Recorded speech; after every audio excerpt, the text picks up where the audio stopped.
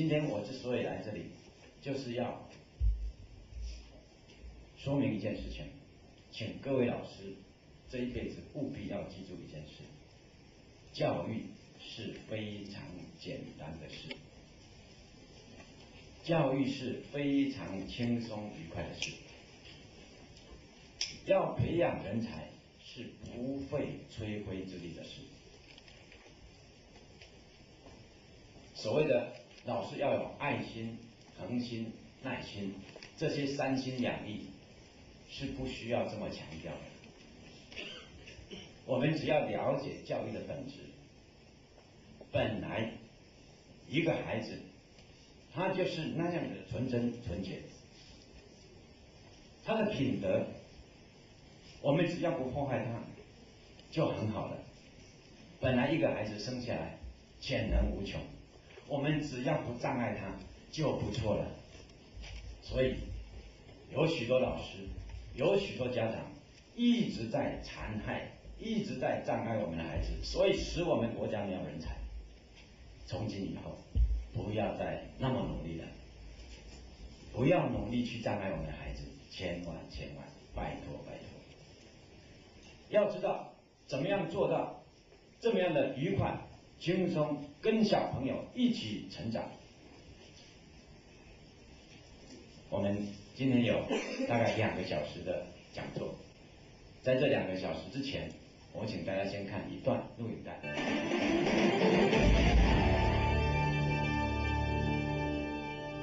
前几个礼拜，我们播出一代新儒学大师牟宗三专题，对牟先生一生为中国文化的贡献深感佩服。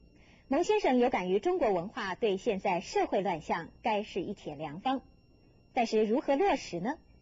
现在他的嫡传弟子王才贵就正在推动一项文化运动，从根救起我们未来的主人翁。这个方法不但可以使小朋友成绩进步，还可以开发增进儿童的智慧，培养他们健全的人格。这是一种什么方法呢？请看记者胡淑玉和肖若华的报道。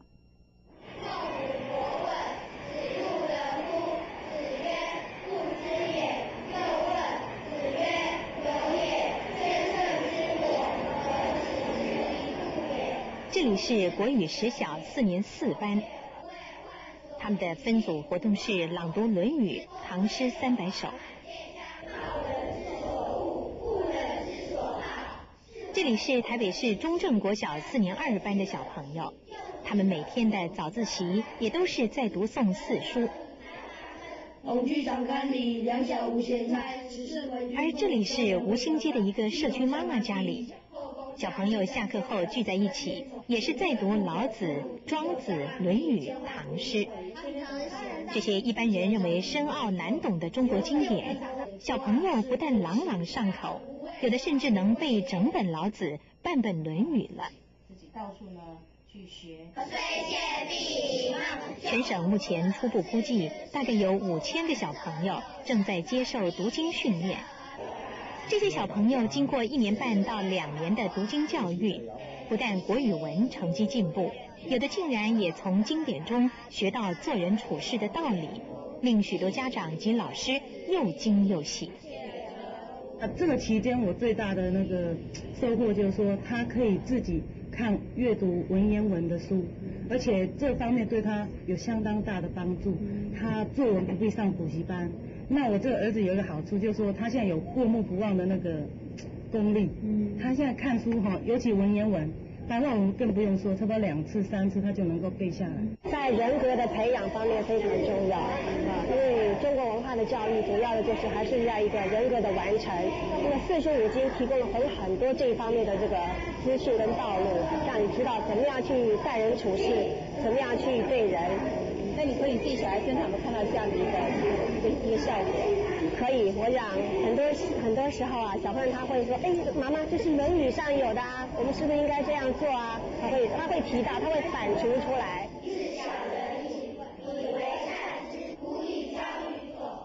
王泽平不是小学老师，他是个热心的家长。为了孩子，他每天早上7点40到8点，先到学校带小朋友读经，因为他知道让儿童读经太重要了，这是影响他们一生的扎根基础。根据学习理论，人一生在3岁到13岁记忆力最强，理解力则是在13岁到18岁最为突飞猛进。因此，发起推动儿童读经的王才贵老师主张，在儿童记忆力最强的时候，让他多背书，尤其是背对他未来人生有帮助的4书5经。不但不会增加儿童负担，还会在潜移默化中导正儿童的心性，是这段时期教养儿童的最好方法。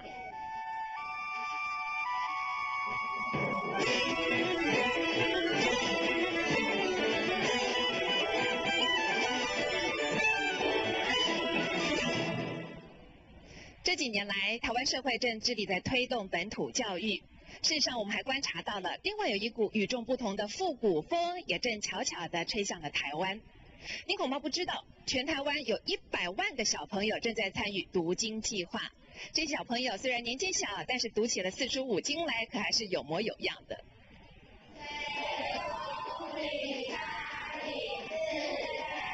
国语实小2年3班的小朋友，在老师李文玲的带领之下，从小学1年级开始，每天早自习最重要的功课就是要背诵中国传统的诗词经典，而2年训练下来，个个都是古文经典的背诵高手。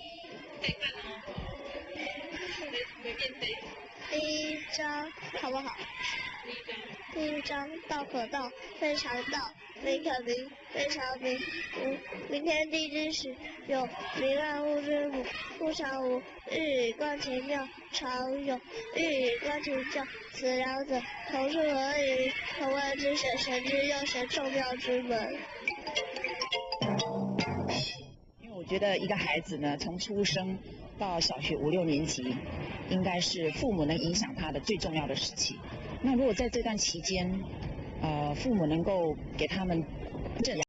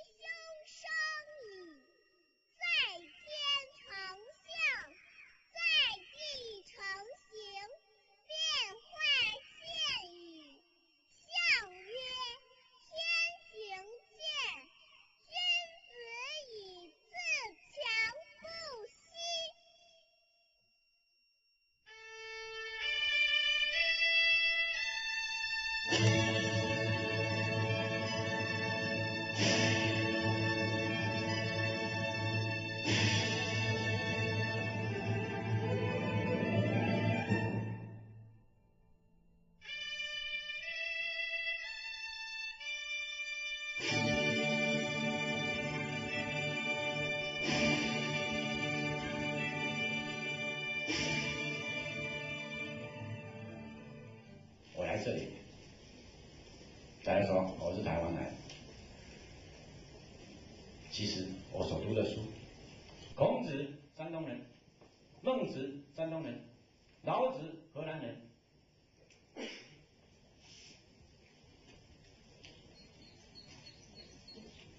我到四川去有杜甫的草堂，无限的这个思古之幽情就产生了。所以这里没有任何的瓜葛，只有一种东西，就是人性，就是你跟我的诚恳。我们要注意的，我们怎么把这个已经断了的这个断层，我们怎么把它接起来？其实我们自己也可以努力，但是我们已经来不及了。虽然来不及，大家也不要太伤心，因为中国有一句老话，说死马当活马医。我们自己也可以稍微努力，但是你不要太努力，因为你的努力不会有大成就的。补救可以，不要想要成为大人才啊！我们的大人才在我们的下一代那边，不要浪费了它，因为这种高度的文化教养必定要在13岁之前完全的完成。怎么做？你首先这个工具上要养成他能够读经史子集的能力，就是要文言文的教育。你说它里面有糟粕，中国的传统有糟粕，有糟粕是一回事。如果你说有糟粕，也要一个有功力的人才知道它有糟粕，不可以随便乱讲。所以你要发扬它，你要有能力；你要批判它，你也要有能力；你要咒骂它，你也要有能力。所以，首先我们培养这种能力，然后我们从阅读当中，我们渐渐的融入其中。也可以说，古人的智慧渐渐开发我的智慧，尤其是我们现在所推广的这种教育，他所读的内容都是永垂不朽的智慧之作，叫做经典著作。这些经典著作让他耳濡目染以后，他不会变成一个3家村的小里小气的一个顽固分子。这些经典著作本身就是一个开放性的、一个高远的理想、一个开阔的胸怀。你要涵养你的性情，你要增长你的智慧，你要提升你的眼界，你要增进你的道德勇气，都必须靠这些永恒的著作来启发你。我们不是跟着孔子走，乃是我们读孔子的书来启发我自己内在的信念。如果孔子讲的话不是我内在信念要的东西，我可以不要孔子。我们是凭这样的精神来读书的。但是孔子讲的话，如果是千秋不朽呢，它还是新的，所以未曾老去，它还是有活力的，未曾死去。只要有人类，你就必须这样做，不是孔子叫我们这样做，而是你自己本身就希望这么做，只是这些书再来唤醒你。所以经典是唤醒人性的著作，不是来压迫你，不是来宰制你，不是来奴役你。千万要认识这一点，要不然我们就不能读那些书了。孔子说：“巧言令色，鲜矣仁。”一个巧言令色的人，他的心灵一定是不干净的，一定是不诚恳的。这种人你要小心啊！当孔子讲这句话的时候，是在2500年前，他是在山东讲的。但是2500年之后，我们在北京的人就可以巧言令色吗？你巧言令色就是有仁德了吗？你就可以去交巧言令色的朋友吗？不是的，我们还是嫌疑人。如果一个美国人，他巧言令色就好吗？不是的，他巧言令色照常嫌疑人。这叫做经典。这种话为什么我们不去读？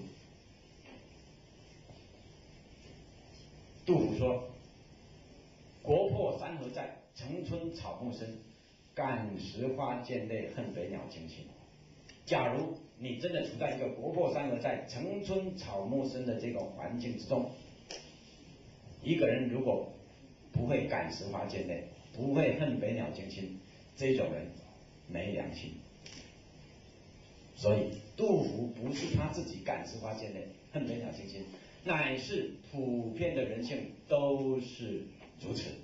这样子叫做千古之作，这样子叫做永垂不朽。没有任何的政治势力，没有任何的经济势力可以使那些东西永垂不朽，只有人性。人性不在杜甫那里，不在孔子那里，在我们自己这里。这叫做经典。而经典不只是有了这样子的性情的涵养，不只是对我们人性的光辉的启发，它又是最好的文学著作。所有文学家只不过学到经典的一个面向，他就足以成家。唐宋八大家是不需要读的，因为他们是中等层次。他们从哪里学来这些文学技巧？经典之中。所以你要有好的文学的素养，你直接读经典，可以节省你很多时间。有人曾经说，读经这样子的教育就是教育的经济学，因为它太经济了，只要学一点点，它就有很大的收获。所以从今天开始，我们每个老师希望你记住一句话：我们所要教给学生的，一定要教他有用的东西，而且这个有用一定是高度有用，而这个高度有用呢，是一辈子有用，取之不尽，用之不竭。你只要教5分钟，就影响他一辈子；你只要教一句话，就让他一辈子受用。假如不是这种教材，你不要教。因为什么？因为学了刚才说的那种教材，这些教材自己就会了，你教他做什么？台湾的语文教育失败了，严重的失败。我们费了那么多的时间来学国语、国文，但是语文程度一年不如一年。为什么？专门在浪费孩子。我们举几个例子。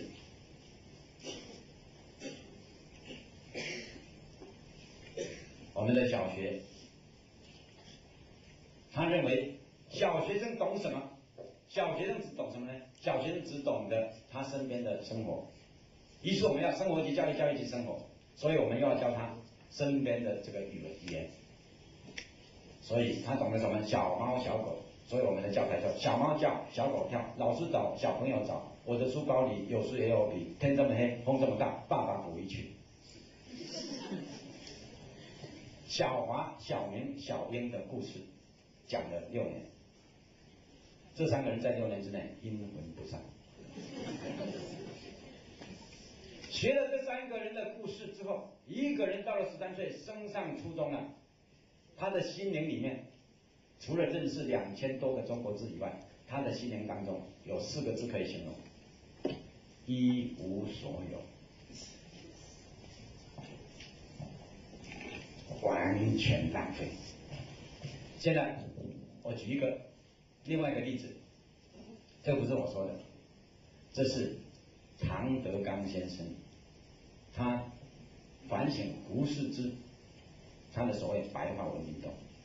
胡适之先生是鼎鼎有名的名人，他自己接受美国哥伦比亚大学的邀请，在他晚年的时候用英文讲自己的一生的经历，叫做自传，胡适口述自传。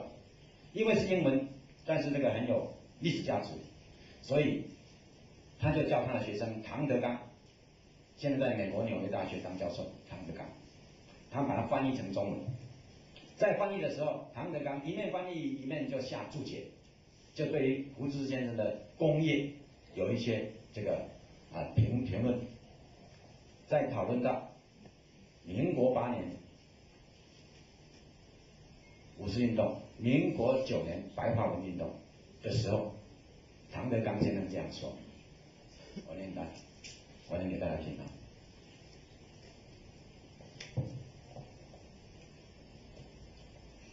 说这一场的白话文运动，尤其是以白话文作为中小学教育工具这一点，其建设性和破坏性究竟孰轻孰重？最好还是让在这个运动影响最重的时期受中小学教育的过来人来现身说法。因为民国9年的时候，胡适之建议国民政府把我们小学的国文教育完全改成国语，就是完全改成白话文，小孩子只学白话文就好了，不要再学那些什么唧唧熬牙的古文了，这叫白话文运动。唐德刚先生就是那时候正好是小学生要入学的人，于是他亲身经历到这种变化。他说要由我来说，才能够知道这种教育到底是成功的、失败的，是对于国家有利的，还是在残害国家的。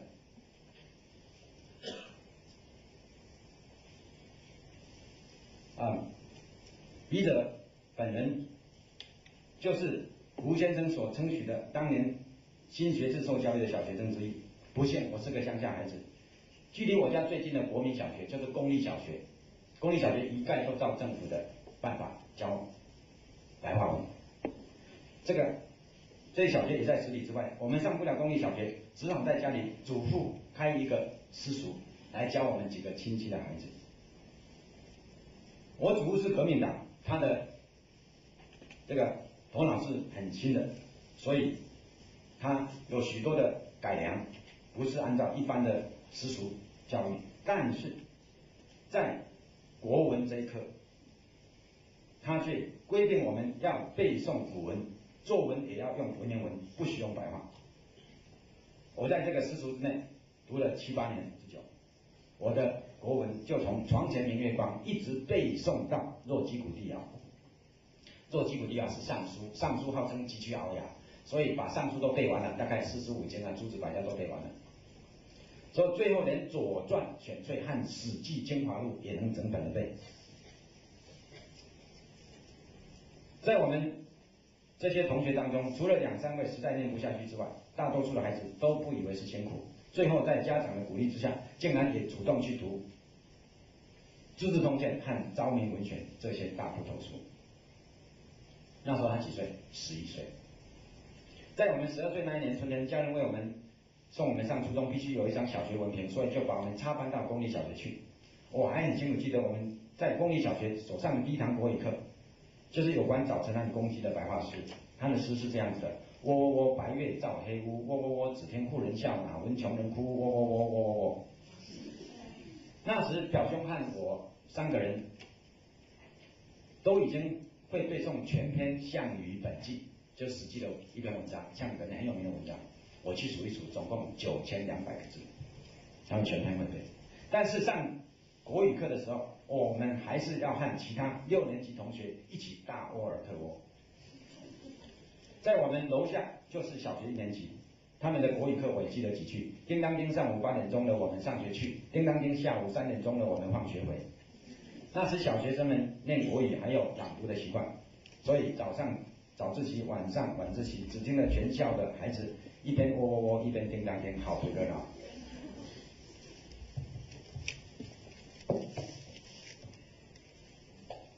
各位，有教就有，没有教就没有。同样上学，同样教书，他同样做功课，你教他什么，他就是什么。胡适之的例子可以让我们做一个警惕。胡适之4岁就开始读古诗，6岁上私塾就开始背古文，到了9岁的时候读了3年古文，他自己就能自己看古典小说了。所谓语文教育，语文教育嘛，能够看古典小说，这个语文程度已经高了。2年之内，他偷偷的看完30-40本古典小说，一辈子的作文基础就奠定了。9岁，11岁的时候，他的老师就正式教他读古书，因为已经读了4年的古书了。以前读的是背，现在是自己读，已经有能力自己读了。老师教给他的第1本书叫做《资治通鉴》，11岁就读完了。到13岁就把《左传》读完，把《左传》读完了，大概这一辈子中国书都读过了，以后就是复习、综合、创造。任何以前中国读书人，都在13岁之前把所应该读的书全部读完，一些重要的书都放在肚子里面。假如没有这样子的教育，这一辈子不要想要成为一个所谓的大人才，就没有了。大人才就跟这个人分家了。胡适之接受这种教育，他也没有变成书呆子，以后他的记忆力很好，学英文学得很快，所以19岁考公卫留学，20岁出国去，到了27岁在哥伦比亚大学拿哲学博士。他凭什么拿博士？他写了一篇文章叫做《先秦名家研究》。诸子百家已经很困难了，名家更困难。没有高度的文言文基础，能够研究先秦名家吗？所以胡适之非常容易就写出来，因为13岁前就读完了，而且他写出来以后，美国教授看不懂，所以糊里糊涂让他通过毕业了。28岁回来北京当北大教授，他凭什么当教授？13岁之前的功力。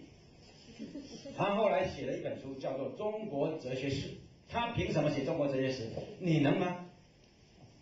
不到30岁，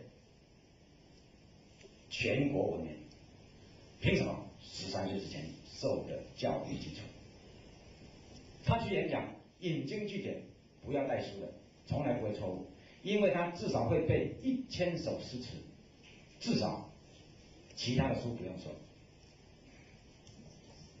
在他成名之后，建议我们的教育部不要再让儿童读古文。从此以后，中国人没有胡适之，出不来了，出不来了，可怜的中国。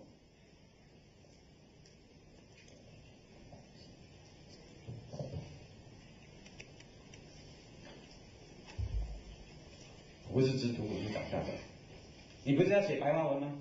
白话文不是写得很好吗？胡适之读古书长大的。徐志摩、朱自清，白话文不是写得很好吗？读古书长大的。钱钟书、沈从文，读古书长大的。鲁迅、老舍，读古书长大的。林语堂、梁实秋，读古书长大的。什么叫做白话文？不好好思考这一点，万事不得超生。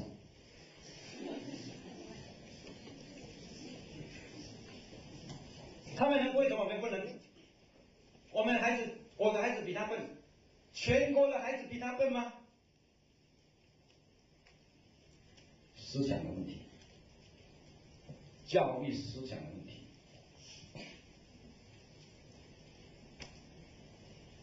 一个孩子，你教他什么，他就学什么。一个孩子的基本学习能力是吸收的能力，是海绵式的吸收，整体的吸收。你教他什么都放在肚子里面，懂不懂？不懂，但是不懂就没有用吗？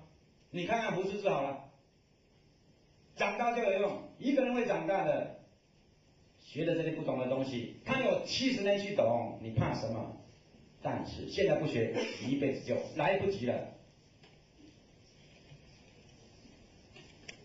什么叫做生涯规划？这叫做读书教育的生涯规划。你要知道，现在所学的不是现在要懂，但是一辈子有用。而现在不懂的学习是不是很痛苦？我们来检讨这件事情。假如觉得很痛苦，不要学了，我们孩子太痛苦了。假如不是呢？你怎么说呢？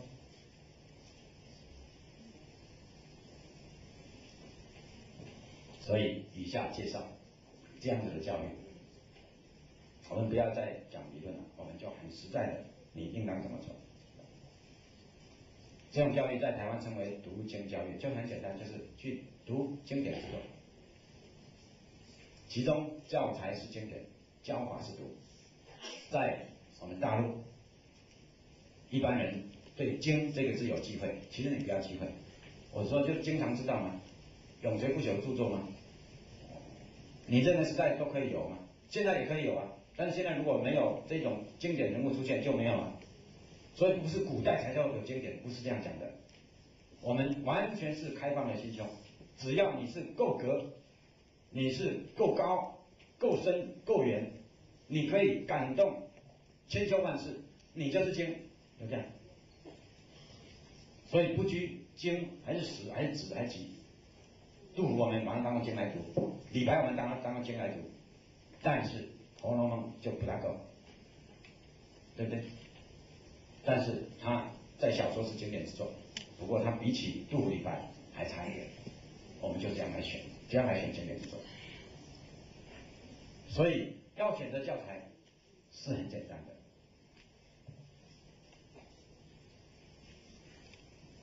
我介绍大家选择的方法，我们没有固定的一定要这个规定你什么教材，我们又不是教育部，所以不规定。但是你自己可以选一选，与其教语文课本，不如教《三字经》。《三字经》读会了，语文课本就会了。教语文课本是没有用的。语文课本它幼稚园就差不多学会了嘛。所以各位老师，你的孩子、你的学生，如果有以下的情况，你要小心。什么情况？就是我们刚开学的时候发下语文课本，他当天就看完，而且看完3遍，他能够跟他的母亲讲语文课本里面的故事。我告诉各位，你这本课本就不要教了。怎么办？明天再发一本新的语文课本，要不然你在浪费孩子。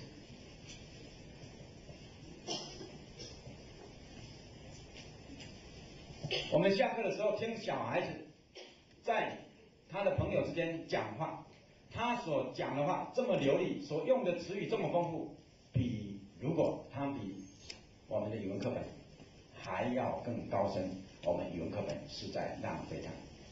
他如果在家里看电视，他看自己的课外读物，如果那些的知识更加丰富，词语更加的优美，我们还在教语文课本，我告诉各位，你在浪费我们的孩子，你是有罪过的。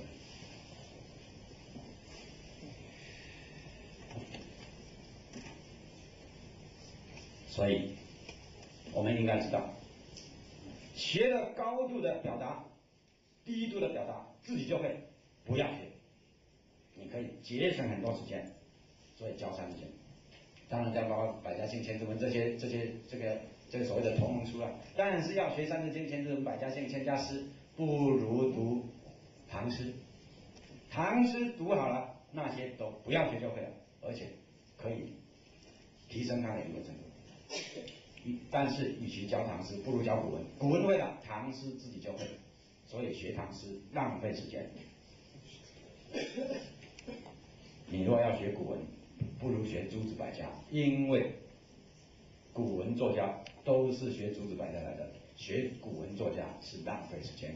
古文作家，你跟他平起平坐就好了，你拿来欣赏一下就好了，不要那么努力去学了，因为他不值得你努力。你要学诸子百家，不如学四书五经。四书五经学会了，诸子百家没有不会的。四书五经里面以四书为标准，四书又以《论语》为开头，所以中国人要读的第一本书就是《论语》。这一本书不读，枉费你是中国人。第2本书老子，第3本书随便选，这些经史子集随便选。我们在台湾，我介绍第1本书读《论语》，第2本书读老子，第3本书读唐诗。唐诗不是非常重要，但是给它好玩，所以附带读唐诗。千万不要那么认真教唐诗，那太小儿科了。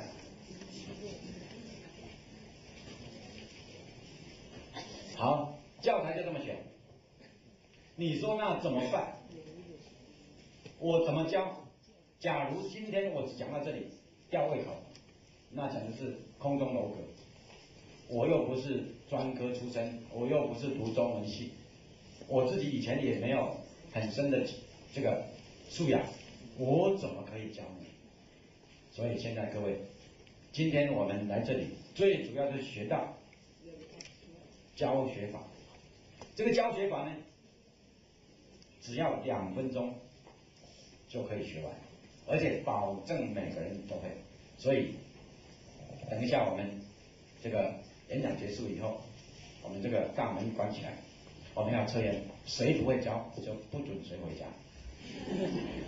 我们一定要保证每个人都会教，要不然我们何必来这里坐2个小时呢？但是大家不要担心，只要你听2分钟，我保证你会，不会算我的，不会算我不会教，叫所谓名师出高徒。为什么这样子困难的书，这样子这个高明的书，而教法会那么简单呢？我刚才不是讲过了吗？凡事合乎人性，凡事顺乎自然，天地之间本来就是很简单的。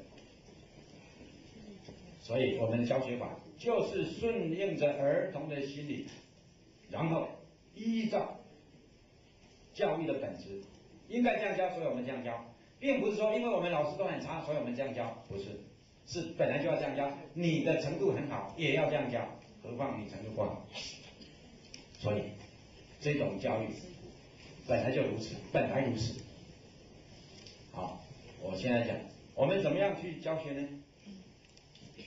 我们只要会讲一句话，就可以当读经的老师，就可以指导他文化的这个进度。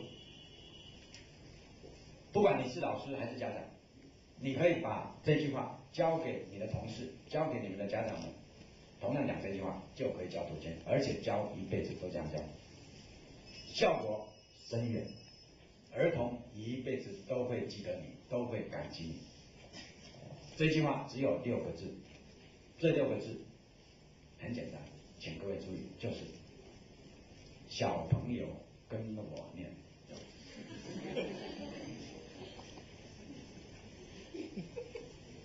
我称为读经教学6字真言啊。那有的老师这个听起来很愉快，这种愉快呢是有一种嘲笑的味道，这样子还要你讲，我们老早就这样教了啊。但是我现在要分析一下，我们大部分的人对这6个字并不了解。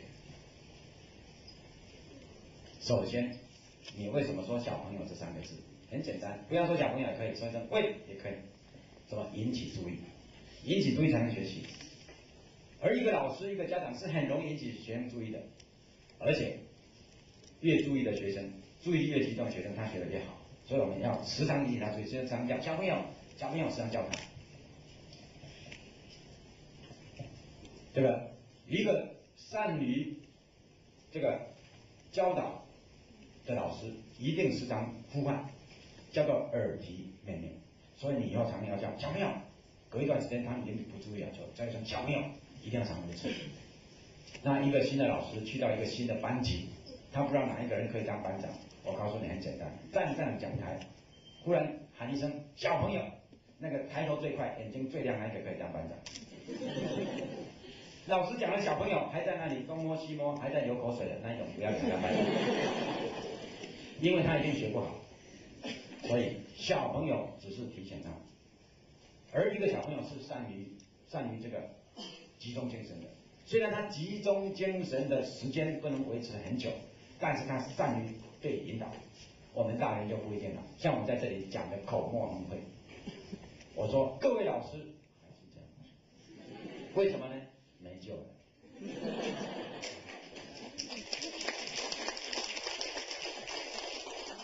你不再对新鲜的事物产生兴趣了，儿童不是这样，所以你一叫小朋友，他就转头过来，一定的，这是合乎人性。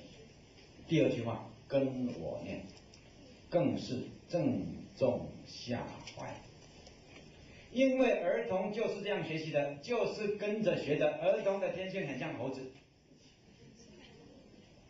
每一种动物一生下来都要跟他的父母亲、他的长辈学习。越低等的动物，它跟的时间越短，它的幼稚期越短；越高等的动物，因为它要学到非常丰富的生活的内容，所以它要有一段很长的时间都是幼稚期，都是跟着父母的。人类的幼稚期最长，基本上是13年。而人类不只是跟父母学习，人类还安排了很多的办法让他跟老师学习。所以人类之所以能够成为万物之灵，是因为老天爷就给你13年的幼稚期。如果老天只给你3年的幼稚期，一个3岁的孩子就说我翅膀长硬了，我要飞走了，我告诉你，人类就灭亡了。千万不要随便引发儿童的聪明，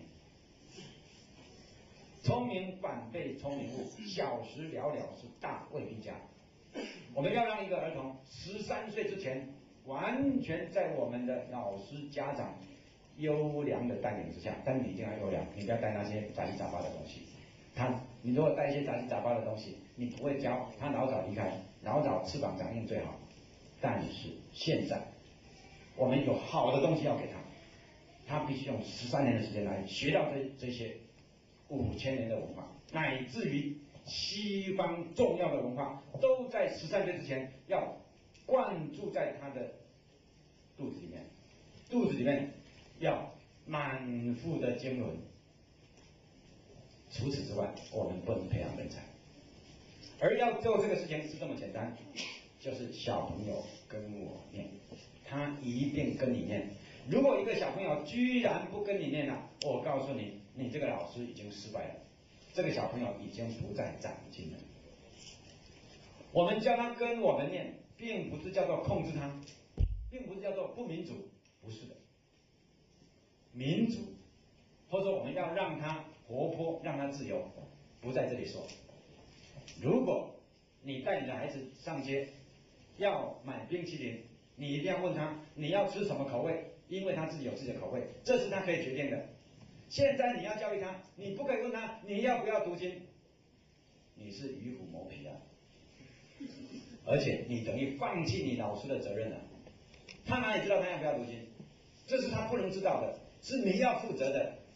家长跟老师要负起他一辈子的责任，这叫做真的民主，这叫做真的多元化。观念不一样，场合不同，就要用不同的观念来面对。心灵不可以太狭隘。好了，讲到读经，就是小朋友跟我念。现在很多老师都说，我们天天都在说小朋友跟我念啊，所以这句话没有学问啊。小朋友跟我念6个字没有学问，但是说了这句话以后，你念怎么可能给他跟就有学问了。现在我们想，老师，尤其台湾的老师，怎么说呢？他也是站上讲台，小朋友跟我念小老鼠上灯台。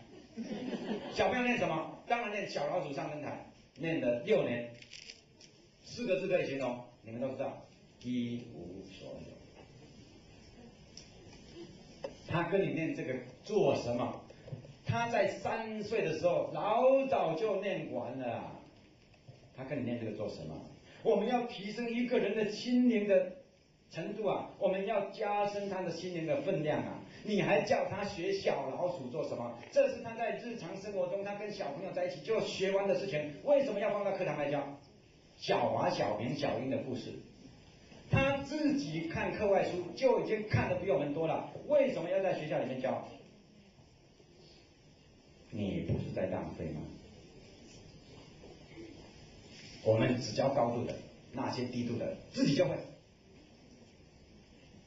所以从今以后不要再浪费孩子。小朋友跟我念，念什么呢？你说小朋友跟我念，你就开始念学而时习之，他一定跟你念学而时习之，他不会跟你念成少小离家老大回，不可能。所以请各位老师今天回去就开始实验。假如你实验失败，不要听我的话；假如你实验成功，你要好好的反省了，而且要告诉其他人，我们不要再浪费孩子了。你今天回去就找到一个孩子，就说小朋友跟我念道可道非常道。他说忽然念成人之初性本善，这个孩子不能教，没有前途。但是你说小朋友跟我念道可道非常道，不管这是什么，只要他是你教的，保证跟你念道可道非常道。他不会跟你问道可道非常道是什么，只要他这样念，他就渐渐学。好，为了加深大家的印象体现，现在我们来实习，教学要实习，实习了我们才能够真正的这个往前走。现在每一个人实习他也浪费时间，我做老师，大家当小朋友，你不要跟我作对，你要当小朋友，学小朋友这样说。小朋友跟我念，子曰诗300，一言以蔽之，曰思无邪，念得没有精神，这么多人。再一次，这个小朋友你说他再一次，他也无所谓，你说他没有精神他也无所谓，我们大人心里面就有反应了。你怎么说我没精神？我先跟你念一下就不错了，我告诉你，给你面子啦。这个我们大人很难教啊，所以我不喜欢教大人，没救了。小朋友不会这样子的，保证不会这样。好，所以来，我们再一次，小朋友跟我念：子曰诗300，一言以蔽之，曰思无邪。好，念得很好，老师很高兴。再一遍，子曰诗300，一言以蔽之，曰思无邪。好，大家看的书，啊，1年级以上都可以看书。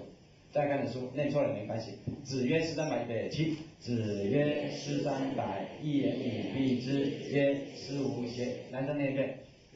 子曰诗300，一言以蔽之，曰思无邪。女生念一遍。子曰诗300，一言以蔽之，曰思无邪。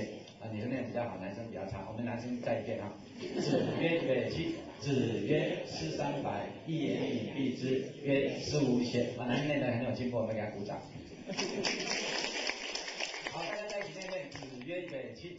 子曰诗300，一言以蔽之，曰思无邪。第一排念一遍。子曰诗300，第二排念一遍。子曰诗300，第三排念一遍，第五排念一遍，第六排念一遍。大家在一起念一遍，上台念一遍，李师念一遍，然后站起来念一遍，坐下念一遍。会背的举手。只要1分钟到2分钟，他就会背。经过2、3天的复习，终身不忘，成为一辈子文学以及文化教养的基础。我们全国的国民，只要大家思无邪，天下太平。鼓掌。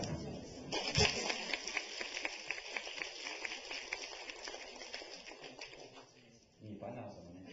这一种书读1章不够，2章、3章、5章、10章、20章、100章，乃至于500章、1000章，你还要教我们的国语吗？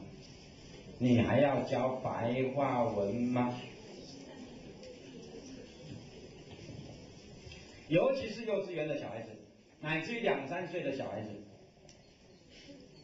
你要教他认字，用这种方法最快。那些小孩子什么字也不认识，拼音也不认识，但是最好他有书，他书拿颠倒也没关系，因为我们人类认字不是认那个意义，不是用意义来认字，乃是用图案来认字。汉字具备有非常的明显的图案的性格，这一种的图案的认识可以增进他脑力的发展，这是日本人说的。日本有一个教授用汉字来训练儿童的聪明，因为汉字就是每一个方块不同的变化，你看这有多少的变化，所以让小朋友常看这些图案，他就会认字。会背书以后更会认字。你想象一个孩子，如果让我们教他《论语》，教他1个礼拜，他至少认2个字，子曰，至少认这2个字。后来一个字一个字会认，所以不需要教认字，只要教他背书。而一个儿童的记忆力是人生一辈子当中最好的时候，黄金时代，从出生开始就成长他的记忆力。这个时候如果训练他的记忆力，可以成长5倍到10倍以上，乃至于有的人能够过目不忘。现在我所看到读经孩子，具备有过目不忘，读2遍3遍就把1篇文章背起来的人越来越多。凭什么？凭有训练。13岁之后就不能训练了。所以我们利用他强大的记忆力，他还不能理解的时候，我们就自然的教他，只是记忆，不必了解。怎么记忆？就是反复练习。反复几遍呢？要看孩子的资质，但是我建议反复100遍。聪明的孩子反复的10遍，他就会背了，反复到100遍，终身不忘。一般的孩子50遍会背，反复到100遍，终身不忘。资质比较差的孩子，反复到100遍，他会背，但是他还是会忘记，没有关系。乃至于他1个字都不记得，没有关系，他至少比一般的人程度还要高。所以我们的最好的要求是他会背诵，但是要求背诵是不大合理的，因为我们有个别差异，有些孩子很快就背完，有些孩子背得比较慢，所以我们就不要求背诵，只是要求他反复的读，最好读100遍，假如能够读到50遍也不错。你这样教了以后，他的注意力渐渐的能够集中，他的记忆力渐渐的能够提升，注意力集中，记忆力提升，他的语文程度渐渐的增长，语文程度一增长，理解力就跟着增长。所以刚才说，我们有另外一种让数学、科学学得更快、更好的方法，就是增长他的内在的学习能力。要增长内在学习能力，必须按照人类自然的发展。人类首先发展的是语文，然后才发展思考。所以不要在这么小的时候训练他的思考是没有用的，违背天理。现在你训练他的语文，正是他的时机，大好时机。语文的训练，刚才说过，记忆力提升，对他一辈子的学习都有莫大的好处。考上北大、北师大的人，不只是他理解力好，记忆力他是高人一等，要不然考不上这种大学。记忆力什么时候培养？13岁之前。用什么培养？用语文来培养，不是叫他背数学公式，叫他背这些经典之作。语文能力好了，理解力好了，阅读能力也好了，他就喜欢读书。所以到时候老师只供给他课外读物看就好了。我们一个学期只教1本语文课本是不够的。我们除了这本语文课本之外，我们要让他一个学期最少能够看300本到500本的课外读物。所以，如果开始教读经的老师，你会渐渐发现孩子的程度比你越来越好。你是不够资格指导他的。我们不可以以为我们在指导孩子，我们不可以让孩子都在我们脚下，我讲给你听。我们不可以准备1桶水，然后舀1杯给他，我们不可以这样。我们自己只有1桶水，我们要指点给孩子1条河。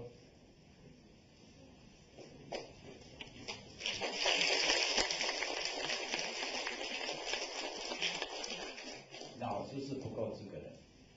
老师的作用在哪里？那么老师是不是没作用？不是，老师的作用最大，在指点他的迷津，指出一条他的方向，所以叫做仙人指路。一个人迷路了，遇到一个人问路，这个人是神仙，他当然知道路在哪里，他用手一指，他就救了你的一命，不会摧毁之力。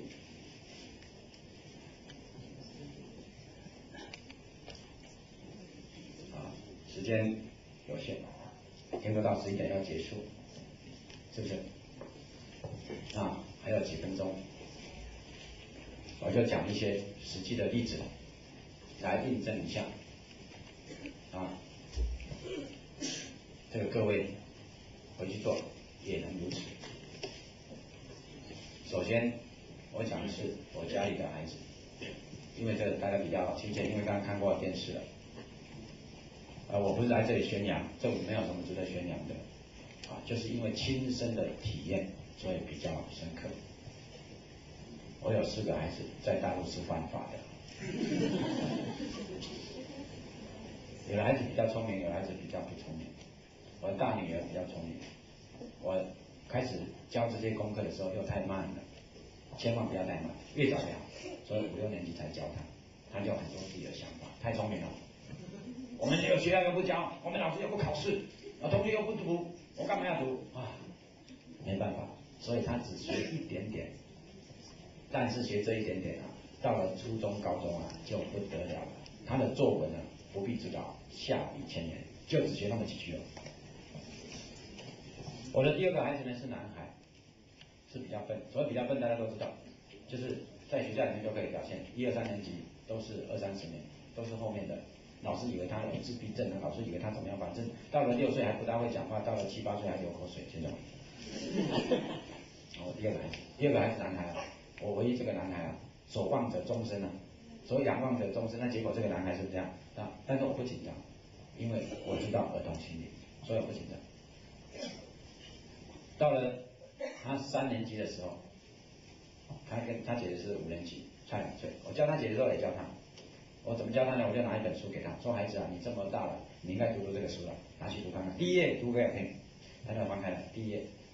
第1章道可道，非常道；名可名，非常名。无名，天地之样。把第1章50几个字都读完，都没有读错。我看第2页，第2章，第2章天下皆知美之为美，是而已，又是60几个字，总共110几个字，他都没有读错。一个3年级成绩这么差，而且一个小子就在读老子这个书，老子小子读老子，而居然没有读错。你知道为什么吗？因为有注音。所以他没读错了，所以太简单了吗？老师何必那么浪费精神呢？就像我一样就好了。我是一个不负责任的父亲，但是你要知道，等一下你就知道，我是一个最负责任的父亲。我就这样教了，好了，说好你会读了哈，现在你去读，因为3年级小朋友下午没上课，他整个下午都可以，功课很快做完了。我说你去读，把它都读几遍，读到会背来找我。他读了1个小时才来找我，1个人还是不会啊，结结巴巴。我说不行。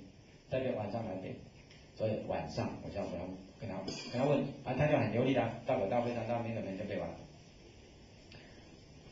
于是我说了一句这一辈子最重要的话，这句你要知道，我说这一句话，我引为这一辈子最重要的话。我说孩子啊，从今以后每天背2章。老子。很好，老子81章，多少天背完？40天。刚才不是美国的学生在问我们留学生吗？你们的老子讲些什么吗？40天就全部会背了。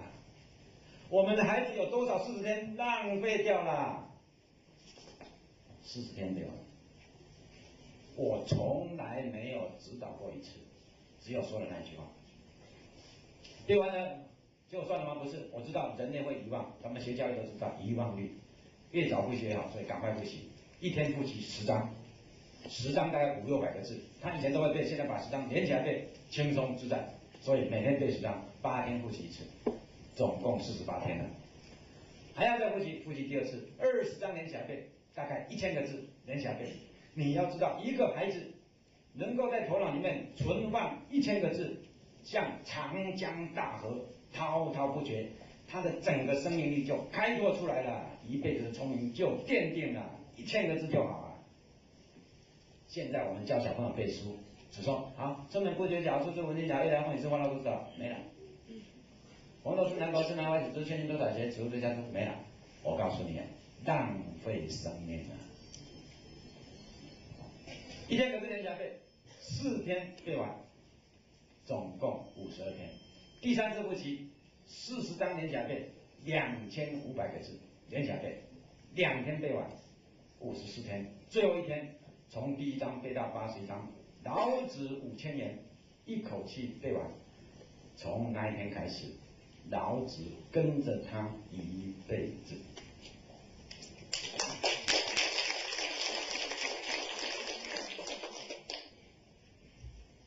读完老子，我马上后悔了。我弄错了，要先读《论语》，赶快开始读《论语》。《论语》不是81章，《论语》498章，号称500章。3年级读老子，然后4年级读《论语》以后，他就好像变了一个人一样，叫做脱胎换骨。他的聪明是父母亲生给他的，他的天生的禀赋啊，但是他这种是禀赋很差的孩子啊，只是读了不过半年。他就整个变了，连气质都变，里面变，气质变，他的头脑变，老师都非常惊讶，说这个孩子怎么现在就聪明起来了？5、6年级名列前茅，初中全班第1名，初2老师叫他去跳考高中，他到高中全校第1名，高中本来读2年要去考大学，我们教育部不准他考大学，所以第3年就浪费掉了。考上台大，考上台大以后读了3年大学，考研究所。台北2家最有名的研究所，政治大学研究所，他考第1名；台湾大学研究所，他又考第1名，考2个第1名。大家都说你的孩子是天才，我说最笨的。大家都问，我孩子说，哇，你怎么会这么会读书？你从哪里来？你从哪里你从哪里学到读书的方法？没有，我是很笨的。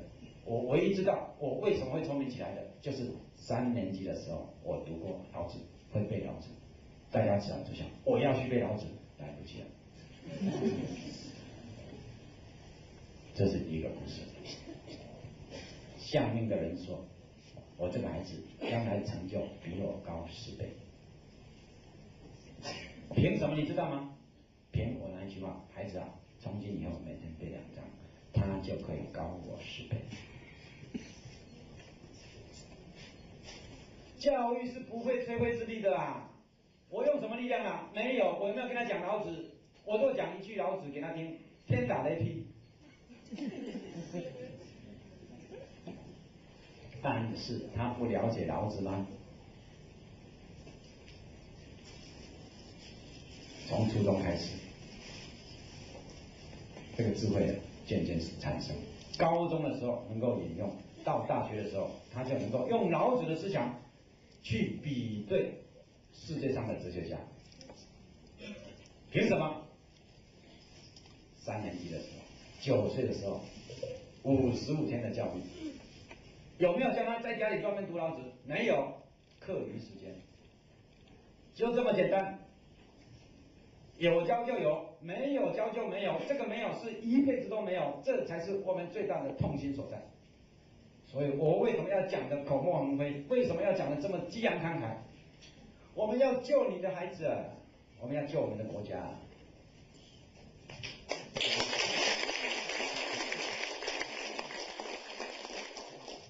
那我这个孩子是不是了不起呢？不是，我这个孩子都说，现在读经的孩子啊，那比我强100倍。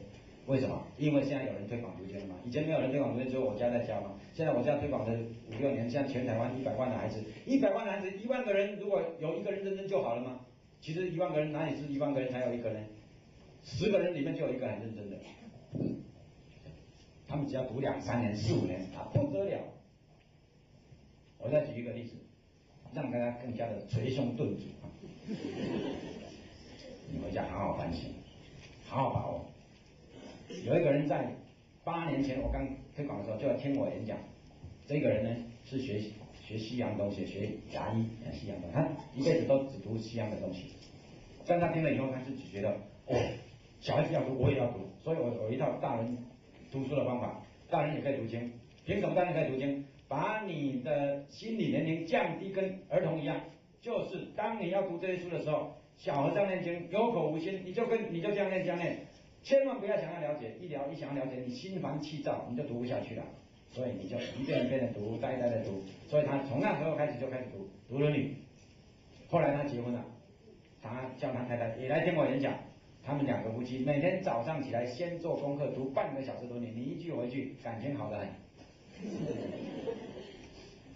然后他们这样读，他的太太就是爱人爱人同志啊，他的爱人同志怀孕了，照常这样读。这个胎儿就在肚子里面听10个月的《论语》，出生以后相貌不凡，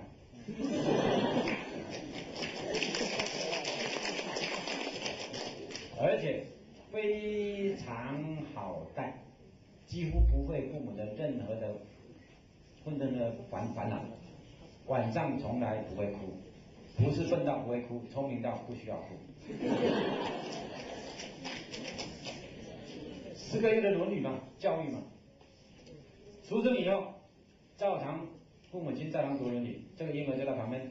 我刚才讲过，醒着也可以，睡着也没关系，反正在听《论语》。等到这个孩子1岁的时候，1周岁会讲话的时候，他就会背《论语》了。1岁半就认了很多字，2岁就开始读书，读自己课外的书，读那些幼稚园的书。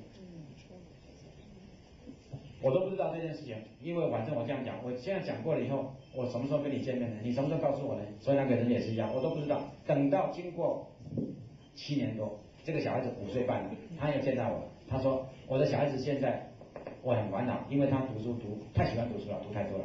他现在读什么？读世界名著，5岁半。世界名著字太小，父亲不让他读，他就偷偷读书。所以这个孩子读书的时候很紧张，听到父亲的脚步声了，就把书藏在床下。哎，我在这里玩哦，然后爸爸说啊，玩好，你赶快玩啊，不要读书这样。各位，如果天下的家庭都是如此，我告诉你啊，天下太平了。现在我们台湾的教育部长曾志朗先生，他在烦恼我们的国民不喜欢读书，烦恼我们的孩子不读书，烦恼我们的青少年只喜欢玩。他知道阅读习惯要从小学开始，所以他拼命的在提倡儿童的阅读教育。我就告诉人，看谁能够去传话，你不要再提倡了，你用我的方法，你连禁止都禁止不了。有很多老师教的读经以后，小朋友的语文能力一提升，介绍他们看书，越看越喜欢看，理解力越来越高，他的这个知识量超过老师，他们还是喜欢看。下课的时候，老师看全班怎么都不动，老师非常生气，因为他们都在看书。下课就看书，老师很生气，就说我数到3不出去的我就处罚，1、2、3，大家往往外面跑，拿书去外面读。这一种孩子，老师不窝心吗？老师在烦恼什么？这种孩子还要教他数学吗？还要教他自然吗？还要教他社会吗？还要教他语文吗？老师根本不要教书了。但是老师做什么？老师只说孩子啊，往前走，孩子啊，你的前途比我好，孩子啊，你赶快读经。所以老师只做一件事，读经，然后再做一件事，鼓励他多读课外书。老师不费吹灰之力，人才从此培养成功。不要再写生字，跟我写一笔一画一勾。你给我造词，你给我造句，你给我作文。教造句跟作文是最笨的老师。造句不用教，作文不用教，只要他看1000本书，他就作文给你看。假如他没有看过1000本书，你作文是白费力气。要把握教育的重点，不要再浪费老师的青春了。尤其是老师教读经，老师进步最多。以前你没有读过《论语》，趁机会读《论语》；以前没有读过唐诗，趁机会背唐诗。所以老师进步最快。现在我们老师天天到晚只教儿童的东西，老师大学毕业的时候本来很有学问，教了3年，跟儿童差不多。可怜的老师，你为什么不陪他长大？你教他读《论语》，他读《论语》，你也读了《论语》，他会背1本，你会背半本，因为你的记忆力比较差了。这一种孩子一辈子感激老师，一辈子哦。他越长大越感激老师。这个《论语》哪里读来的？我小学老师某某老师教的。各位啊，这叫做千秋万世之业啊！你教他国语做什么？他自己读就好了。然后你教他看书，越看越多，1年看1000本书，这是正常的。6年之内看完6000本书。什么叫6000本书？中国没有书给他读了，这叫6000本书啊！现在我们台湾有读经的孩子，但家长很烦恼，就是不知道去哪里拿书给他读，因为没有书了，图书馆的书通通读完了，小学还没毕业啊，你知道吗？为什么不做这种教育？你还讲给他听，我来分析给你听，这叫什么文法断义大义？你分析做什么？他都比你厉害了。你教他作文做什么？有学问就会作文，没有学问教他什么看听感想做起承转合，没有意义的，没有意义的。不要做没有意义的事啦，各位老师。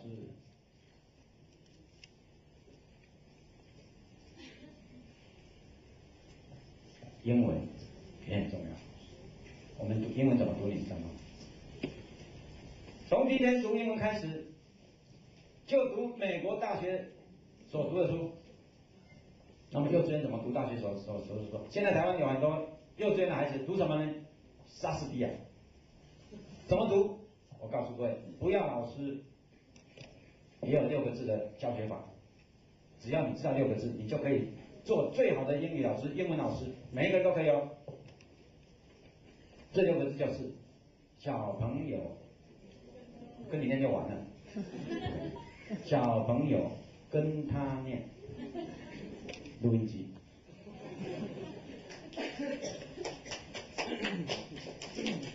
听一遍，鸭子听雷公，不懂，2遍不懂，3遍不懂，10遍有印象，20遍跟着念，30遍、50遍很熟，100遍会背，让他这一课或者这一段这5句好了，让他听200遍，1遍忘不了，终身受用。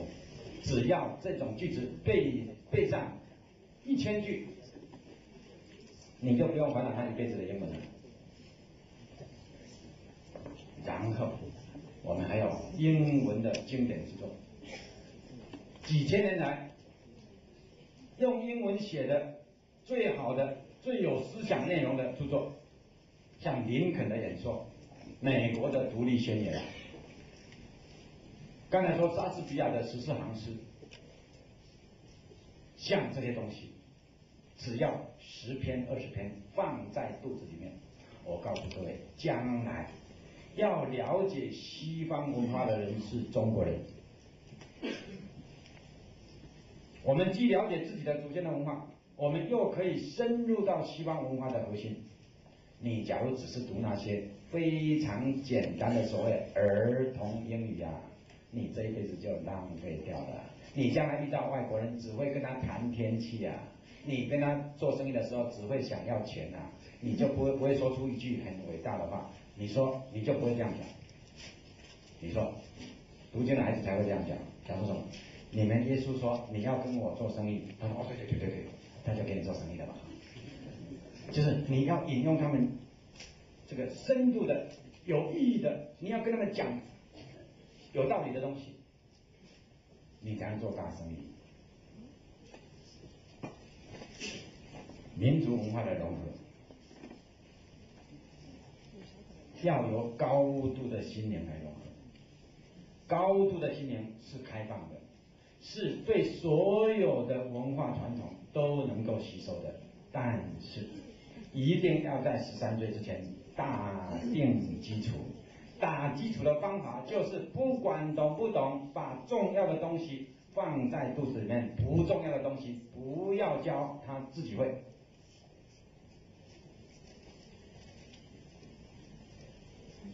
相信了就做，不相信10年以后你再后悔，来不及了，来不及了。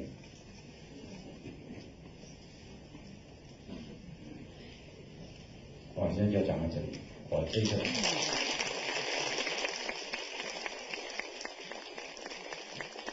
不为任何的目的，知识分子的良心。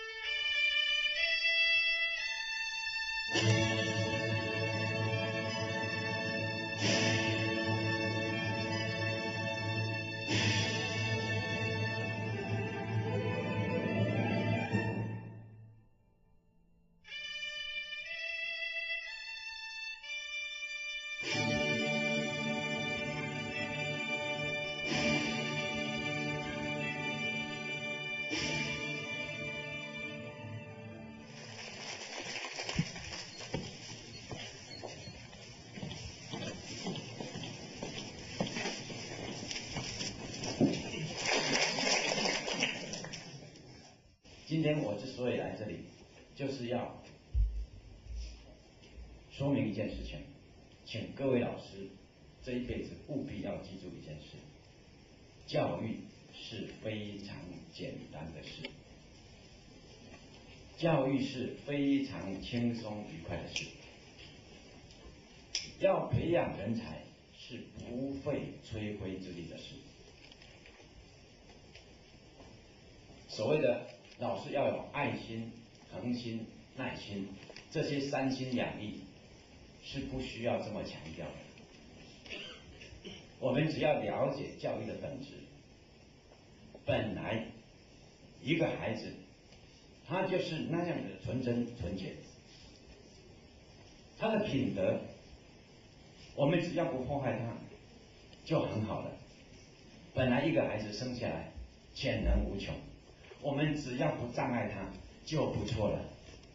所以有许多老师，有许多家长一直在残害，一直在障碍我们的孩子，所以使我们国家没有人才。从今以后不要再那么努力了，不要努力去障碍我们的孩子，千万拜托拜托。要知道怎么样做到这么样的愉快轻松，跟小朋友一起成长。我们今天有大概2个小时的讲座，在这2个小时之前，我请大家先看一段录影带。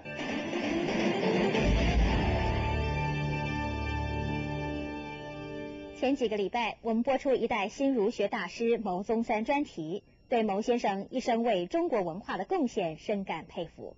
牟先生有感于中国文化对现在社会乱象该是一帖良方，但是如何落实呢？现在他的嫡传弟子王才贵就正在推动一项文化运动，从根救起我们未来的主人翁。这个方法不但可以使小朋友成绩进步，还可以开发增进儿童的智慧，培养他们健全的人格。这是一种什么方法呢？请看记者胡淑玉和肖若华的报道。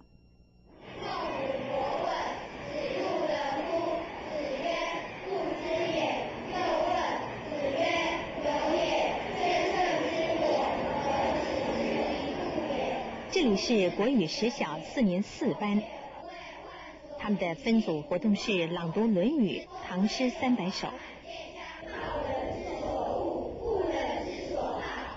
这里是台北市中正国小4年2班的小朋友，他们每天的早自习也都是在读诵4书。而这里是吴兴街的一个社区妈妈家里，小朋友下课后聚在一起，也是在读老子、庄子、论语、唐诗。这些一般人认为深奥难懂的中国经典，小朋友不但朗朗上口，有的甚至能背整本老子、半本论语了。自己到处呢去学。全省目前初步估计，大概有5000个小朋友正在接受读经训练。这些小朋友经过1年半到2年的读经教育，不但国语文成绩进步，有的竟然也从经典中学到做人处事的道理，令许多家长及老师又惊又喜。这个期间我最大的那个收获就是说，他可以自己看阅读文言文的书，而且这方面对他有相当大的帮助。他作文不必上补习班。那我这个儿子有一个好处，就是说他现在有过目不忘的那个功力。他现在看书哈，尤其文言文，白话文更不用说，差不多2次3次他就能够背下来。在人格的培养方面非常重要因为中国文化的教育主要的就是还是要一个人格的完成。那么4书5经提供了很多这一方面的这个资讯跟道路，让你知道怎么样去待人处事，怎么样去对人。那你从你自己小孩身上有没有看到这样的一个效果？可以，我想很多时候啊，小朋友他会说，妈妈，这是《论语》上有的啊，我们是不是应该这样做啊？他会提到，他会反刍出来。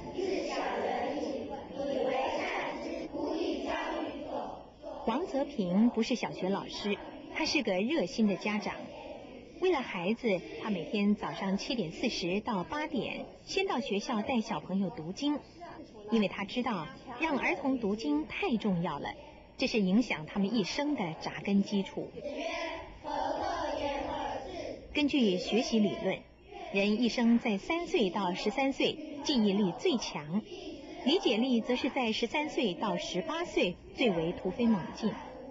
因此，发起推动儿童读经的王才贵老师主张，在儿童记忆力最强的时候，让他多背书，尤其是背对他未来人生有帮助的4书5经。不但不会增加儿童负担，还会在潜移默化中导正儿童的心性，是这段时期教养儿童的最好方法。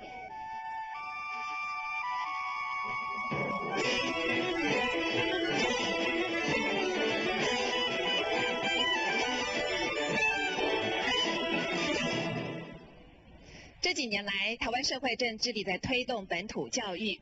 事实上，我们还观察到了另外有一股与众不同的复古风，也正悄悄地吹向了台湾。您恐怕不知道，全台湾有100万个小朋友正在参与读经计划。这些小朋友虽然年纪小，但是读起了4书5经来，可还是有模有样的。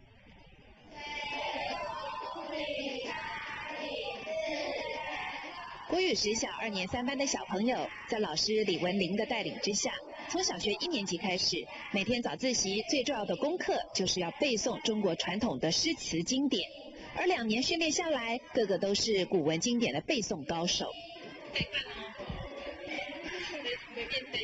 第一章好不好？第一章道可道，非常道；名可名，非常名。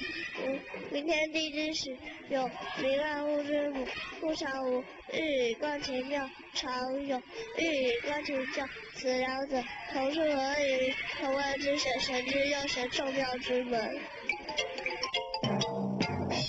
因为我觉得一个孩子呢，从出生到小学5、6年级，应该是父母能影响他的最重要的时期。那如果在这段期间，父母能够给他们这样。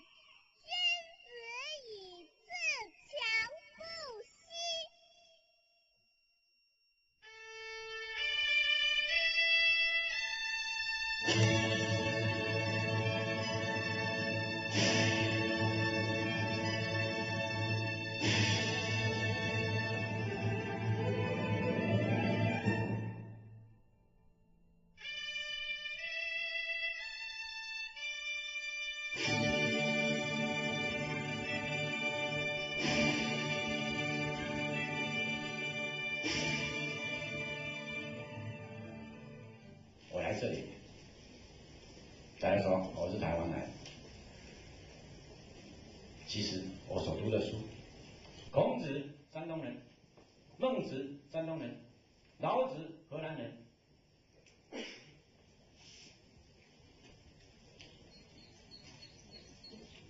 我到四川去有杜甫的草堂，无限的这个思古之幽情就产生了。所以这里没有任何的瓜葛，只有一种东西，就是人性，就是你跟我的诚恳。我们要注意的，我们怎么把这个已经断了的这个断层，我们怎么把它接起来？其实我们自己也可以努力，但是我们已经来不及了。虽然来不及，大家也不要太伤心，因为中国有一句老话，说死马当活马医，我们自己也可以稍微努力，但是你不要太努力，因为你的努力不会有大成就的。补救可以，不要想要成为大人才啊！我们的大人才在我们的下一代那边，不要浪费了它，因为这种高度的文化教养，必定要在13岁之前完全的完成。怎么做？你首先这个工具上要养成他能够读经史子集的能力，就是要文言文的教育。你说它里面有糟粕，中国的传统有糟粕，有糟粕是一回事。如果你说有糟粕，也要一个有功力的人才知道它有糟粕，不可以随便乱讲。所以你要发扬它，你要有能力；你要批判它，你也要有能力；你要咒骂它，你也要有能力。所以，首先我们培养这种能力，然后我们从阅读当中，我们渐渐的融入其中。也可以说，古人的智慧渐渐开发我的智慧，尤其是我们现在所推广的这种教育，他所读的内容都是永垂不朽的智慧之作，叫做经典著作。这些经典之作，让他耳濡目染以后，他不会变成一个3家村的小里小气的一些顽固分子。这些经典之作本身就是一个开放性的、一个高远的理想、一个开阔的胸怀。你要涵养你的性情，你要增长你的智慧，你要提升你的眼界，你要增进你的道德勇气，都必须靠这些永恒的著作来启发你。我们不是跟着孔子走，乃是我们读孔子的书来启发我自己内在的心灵。如果孔子讲的话不是我内在心灵要的东西，我可以不要孔子。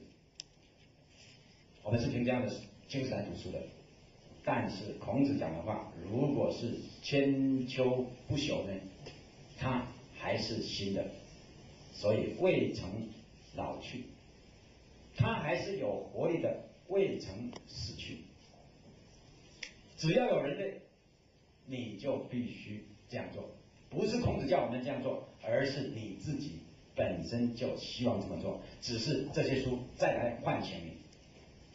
所以经典是唤醒人性的著作，不是来压迫你，不是来宰制你，不是来奴役你。千万要认识这一点，要不然我们就不能读那些书了。孔子说：“巧言令色，鲜矣仁。”一个巧言令色的人，他的心灵一定是不干净的，一定是不诚恳的。这种人你要小心啊！当孔子讲这句话的时候，是在2500年前，他是在山东讲的。但是2500年之后，我们在北京的人就可以巧言令色吗？你巧言令色就是有仁德了吗？你就可以去交巧言令色的朋友吗？不是的，我们还是嫌疑人。如果一个美国人，他巧言令色就好吗？不是的，他巧言令色，照常嫌疑人。这叫做经典。这种话为什么我们不去读？杜甫说：“国破山河在，城春草木深。感时花溅泪，恨北鸟惊心。”假如你真的处在一个国破山河在、城春草木深的这种环境之中，一个人如果不会感时花溅泪，不会恨北鸟惊心，这种人没良心。所以杜甫不是他自己感时花溅泪、恨北鸟惊心，乃是普遍的人性都是如此。这样子叫做千古之作，这样子叫做永垂不朽。没有任何的政治势力，没有任何的经济势力可以使那些东西永垂不朽，只有人性。人性不在杜甫那里，不在孔子那里，在我们自己这里。这叫做经典。而经典不只是有了这样子的性情的涵养，不只是对我们人性的光辉的启发，它又是最好的文学著作。所有文学家只不过学到经典的一个面向，他就足以成家。唐宋八大家是不需要读的，因为他们是中等层次。他们从哪里学来这些文学技巧？经典之作。所以你要有好的文学的素养，你直接读经典，可以节省你很多时间。有人曾经说，读经这样子的教育就是教育的经济学，因为它太经济了，只要学一点点，它就有很大的收获。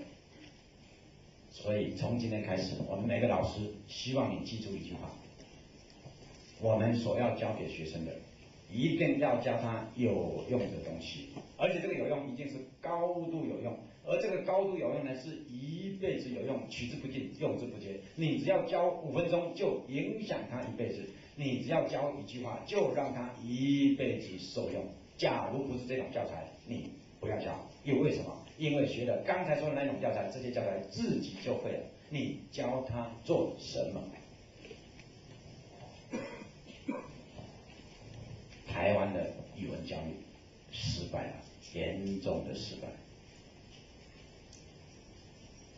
我们费了那么多的时间来学国语、国文，但是语文程度一年不如一年。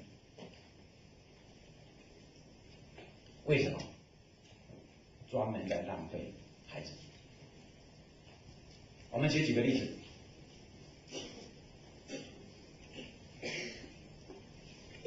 我们的小学，他认为小学生懂什么？小学生只懂什么呢？小学生只懂得他身边的生活。于是我们要生活及教育，教育及生活，所以我们又要教他身边的这个语言。所以他懂得什么？小猫小狗。所以我们的教材叫小猫叫，小狗跳，老师找，小朋友找。我的书包里有书也有笔，天这么黑，风这么大，爸爸捕鱼去。小华、小明、小英的故事讲了6年，这3个人在6年之内阴魂不散。学了这3个人的故事之后，一个人到了13岁升上初中了，他的心灵里面除了认识2000多个中国字以外，他的心灵当中有4个字可以形容：一无所有。完全浪费。现在我举另外一个例子，这不是我说的，这是唐德刚先生，他反省胡适之他的所谓白话文运动。胡适之先生是鼎鼎有名的名人，他自己接受美国哥伦比亚大学的邀请，在他晚年的时候用英文讲自己的一生的经历，叫做自传，胡适口述自传。因为是英文，但是这个很有历史价值，所以他就叫他的学生唐德刚，现在在美国纽约大学当教授，唐德刚，他把它翻译成中文。在翻译的时候，唐德刚一面翻译一面就下注解，就对于胡适先生的功业有一些这个评论。在讨论到民国8年五四运动，民国9年白话文运动的时候，唐德刚先生这样说，我念给大家听啊。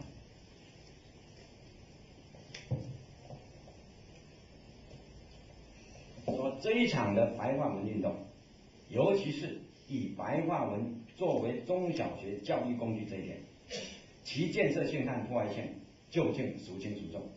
最好还是让在这个运动影响最重的时期受中小学教育的过来人来现身说法。因为民国9年的时候，胡适之建议国民政府把我们小学的国文教育完全改成国语，就是完全改成白话文，小孩子只学白话文就好了，不要再学那些什么佶屈聱牙的古文了，这叫白话文运动。唐德刚先生就是那时候正好是小学生要入学的人，于是他亲身经历到这种变化。他说要由我来说，才能够知道这种教育到底是成功的、失败的，是对于国家有利的，还是在残害国家的。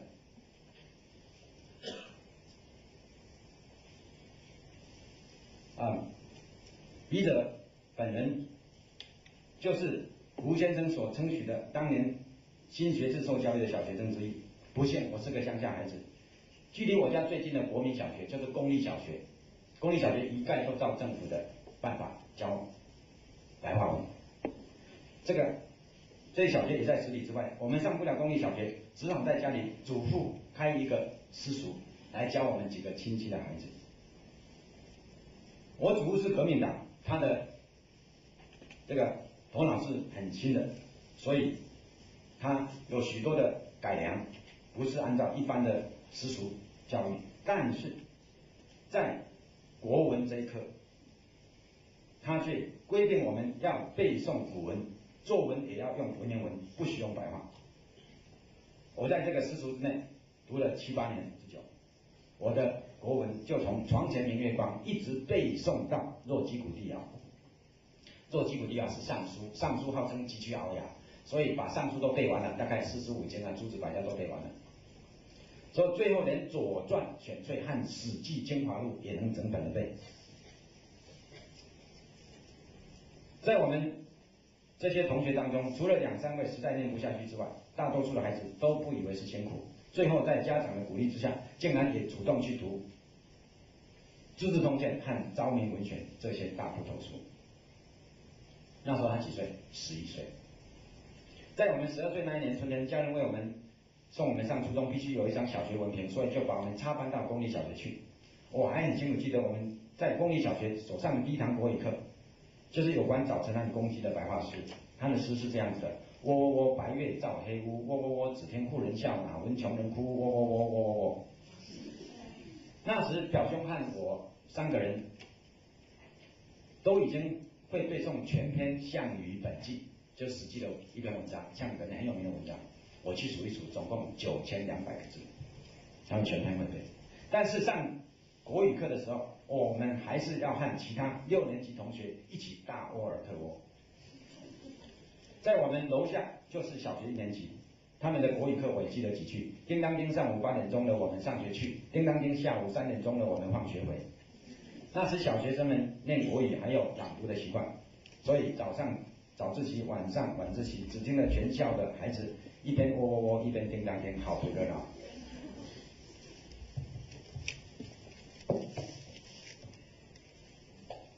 各位，有教就有，没有教就没有。同样上学，同样教书，他同样做功课，你教他什么，他就是什么。胡适之的例子可以让我们做一个警惕。胡适之4岁就开始读古诗，6岁上私塾就开始背古文，到了9岁的时候读了3年古文，他自己就能自己看古典小说了。所谓语文教育嘛，能够看古典小说，这个语文程度已经高了。2年之内，他偷偷的看完30、40本古典小说，一辈子的作文基础就奠定了。9岁，11岁的时候，他的老师就正式教他读古书，因为已经读了4年的古书了。以前读的是背，现在是自己读，已经有能力自己读了。老师教给他的第一本书叫做《资治通鉴》，11岁就读完了。到13岁就把《左传》读完，把《左传》读完了，大概这一辈子中国书都读过了，以后就是复习、综合、创造。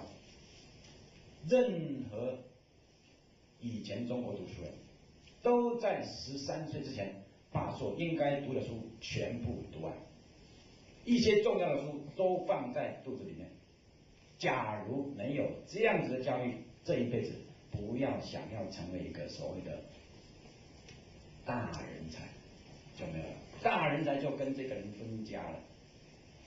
胡适之接受这种教育，他也没有变成书呆子，以后他的记忆力很好，学英文学得很快，所以19岁考公费留学，20岁出国去，到了27岁在哥伦比亚大学拿哲学博士。他凭什么拿博士？他写了一篇文章叫做《先秦名家研究》。诸子百家已经很困难了，名家更困难。没有高度的文言文基础，能够研究先秦名家吗？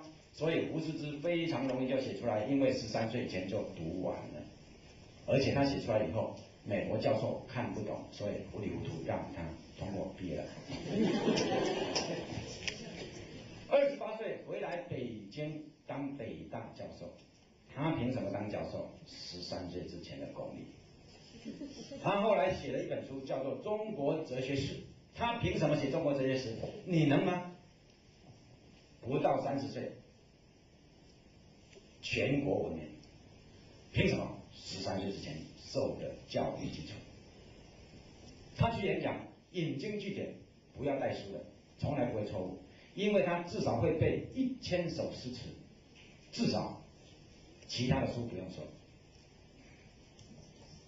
在他成名之后，建议我们的教育部不要再让儿童读古文，从此以后，中国人没有胡适之，出不来了，出不来了，可怜的中国。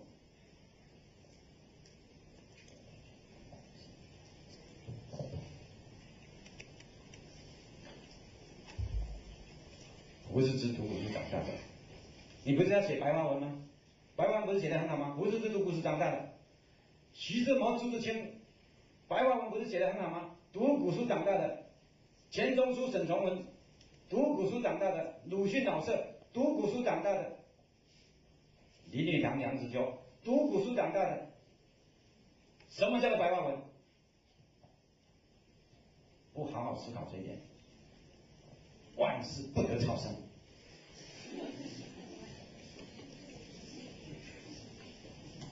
他们能，为什么我们不能？我们孩子，我的孩子比他笨，全国的孩子比他笨吗？思想的问题，教育思想的问题。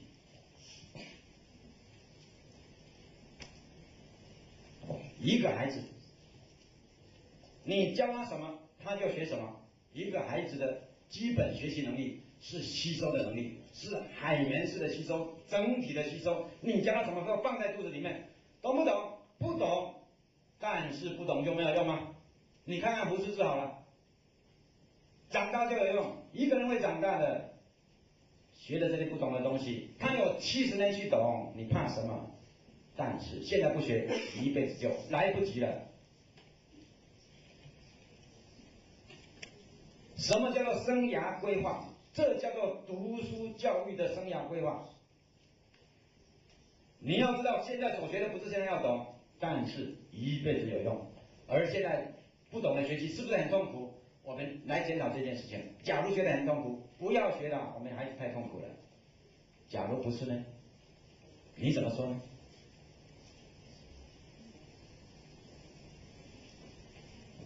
所以以下介绍这样子的教育，我们不要再讲理论了，我们就很实在的，你应当怎么做？这种教育在台湾称为读经教育，就很简单，就是去读经典之作，其中教材是经典，教法是读。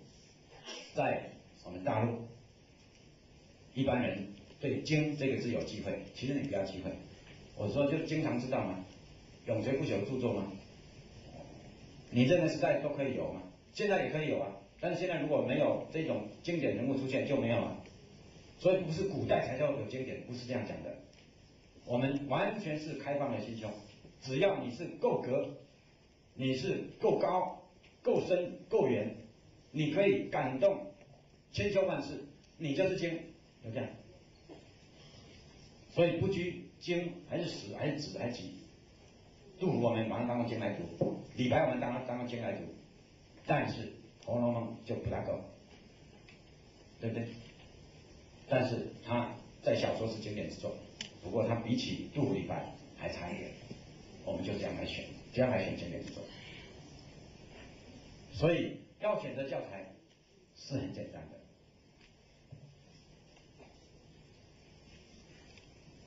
我介绍大家选择的方法，我们没有固定的一定要这个规定你什么教材，我们又不是教育部，所以不规定，但是你自己可以选一选。与其教语文课本，不如教《三字经》。《三字经》读会了，语文课本就会了。教语文课本是没有用的。语文课本他幼稚园就差不多学会了嘛。所以各位老师，你的孩子、你的学生，如果有以下的情况，你要小心。什么情况？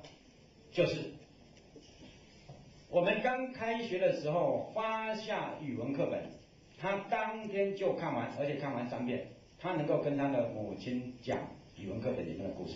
我告诉各位，你这本课本就不要教了。怎么办？明天再发一本新的语文课本，要不然你在浪费孩子。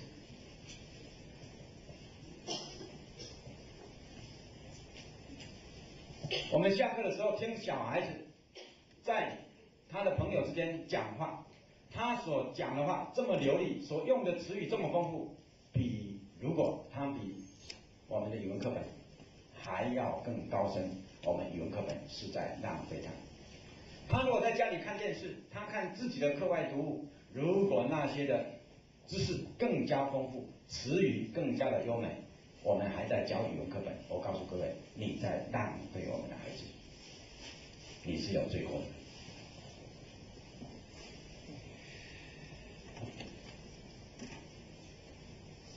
所以我们应该知道，学了高度的表达，低度的表达自己就会，不要学，你可以节省很多时间。所以教3字经，当然教包括百家姓、千字文这个所谓的同盟书了。但是要学3字经、千字文、百家姓、千家诗，不如读唐诗。唐诗读好了，那些都不要学就会了，而且可以提升他的语文程度。但是与其教唐诗，不如教古文。古文会了，唐诗自己就会了。所以学唐诗浪费时间。你如果要学古文，不如学诸子百家，因为古文作家都是学诸子百家来的，学古文作家是浪费时间。古文作家，你跟他平起平坐就好了，你拿来欣赏一下就好了，不要那么努力去学了，因为他不值得你努力。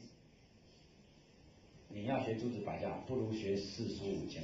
四书五经学会了，诸子百家没有不会的。四书五经里面以四书为标准，四书又以《论语》为开头，所以中国人要读的第一本书就是《论语》。这一本书不读，枉费你是中国人。第2本书老子，第3本书随便选，这些经史子集随便选。我们在台湾，我介绍第1本书读《论语》，第2本书读老子，第3本书读唐诗。唐诗不是非常重要，但是给它好玩，所以附带读唐诗。千万不要那么认真教唐诗，那太小儿科了。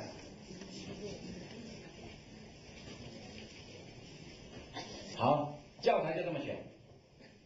你说那怎么办？我怎么教？假如今天我只讲到这里，吊胃口，那简直是空中楼阁。我又不是专科出身，我又不是读中文系，我自己以前也没有很深的这个素养，我怎么可以教你？所以现在各位，今天我们来这里，最主要是学到教学法。这个教学法呢，只要2分钟就可以学完，而且保证每个人都会。所以等一下我们这个演讲结束以后，我们这个大门关起来，我们要测验，谁不会教就不准谁回家。我们一定要保证每个人都会教，要不然我们何必来这里坐2个小时呢？但是大家不要担心，只要你听2分钟，我保证你会，不会算我的，不会算我不会教，叫所谓名师出高徒。为什么这样子困难的书，这样子这个高明的书，而教法会那么简单呢？我刚才不是讲过了吗？凡事合乎人性，凡事顺乎自然，天地之间本来就是很简单的。所以我们的教学法就是顺应着儿童的心理，然后依照教育的本质，应该这样教，所以我们这样教，并不是说因为我们老师都很差，所以我们这样教，不是，是本来就要这样教。你的程度很好，也要这样教，何况你程度不好。所以这种教育本来就如此，本来如此。好，我现在讲，我们怎么样去教学呢？我们只要会讲一句话，就可以当读经的老师，就可以指导他文化的这个进度。不管你是老师还是家长，你可以把这句话交给你的同事，交给你们的家长们，同样讲这句话就可以教读经，而且教一辈子都这样教，效果深远。儿童一辈子都会记得你，都会感激你。这句话只有6个字，这6个字很简单，请各位注意，就是小朋友跟我念。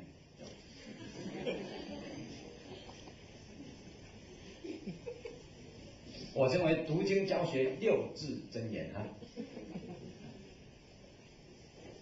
但有的老师这个听起来很愉快，这种愉快呢是有一种嘲笑的味道。这样子还要你讲，我们老早就这样教了啊。但是我现在要分析一下，我们大部分的人对这6个字并不了解。首先，你为什么说小朋友这3个字？很简单，不要说小朋友也可以，说一声喂也可以。什么？引起注意，引起注意才能学习。而一个老师、一个家长是很容易引起学生注意的，而且越注意的学生，注意力越集中的学生，他学得越好。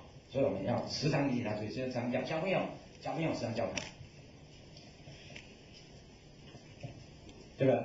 一个善于这个教导的老师，一定时常呼唤，叫做耳提面命。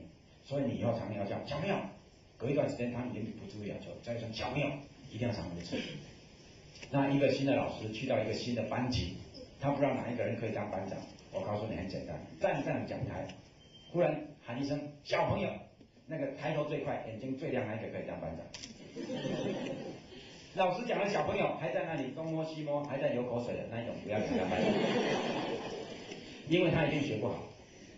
所以小朋友只是提醒他，而一个小朋友是善于这个集中精神的。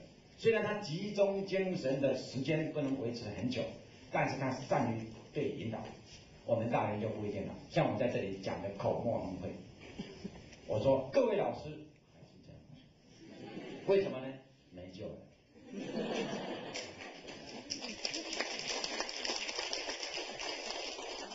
你不再对新鲜的事物产生兴趣了。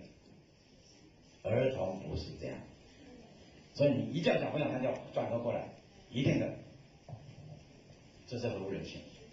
第2句话，跟我念，更是正中下怀。因为儿童就是这样学习的，就是跟着学的。儿童的天性很像猴子，每一种动物一生下来都要跟他的父母亲、他的长辈学习。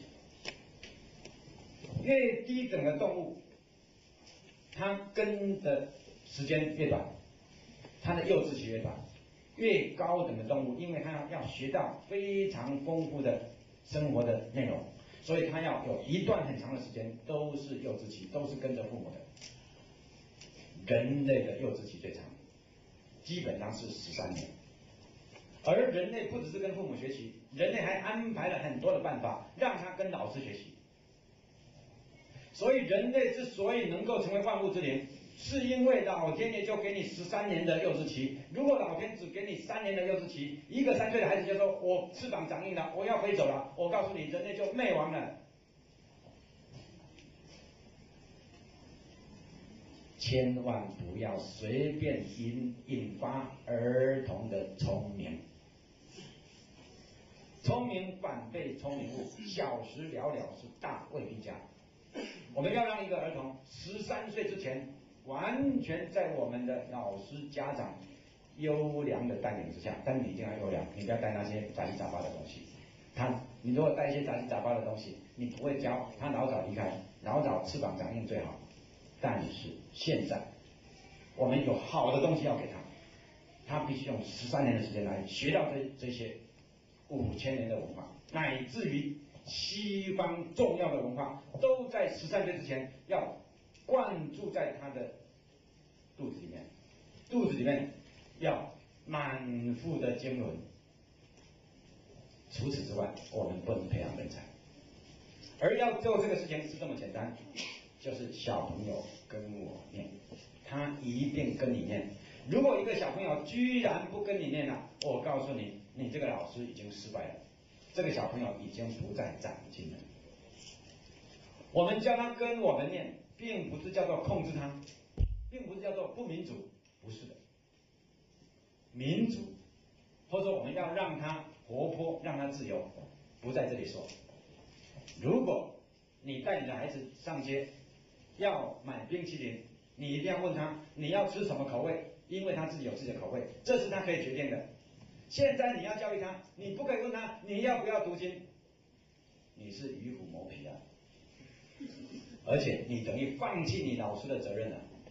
他哪里知道他要不要读经？这是他不能知道的，是你要负责的。家长跟老师要负起他一辈子的责任，这叫做真的民主，这叫做真的多元化。观念不一样，场合不同，就要用不同的观念来面对。心灵不可以太狭隘。好了，教他读经，就是小朋友跟我念。现在很多老师都说，我们天天都在说小朋友跟我念啊，所以这句话没有学问啊。小朋友跟我念6个字没有学问，但是说了这句话以后，你念什么可能给他跟就有学问了。现在我们想，老师，尤其台湾的老师，怎么说呢？他也是站上讲台，小朋友跟我念小老鼠上灯台。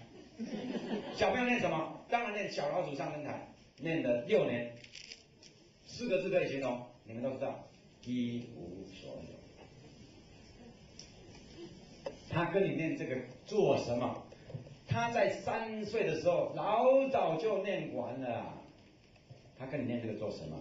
我们要提升一个人的心灵的程度啊，我们要加深他的心灵的分量啊。你还叫他学小老鼠做什么？这是他在日常生活中他跟小朋友在一起就学完的事情，为什么要放到课堂来教？小华、小明、小英的故事，他自己看课外书就已经看得比我们多了，为什么要在学校里面教？你不是在浪费吗？我们只教高度的，那些低度的自己就会。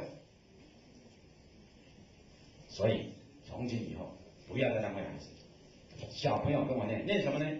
你说小朋友跟我念，你就开始念学而时习之，他一定跟你念学而时习之，他不会跟你念成少小离家老大回，不可能。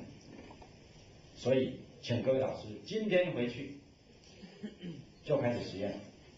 假如你实验失败，不要听我的话；假如你实验成功，你要好好的反省了，而且要告诉其他人，我们不要再浪费孩子了。你今天回去就找到一个孩子，就说小朋友跟我念道可道非常道。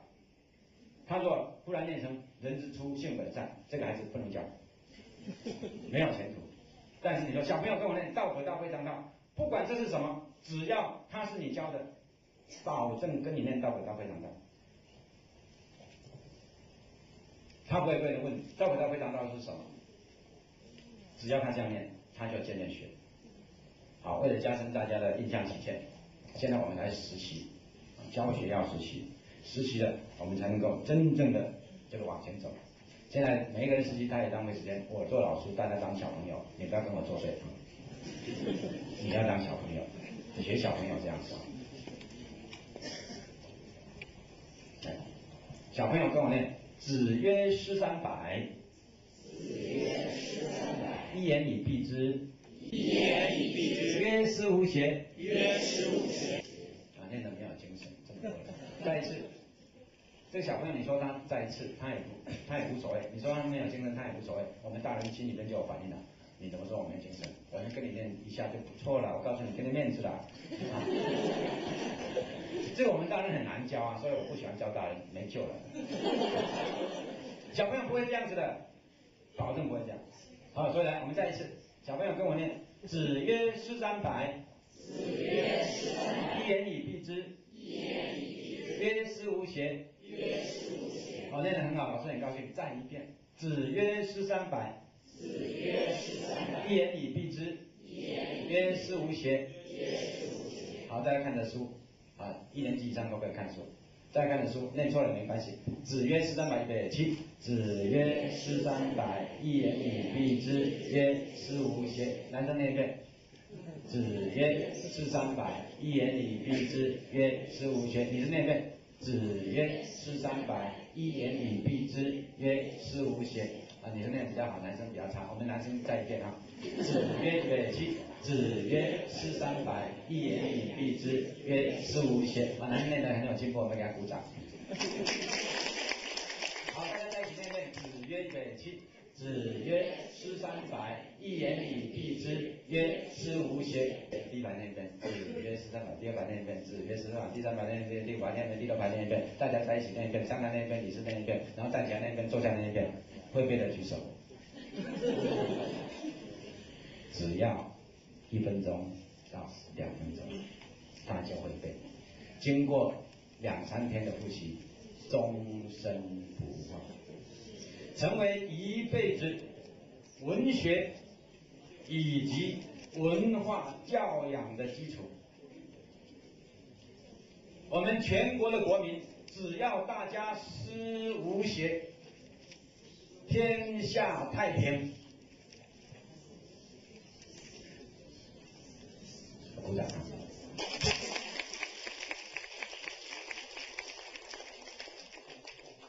你烦恼什么呢？这一种书读1章不够，2章、3章、5章、10章、20章、100章，乃至于500章、1000章，你还要教我们的国语吗？你还要教白话文吗？尤其是幼稚园的小孩子，乃至于2、3岁的小孩子，你要教他认字，用这种方法最快。那些小孩子什么字也不认识，拼音也不认识，但是最好他有书，他书拿颠倒也没关系，因为我们人类认字不是认那个意义，不是用意义来认字，乃是用图案来认字。汉字具备有非常的明显的图案的性格，这一种的图案的认识可以增进他脑力的发展，这是日本人说的。日本有一个教授用汉字来训练儿童的聪明，因为汉字就是每一个方块不同的变化，你看这有多少的变化，所以让小朋友常看这类图案，他就会认字。会背书以后更会认字。你想象一个孩子，如果让我们教他《论语》，教他1个礼拜，他至少认2个字，子曰，至少认这2个字。后来一个字一个字会认，所以不需要教认字，只要教他背书。而一个儿童的记忆力是人生一辈子当中最好的时候，黄金时代，从出生开始就成长他的记忆力。这个时候如果训练他的记忆力，可以成长5倍到10倍以上，乃至于有的人能够过目不忘。现在我所看到读经孩子，具备有过目不忘，读2遍3遍就把一篇文章背起来的人越来越多。凭什么？凭有训练。13岁之后就不能训练了。所以我们利用他强大的记忆力，他还不能理解的时候，我们就自然的教他，只是记忆，不必了解。怎么记忆？就是反复练习。反复几遍呢？要看孩子的资质，但是我建议反复100遍。聪明的孩子反复的10遍，他就会背了，反复到100遍，终身不忘。一般的孩子50遍会背，反复到100遍，终身不忘。资质比较差的孩子，反复到100遍，他会背，但是他还是会忘记，没有关系。乃至于他1个字都不记得，没有关系。他至少比一般的人程度还要高。所以我们的最好的要求是他会背诵，但是要求背诵是不大合理的，因为我们有个别差异，有些孩子很快就背完，有些孩子背得比较慢，所以我们就不要求背诵，只是要求他反复的读，最好读100遍，假如能够读到50遍也不错。你这样教了以后，他的注意力渐渐的能够集中，他的记忆力渐渐的能够提升，注意力集中，记忆力提升，他的语文程度渐渐的增长，语文程度一增长，理解力就跟着增长。所以刚才说，我们有另外一种让数学、科学学得更快、更好的方法，就是增长他的内在的学习能力。要增长内在学习能力，必须按照人类自然的发展。人类首先发展的是语文，然后才发展思考。所以不要在这么小的时候训练他的思考是没有用的，违背天理。现在你训练他的语文，正是他的时机，大好时机。语文的训练，刚才说过，记忆力提升，对他一辈子的学习都有莫大的好处。考上北大、北师大的人，不只是他理解力好，记忆力他是高人一等，要不然考不上这种大学。记忆力什么时候培养？13岁之前。用什么培养？用语文来培养，不是叫他背数学公式，叫他背这些经典之作。语文能力好了，理解力好了，阅读能力也好了，他就喜欢读书。所以到时候老师只供给他课外读物看就好了。我们一个学期只教1本语文课本是不够的。我们除了这本语文课本之外，我们要让他一个学期最少能够看300本到500本的课外读物。所以，如果开始教读经的老师，你会渐渐发现孩子的程度比你越来越好。你是不够资格指导他的。我们不可以以为我们在指导孩子，我们不可以让孩子都在我们脚下，我讲给你听。我们不可以准备1桶水，然后舀1杯给他，我们不可以这样。我们自己只有1桶水，我们要指点给孩子1条河。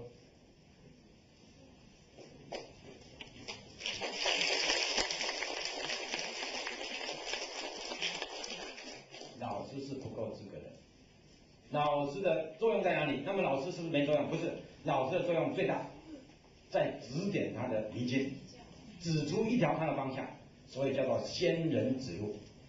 一个人迷路了，遇到一个人问路，这个人是神仙，他当然知道路在哪里，他用手一指，他就救了你的一命，不会摧毁之力。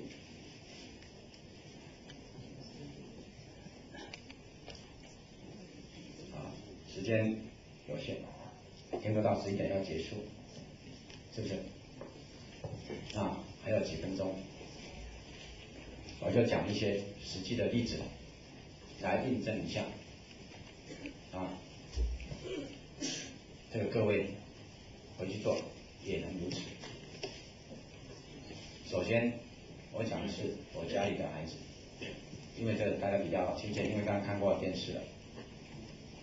我不是来这里宣扬，这没有什么值得宣扬的，就是因为亲身的体验，所以比较深刻。我有4个孩子在大陆是犯法的，有的孩子比较聪明，有的孩子比较不聪明。我的大女儿比较聪明，我开始教这些功课的时候又太慢了，千万不要太慢，越早越好。所以5、6年级才教她，她就有很多自己的想法，太聪明了。我们这个学校又不教，我们老师又不考试，同学又不读，我干嘛要读啊？没办法，所以他只学一点点，但是学这一点点到了初中、高中就不得了了。他的作文不必指导，下笔千年，就只学那么几句了。我的第2个孩子呢是男孩，是比较笨，所以比较笨大家都知道，就是在学校里面就可以表现，1、2、3年级都是20、30名，都是后面的。老师以为他有自闭症，老师以为他怎么样，反正到了6岁还不大会讲话，到了7、8岁还流口水，现在。我第二个孩子男孩啊，我唯一这个男孩啊，所望者终身啊，所仰望者终身。那结果这个男孩是这样啊，但是我不紧张，因为我知道儿童心理，所以我不紧张。到了他3年级的时候，他跟他姐姐是5年级，差2岁。我教他姐姐的时候也教他，我怎么教他呢？我就拿一本书给他，说孩子啊，你这么大了，你应该读这个书了，拿去读看看。第1页读给我听，他就翻开了第1页。第1章道可道，非常道；名可名，非常名。无名，天地之始。把第1章50几个字都读完，都没有读错。我翻第2页，第2章天下皆知美之为美，是而已，又是60几个字，总共110几个字，他都没有读错。一个3年级成绩这么差，而且一个小子就在读老子这本书，老子小子读老子，而居然没有读错。你知道为什么吗？因为有注音。所以他没读错了，所以太简单了吗？老师何必那么浪费精神呢？就像我一样就好了。我是一个不负责任的父亲，但是你要知道，等一下你就知道，我是一个最负责任的父亲。我就这样教了，好了，说好你会读了哈，现在你去读，因为3年级小朋友下午没上课，他整个下午都可以，功课很快做完了。我说你去读，把它都读几遍，读到会背来找我。他读了1个小时才来找我，一个人还是不会啊，结结巴巴。我说不行。代表晚上来背，所以晚上我就要跟他问，他就很流利的，道可道非常道，名可名就背完了。于是我说了一句这一辈子最重要的话，这句你要知道，我说这一句话，我引为这一辈子最重要的话。我说孩子啊，从今以后每天背2章。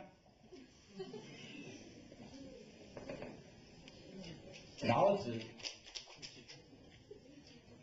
很好，老子81章，多少天背完？40天。刚才不是美国的学生在问我们留学生吗？你们的老子讲些什么吗？40天就全部会背了。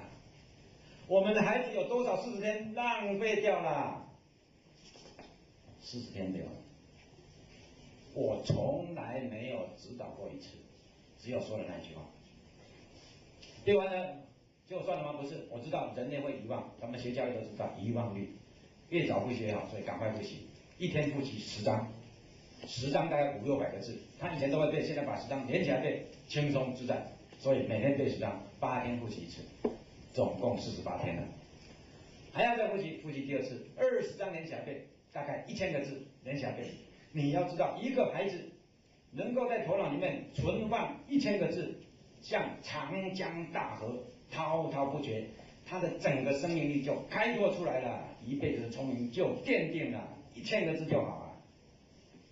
现在我们教小朋友背书，只说好，生本不绝脚，出自文经脚，一来风雨是花落不知道，没了。红豆是南国是南外子，千金多少钱，植物最佳都没了。我告诉你，浪费生命啊！1000个字连起来背，4天背完，总共52天。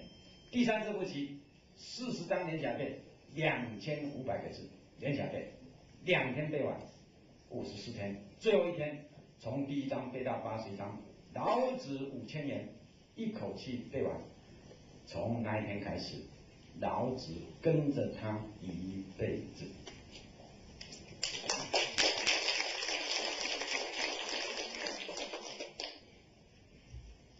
读完老子，我马上后悔了。我弄错了，要先读《论语》，赶快开始读《论语》。《论语》不是81章，《论语》498章，号称500章。3年级读老子，然后4年级读《论语》以后，他就好像变了一个人一样，叫做脱胎换骨。他的聪明是父母亲生给他的，他的天生的禀赋啊，但是他这种是禀赋很差的孩子啊，只是读了不过半年。他就整个变了，连气质都变，里面变，气质变，他的头脑变，老师都非常惊讶，说这个孩子怎么现在就聪明起来了？5、6年级名列前茅，初中全班第1名，初2老师叫他去跳考高中，他到高中全校第1名，高中本来读2年要去考大学，我们教育部不准他考大学，所以第3年就浪费掉了。考上台大，考上台大以后读了3年大学，考研究所。台北2家最有名的研究所，政治大学研究所，他考第1名；台湾大学研究所，他又考第1名，考2个第1名。大家都说你的孩子是天才，我说最笨的。大家都问我孩子说，哇，你怎么会这么会读书？你从哪里来？你从哪里你从哪里学到读书的方法？没有，我是很笨的。我唯一知道我为什么会聪明起来的，就是3年级的时候我读过老子，会背老子。大家只要就想我要去背老子，来不及了。这是第一个故事。相命的人说，我这个孩子将来成就比我高10倍。凭什么你知道吗？凭我那一句话，孩子啊，从今以后每天背2章，他就可以高我10倍。教育是不会摧毁之力的啊！我用什么力量啊？没有，我有没有跟他讲老子？我都讲一句老子给他听，天打雷劈。但是他不了解老子吗？从初中开始，这个智慧渐渐产生。高中的时候能够引用，到大学的时候，他就能够用老子的思想去比对世界上的哲学家。凭什么？3年级的时候，9岁的时候，55天的教育，有没有叫他在家里专门读老子？没有，课余时间，就这么简单。有教就有，没有教就没有，这个没有是一辈子都没有，这才是我们最大的痛心所在。所以我为什么要讲的口沫横飞？为什么要讲的这么激昂慷慨？我们要救你的孩子，我们要救我们的国家。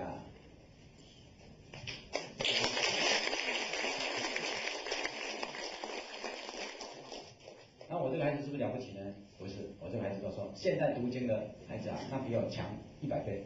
为什么？因为现在有人推广读经了嘛，以前没有人推广读经，只有我家在教嘛。现在我家推广的5、6年，现在全台湾100万的孩子，100万的孩子，1万个人如果有1个人认真就好了吗？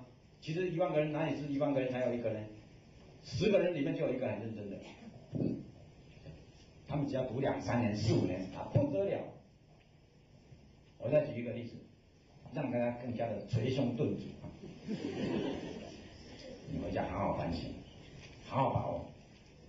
有一个人在8年前我刚推广的时候就要听我演讲，这个人呢是学西洋东西，学牙医西洋东西，他一辈子都只读西洋的东西，但他听了以后，他是只觉得哦，小孩子要读，我也要读，所以我有一套大人读书的方法，大人也可以读经，凭什么大人可以读经？把你的心理年龄降低，跟儿童一样，就是当你要读这些书的时候，小和尚念经有口无心，你就这样念。千万不要想要了解，一想要了解，你心烦气躁，你就读不下去了。所以你就一遍一遍的读，呆呆的读。所以他从那时候开始就开始读《论语》。后来他结婚了，他叫他太太也来听我演讲。他们2个夫妻每天早上起来先做功课，读半个小时《论语》，你一句我一句，感情好得很。然后他们这样读，他的太太就爱人爱人同志啊，他的爱人同志怀孕了，照常这样读。这个胎儿就在肚子里面听10个月的《论语》，出生以后相貌不凡，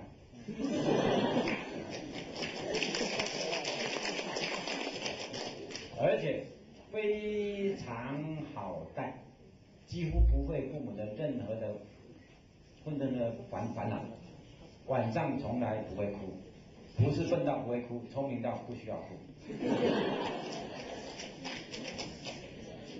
10个月的《论语》嘛，教育嘛。出生以后，照常父母亲照常读《论语》，这个婴儿就在旁边。我刚才讲过，醒着也可以，睡着也没关系，反正在听《论语》。等到这个孩子1岁的时候，1周岁会讲话的时候，他就会背《论语》了。1岁半就认了很多字，2岁就开始读书，读自己课外的书，读那些幼稚园的书。我都不知道这件事情，因为反正我这样讲，我现在讲过了以后，我什么时候跟你见面呢？你什么时候告诉我呢？所以那个人也是一样，我都不知道。等到经过7年多，这个小孩子5岁半了，他又见到我，他说我的小孩子现在我很烦恼，因为他读书太喜欢读书了，读太多了。他现在读什么？读世界名著，5岁半。世界名著字太小，父亲不让他读，他就偷偷读书。所以这个孩子读书的时候很紧张，听到父亲的脚步声了，就把书藏在床下。哎，我在这里玩哦，然后爸爸说啊，玩好，你赶快玩啊，不要读书这样。各位，如果天下的家庭都是如此，我告诉你啊，天下太平了。现在我们台湾的教育部长曾志朗先生，他在烦恼我们的国民不喜欢读书，烦恼我们的孩子不读书，烦恼我们的青少年只喜欢玩。他知道阅读习惯要从小学开始，所以他拼命的在提倡儿童的阅读教育。我就告诉人，看谁能够去传话，你不要再提倡了，你用我的方法，你连禁止都禁止不了。有很多老师教的读经以后，小朋友的语文能力一提升，介绍他们看书，越看越喜欢看，理解力越来越高，他的这个知识量超过老师，他们还是喜欢看。下课的时候，老师看全班怎么都不动，老师非常生气，因为他们都在看书。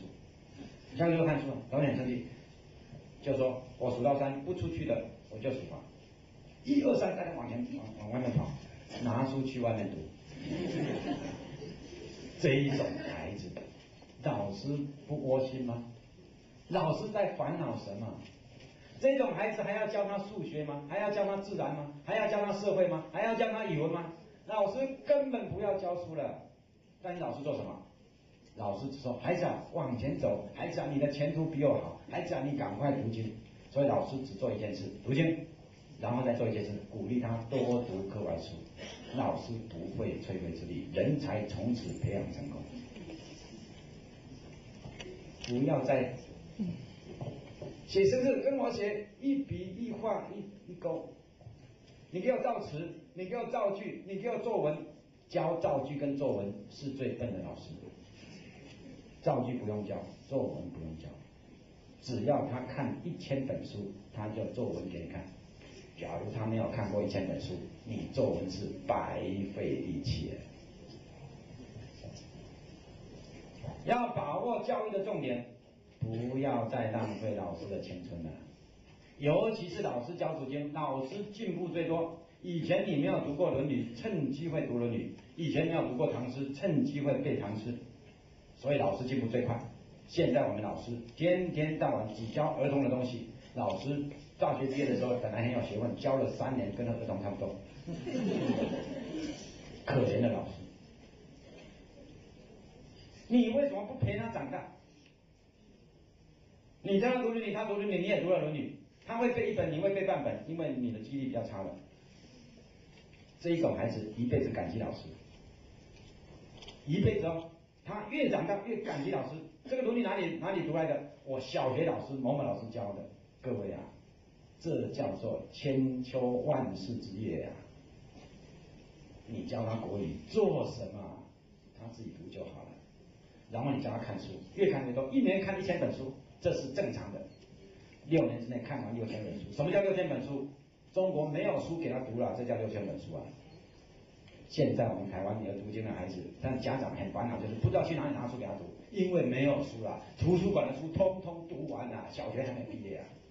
你知道吗？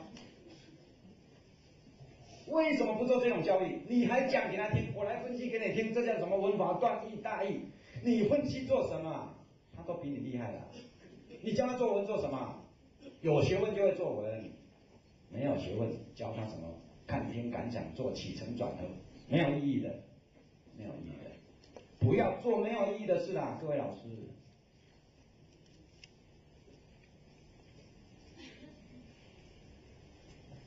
英文也很重要。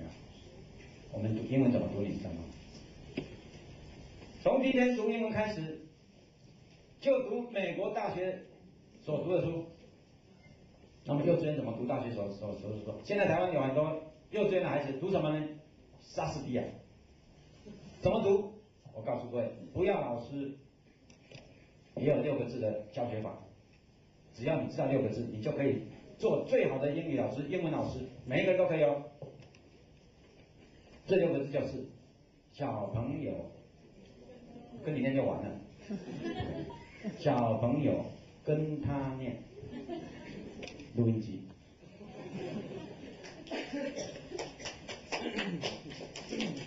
听一遍，鸭子听雷公不懂，2遍不懂，3遍不懂，10遍有印象，20遍跟着念，30遍、50遍很熟，100遍会背，让他这一课或者这一段这5句好了，让他听200遍，一辈子忘不了，终身受用。只要这种句子背上1000句，你就不用烦恼他一辈子的英文了。然后我们还有英文的经典之作，几千年来用英文写的最好的、最有思想内容的著作，像林肯的演说、美国的独立宣言，刚才说莎士比亚的14行诗，像这些东西，只要10篇、20篇放在肚子里面，我告诉各位，将来要了解西方文化的人是中国人。我们既了解自己的祖先的文化，我们又可以深入到西方文化的核心。你假如只是读那些非常简单的所谓儿童英语啊，你这一辈子就浪费掉了。你将来遇到外国人，只会跟他谈天气啊，你跟他做生意的时候只会想要钱啊，你就不会说出一句很伟大的话。你说你就不会这样讲。你说读经的孩子才会这样讲，讲说什么？你们耶稣说你要跟我做生意，他说哦对，他就给你做生意了吧。就是你要引用他们这个深度的、有意义的，你要跟他们讲有道理的东西，你才能做大生意。民族文化的融合，要由高度的心灵来融合。高度的心灵是开放的，是对所有的文化传统都能够吸收的，但是一定要在13岁之前打定基础。打基础的方法就是不管懂不懂，把重要的东西放在肚子里面，不重要的东西不要教，他自己会。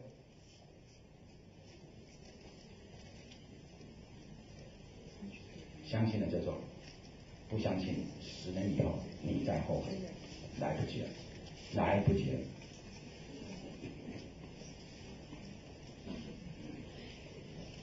我今天就讲到这里，我这个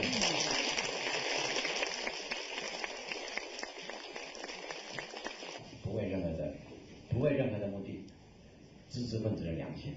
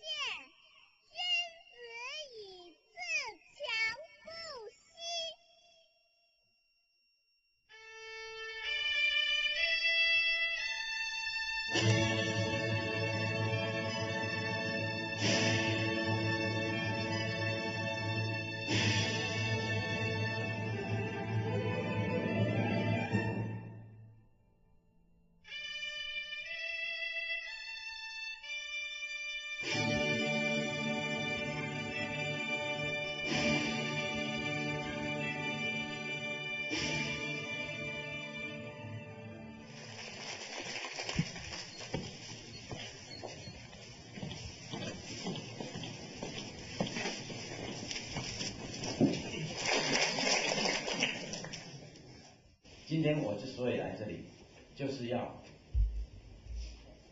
说明一件事情，请各位老师这一辈子务必要记住一件事：教育是非常简单的事，教育是非常轻松愉快的事，要培养人才是不费吹灰之力的事。所谓的老师要有爱心、恒心、耐心，这些三心两意是不需要这么强调的。我们只要了解教育的本质，本来一个孩子他就是那样的纯真纯洁，他的品德，我们只要不破坏他就很好了。本来一个孩子生下来潜能无穷，我们只要不障碍他就不错了。所以有许多老师，有许多家长一直在残害，一直在障碍我们的孩子，所以使我们国家没有人才。从今以后不要再那么努力了，不要努力去障碍我们的孩子，千万千万拜托拜托。要知道怎么样做到这么样的愉快轻松，跟小朋友一起成长。我们今天有大概2个小时的讲座，在这2个小时之前，我请大家先看一段录影带。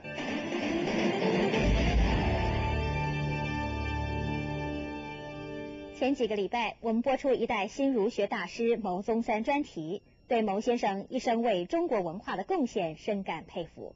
牟先生有感于中国文化对现在社会乱象该是一铁良方，但是如何落实呢？现在他的嫡传弟子王才贵就正在推动一项文化运动，从根救起我们未来的主人翁。这个方法不但可以使小朋友成绩进步，还可以开发增进儿童的智慧，培养他们健全的人格。这是一种什么方法呢？请看记者胡淑玉和肖若华的报道。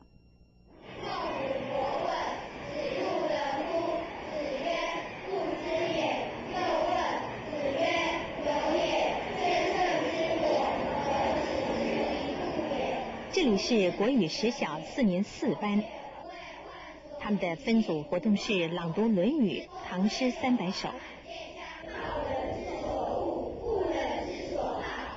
这里是台北市中正国小4年2班的小朋友，他们每天的早自习也都是在读诵4书。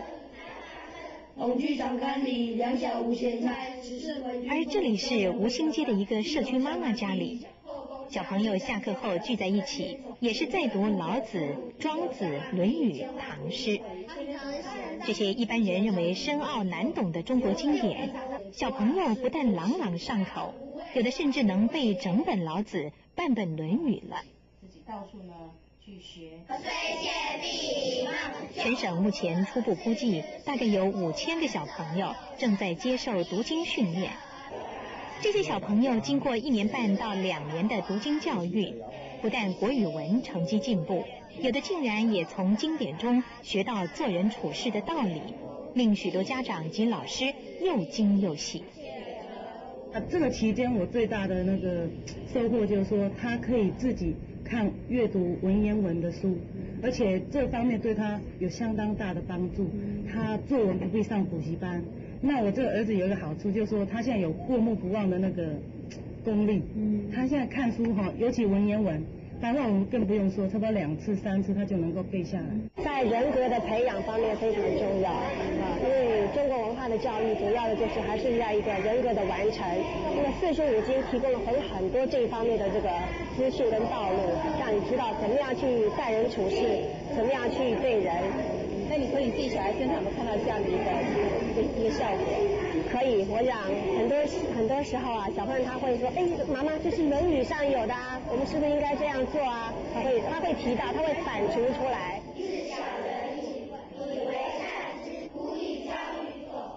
王泽平不是小学老师，他是个热心的家长。为了孩子，他每天早上7点40到8点，先到学校带小朋友读经，因为他知道让儿童读经太重要了，这是影响他们一生的扎根基础。根据学习理论，人一生在3岁到13岁记忆力最强，理解力则是在13岁到18岁最为突飞猛进。因此，发起推动儿童读经的王才贵老师主张，在儿童记忆力最强的时候，让他多背书，尤其是背对他未来人生有帮助的4书5经。不但不会增加儿童负担，还会在潜移默化中导正儿童的心性，是这段时期教养儿童的最好方法。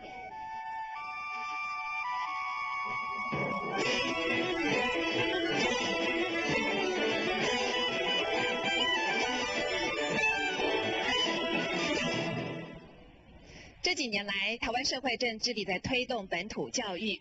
事实上，我们还观察到了，另外有一股与众不同的复古风，也正悄悄地吹向了台湾。您恐怕不知道，全台湾有100万个小朋友正在参与读经计划。这些小朋友虽然年纪小，但是读起了4书5经来，可还是有模有样的。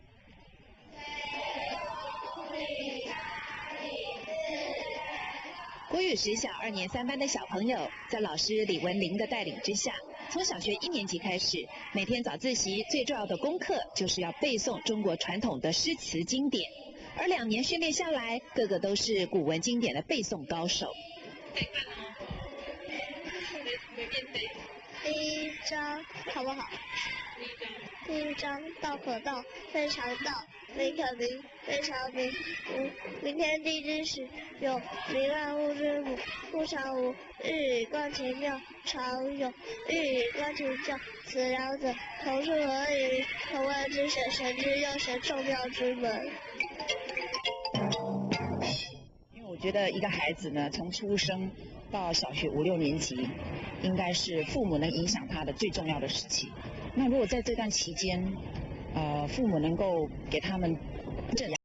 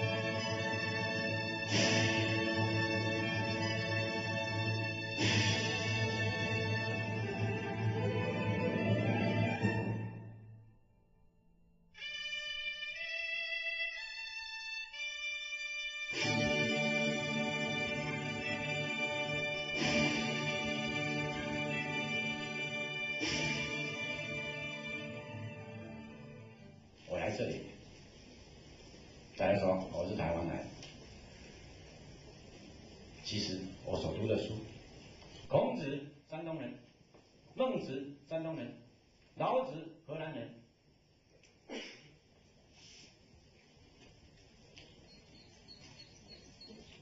我到四川去，有杜甫的草堂，无限的这个思古之幽情就产生了。所以这里没有任何的瓜葛，只有一种东西，就是人性，就是你跟我的诚恳。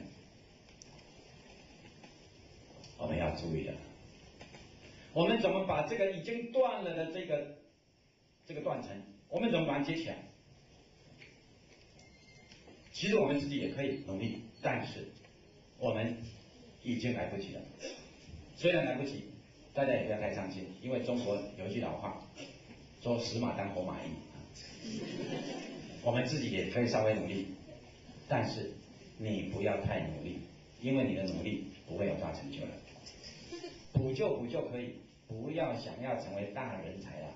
我们的大人才在我们的下一代那边，不要浪费了它，因为这种高度的文化教养必定要在13岁之前完全的完成。怎么做？你首先这个工具上要养成他能够读经史子集的能力，就是要文言文的教育。你说它里面有糟粕，中国的传统有糟粕，有糟粕是一回事。如果你说有糟粕，也要一个有功力的人才知道它有糟粕，不可以随便乱讲。所以你要发扬它，你要有能力；你要批判它，你也要有能力；你要咒骂它，你也要有能力。所以，首先我们培养这种能力，然后我们从阅读当中，我们渐渐的融入其中。也可以说，古人的智慧渐渐开发我的智慧，尤其是我们现在所推广的这种教育，他所读的内容都是永垂不朽的智慧之作，叫做经典著作。这些经典著作让他耳濡目染以后，他不会变成一个3家村的小里小气的一个顽固分子。这些经典著作本身就是一个开放性的、一个高远的理想、一个开阔的胸怀。你要涵养你的性情，你要增长你的智慧，你要提升你的眼界，你要增进你的道德勇气，都必须靠这些永恒的著作来启发你。我们不是跟着孔子走，乃是我们读孔子的书来启发我自己内在的心灵。如果孔子讲的话不是我内在心灵要的东西，我可以不要孔子。我们是凭这样的精神来读书的。但是孔子讲的话，如果是千秋不朽呢，它还是新的，所以未曾老去，它还是有活力的，未曾死去。只要有人类，你就必须这样做，不是孔子叫我们这样做，而是你自己本身就希望这么做，只是这些书再来唤醒你。所以经典是唤醒人性的著作，不是来压迫你，不是来宰制你，不是来奴役你。千万要认识这一点，要不然我们就不能读那些书了。孔子说：“巧言令色，鲜矣仁。”一个巧言令色的人，他的心灵一定是不干净的，一定是不诚恳的。这种人你要小心啊！当孔子讲这句话的时候，是在2500年前，他是在山东讲的。但是2500年之后，我们在北京的人就可以巧言令色吗？你巧言令色就是有仁德了吗？你就可以去交巧言令色的朋友吗？不是的，我们还是嫌疑人。如果一个美国人，他巧言令色就好吗？不是的，他巧言令色照常嫌疑人。这叫做经典。这种话为什么我们不去读？杜甫说：“国破山河在，城春草木深。感时花溅泪，恨北鸟惊心。”假如你真的处在一个国破山河在、城春草木深的这个环境之中，一个人如果不会感时花溅泪，不会恨北鸟惊心，这种人没良心。所以杜甫不是他自己感时花溅泪、恨北鸟惊心，乃是普遍的人性都是如此。这样子叫做千古之作，这样子叫做永垂不朽。没有任何的政治势力，没有任何的经济势力可以使那些东西永垂不朽，只有人性。人性不在杜甫那里，不在孔子那里，在我们自己这里。这叫做经典。而经典不只是有了这样子的性情的涵养，不只是对我们人性的光辉的启发，它又是最好的文学著作。所有文学家只不过学到经典的一个面向，他就足以成家。唐宋八大家是不需要读的，因为他们是中等层次。他们从哪里学来这些文学技巧？经典之中。所以你要有好的文学的素养，你直接读经典可以节省你很多时间。有人曾经说，读经这样子的教育就是教育的经济学，因为它太经济了，只要学一点点，它就有很大的收获。所以从今天开始，我们每个老师希望你记住一句话：我们所要教给学生的，一定要教他有用的东西，而且这个有用一定是高度有用，而这个高度有用呢，是一辈子有用，取之不尽，用之不竭。你只要教5分钟，就影响他一辈子；你只要教一句话，就让他一辈子受用。假如不是这种教材，你不要教。因为什么？因为学了刚才说的那种教材，这些教材自己就会了，你教他做什么？台湾的语文教育失败了，严重的失败。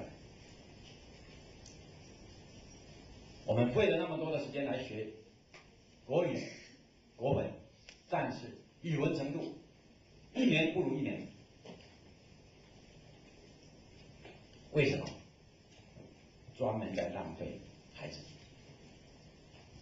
我们举几个例子。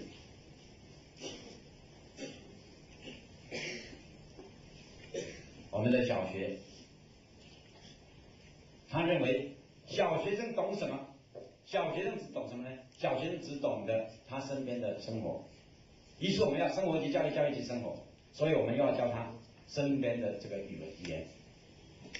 所以他懂得什么？小猫小狗。所以我们的教材叫小猫叫，小狗跳，老师找，小朋友找。我的书包里有书也有笔，天这么黑，风这么大，爸爸捕鱼去。小华、小明、小英的故事讲了6年，这3个人在6年之内阴魂不散。学了这3个人的故事之后，一个人到了13岁升上初中了，他的心灵里面除了认识2000多个中国字以外，他的心灵当中有4个字可以形容：一无所有。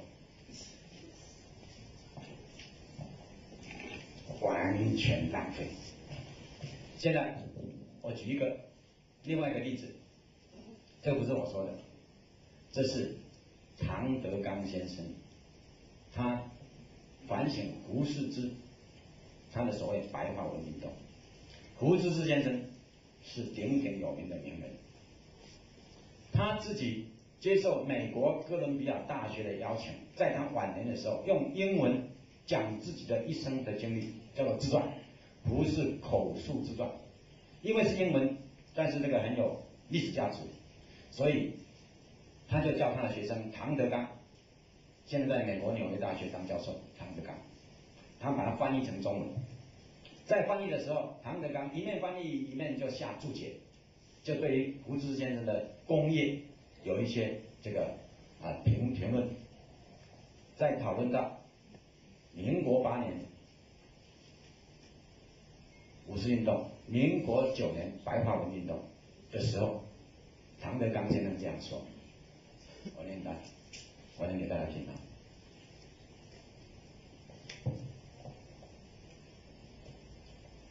说这一场的白话文运动，尤其是以白话文作为中小学教育工具这一点，其建设性和破坏性究竟孰轻孰重？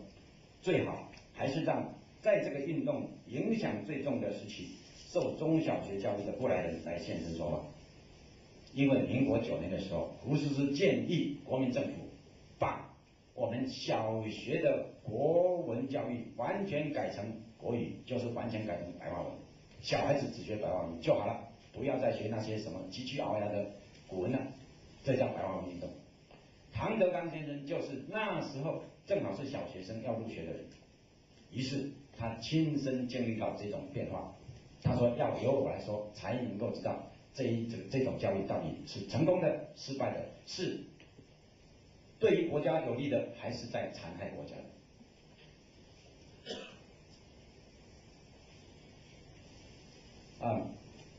笔者本人就是吴先生所称许的当年新学制受教育的小学生之一。不幸，我是个乡下孩子，距离我家最近的国民小学就是公立小学，公立小学一概都照政府的办法教白话文。这小学也在10里之外，我们上不了公立小学，只好在家里祖父开一个私塾来教我们几个亲戚的孩子。我祖父是革命党，他的这个头脑是很清的，所以他有许多的改良，不是按照一般的私塾教育，但是在国文这一课，他却规定我们要背诵古文，作文也要用文言文，不许用白话。我在这个私塾之内读了7、8年之久，我的国文就从床前明月光一直背诵到若击鼓地摇。若击鼓地摇是尚书，尚书号称极具鳌牙，所以把尚书都背完了，大概45经啊，诸子百家都背完了。所以最后连《左传》选粹和《史记精华录》也能整本的背。在我们这些同学当中，除了2、3位实在念不下去之外，大多数的孩子都不以为是辛苦，最后在家长的鼓励之下，竟然也主动去读《资治通鉴》和《昭明文选》这些大部头书。那时候他几岁？11岁。在我们12岁那一年春天，家人为我们送我们上初中，必须有一张小学文凭，所以就把我们插班到公立小学去。我还很清楚记得我们在公立小学所上的第一堂国语课，就是有关早晨和公鸡的白话诗。他的诗是这样子的：喔喔喔，白月照黑屋，喔喔喔，只听富人笑，哪闻穷人哭，喔喔喔喔喔喔。那时表兄和我3个人都已经会背诵全篇《项羽本纪》，就是《史记》的一篇文章，项羽本纪很有名的文章。我去数一数，总共9200个字，他们全篇会背。但是上国语课的时候，我们还是要和其他6年级同学一起大窝尔特窝。在我们楼下就是小学1年级，他们的国语课我也记得几句：叮当叮，上午8点钟了，我们上学去；叮当叮，下午3点钟了，我们放学回。那时小学生们念国语还有朗读的习惯，所以早上早自习，晚上晚自习，只听了全校的孩子一边喔喔喔，一边叮当叮，好不热闹。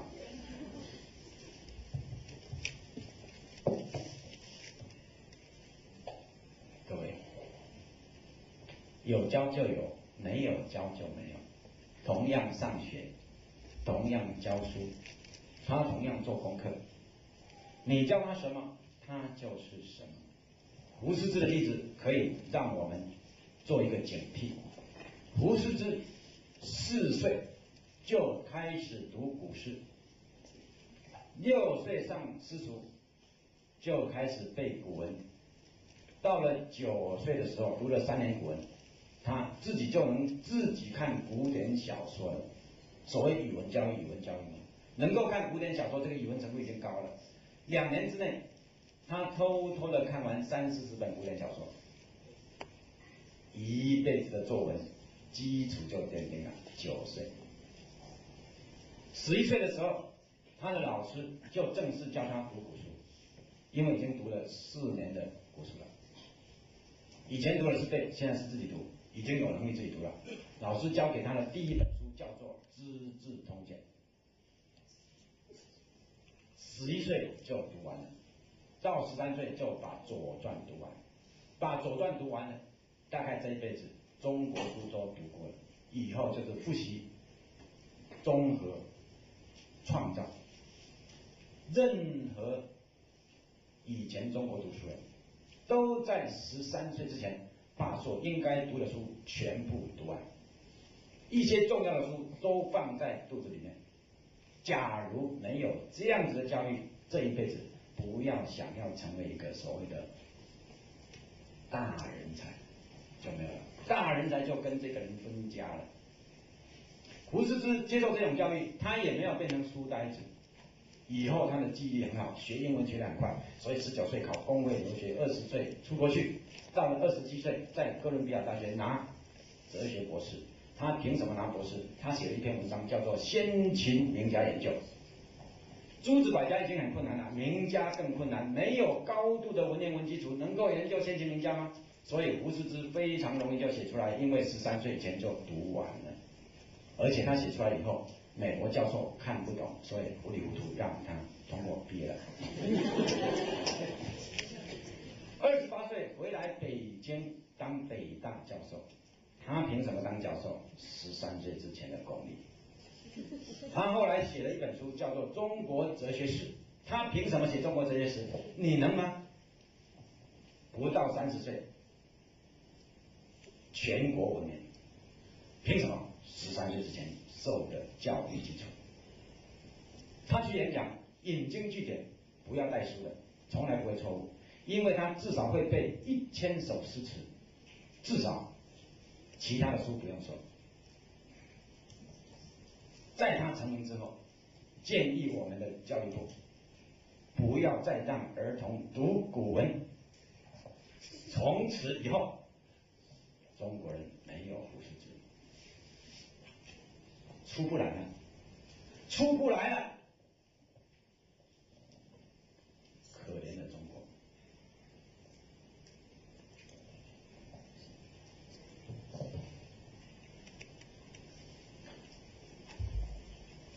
胡适之读古书长大的，你不是要写白话文吗？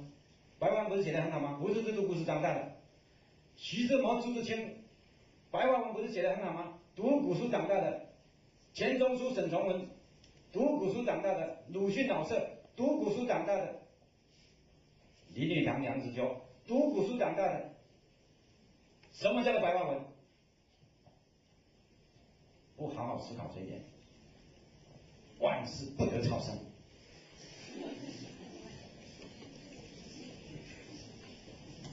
他们能，为什么我们不能？我的孩子比他笨，全国的孩子比他笨吗？思想的问题，教育思想的问题。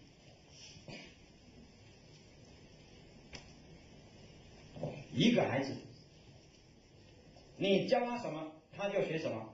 一个孩子的基本学习能力是吸收的能力，是海绵式的吸收，整体的吸收。你教他什么，放在肚子里面，懂不懂？不懂，但是不懂就没有用吗？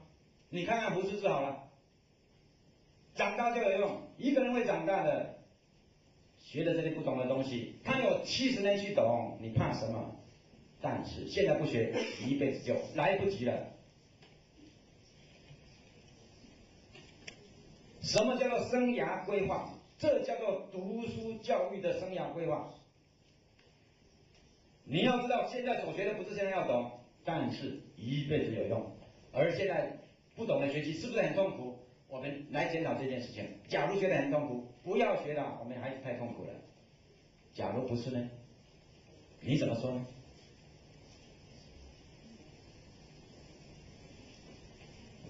所以以下介绍这样子的教育，我们不要再讲理论了，我们就很实在的，你应当怎么做？这种教育在台湾称为读经教育，就很简单，就是去读经典之作，其中教材是经典，教法是读。在我们大陆，一般人对经这个字有忌讳，其实你不要忌讳，我说就经常知道嘛，永垂不朽著作吗？你任何时代都可以有嘛，现在也可以有啊，但是现在如果没有这种经典人物出现就没有了，所以不是古代才叫有经典，不是这样讲的。我们完全是开放的心胸，只要你是够格，你是够高、够深、够远，你可以感动千秋万世，你就是经，就这样。所以不拘经还是史还是子还是集。杜甫我们把它当作经来读，李白我们当作经来读，但是《红楼梦》就不大够，对不对？但是它在小说是经典之作，不过它比起杜甫、李白还差一点，我们就这样来选，这样来选经典之作。所以要选择教材是很简单的。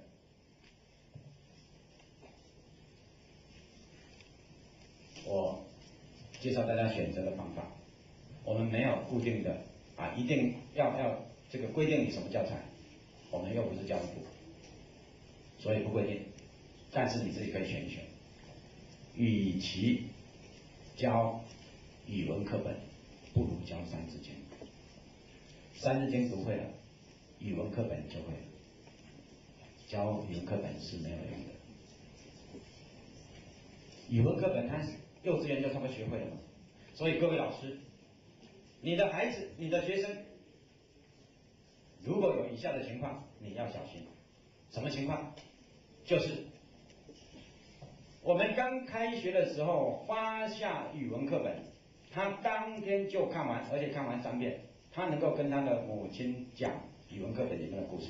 我告诉各位，你这本课本就不要教了。怎么办？明天再发一本新的语文课本，要不然你在浪费孩子。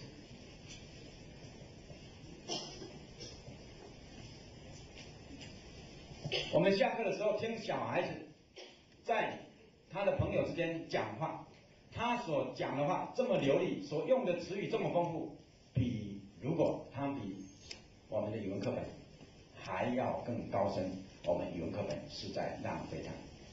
他如果在家里看电视，他看自己的课外读物，如果那些的知识更加丰富，词语更加的优美，我们还在教语文课本，我告诉各位，你在浪费我们的孩子，你是有罪过的。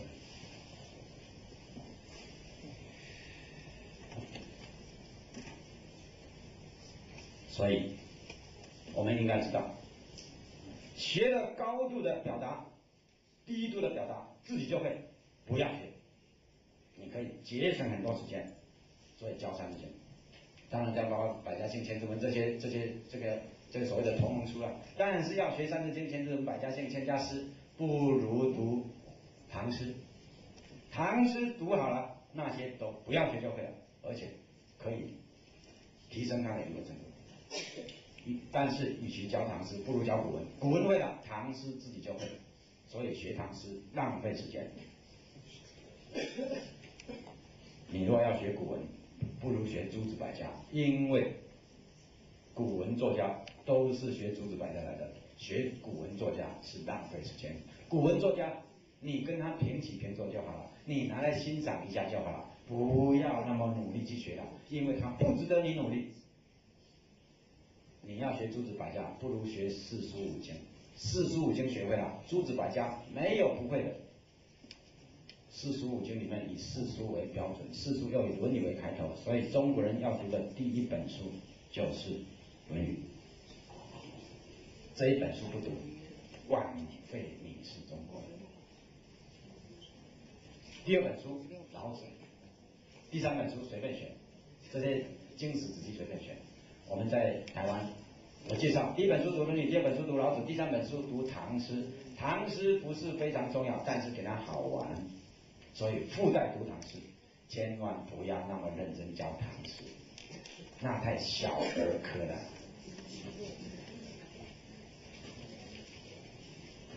好，教材就这么选。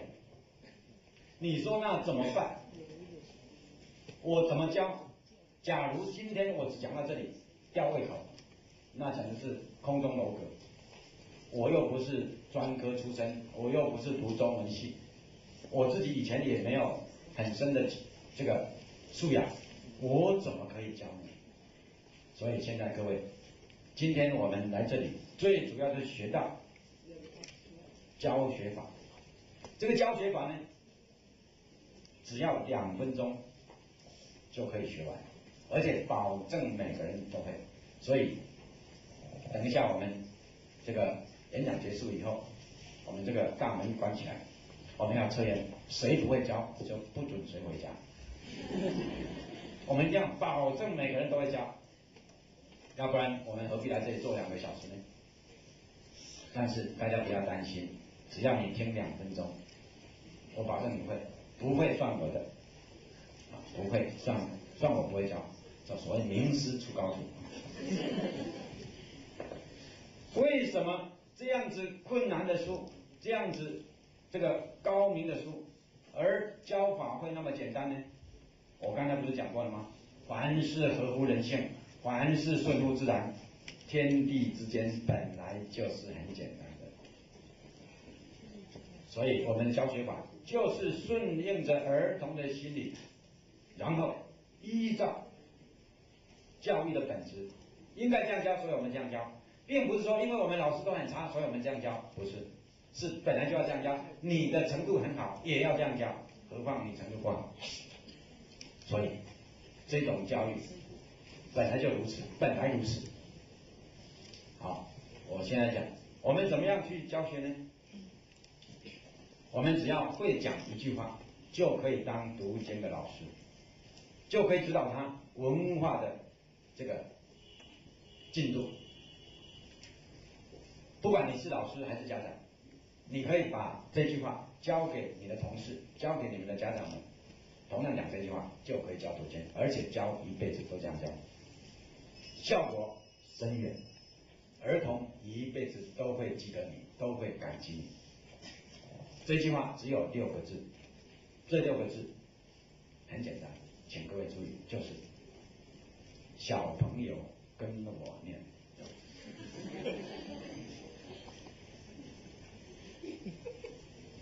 我称为读经教学6字真言啊。当然有的老师这个听起来很愉快，这种愉快呢是有一种嘲笑的味道，这样子还要你讲，我们老早就这样教了啊。但是我现在要分析一下，我们大部分的人对这6个字并不了解。首先，你为什么说小朋友这3个字？很简单，不要说小朋友也可以，说一声喂也可以，什么引起注意，引起注意才能学习。而一个老师、一个家长是很容易引起学生注意的，而且越注意的学生，注意力越集中的学生，他学得越好。所以我们要时常引起他注意，时常叫小朋友，时常叫他，对吧？一个善于这个教导的老师，一定时常呼唤，叫做耳提面命。所以你以后常常要叫小朋友，隔一段时间他们已经不注意了，就叫一声小朋友，一定要常常去。那一个新的老师去到一个新的班级，他不知道哪一个人可以当班长，我告诉你很简单，站上讲台，忽然喊一声小朋友，那个抬头最快、眼睛最亮那一个可以当班长。老师讲了小朋友还在那里东摸西摸，还在流口水的那一种，不要给他当班长，因为他一定学不好。所以小朋友只是提醒他，而一个小朋友是善于这个集中精神的。虽然他集中精神的时间不能维持很久，但是他善于被引导。我们大人就不一定了，像我们在这里讲的口沫蒙会，我说各位老师还是这样，为什么呢？没救了。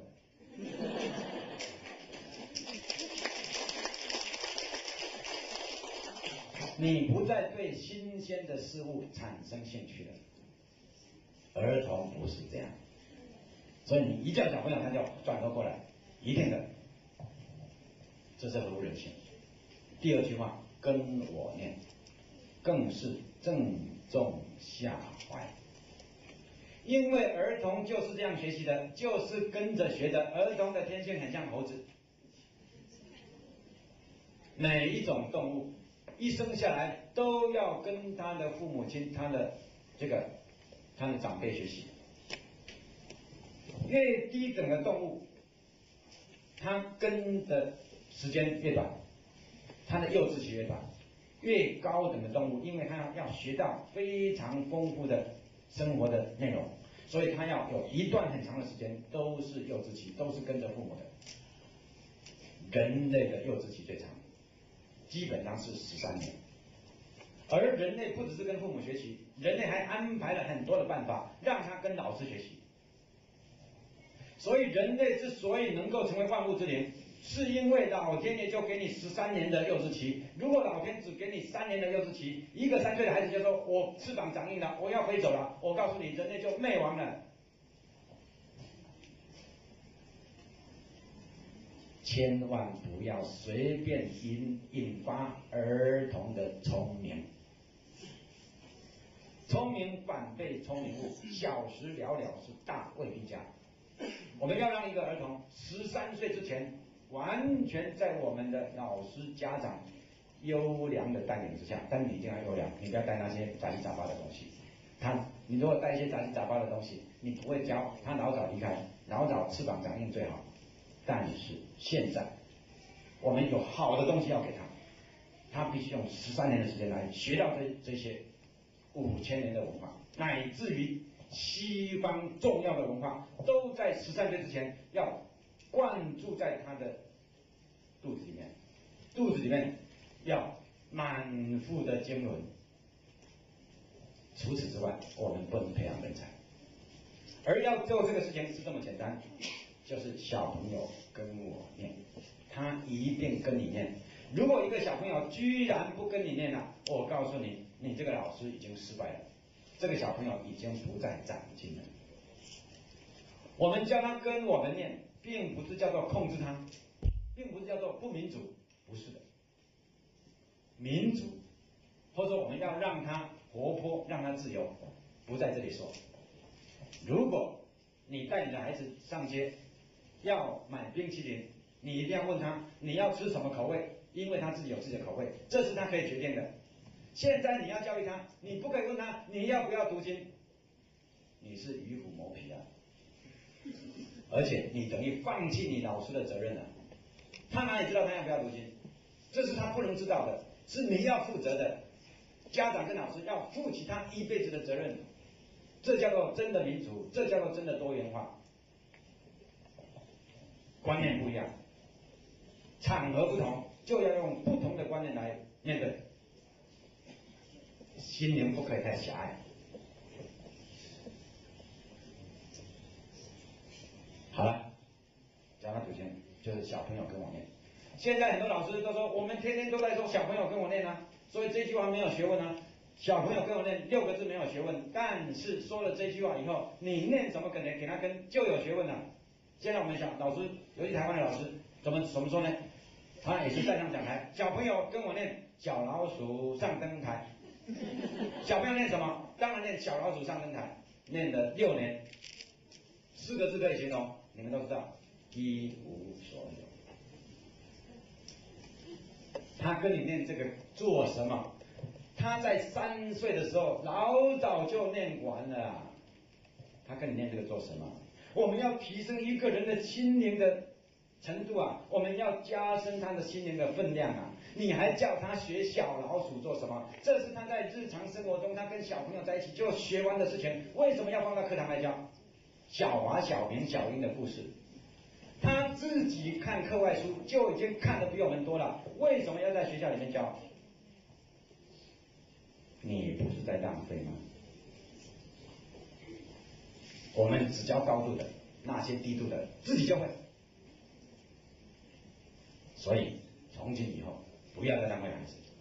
小朋友跟我念什么呢？你说小朋友跟我念，你就开始念学而时习之，他一定跟你念学而时习之，他不会跟你念成少小离家老大回，不可能。所以请各位老师今天回去就开始实验。假如你实验失败，不要听我的话；假如你实验成功，你要好好的反省了，而且要告诉其他人，我们不要再浪费孩子了。你今天回去就找到一个孩子，就说小朋友跟我念道可道非常道。他若忽然念成人之初性本善，这个孩子不能教，没有前途。但是你说小朋友跟我念道可道非常道，不管这是什么，只要他是你教的，保证跟你念道可道非常道。他不会跟你问道可道非常道是什么，只要他这样念，他就渐渐学。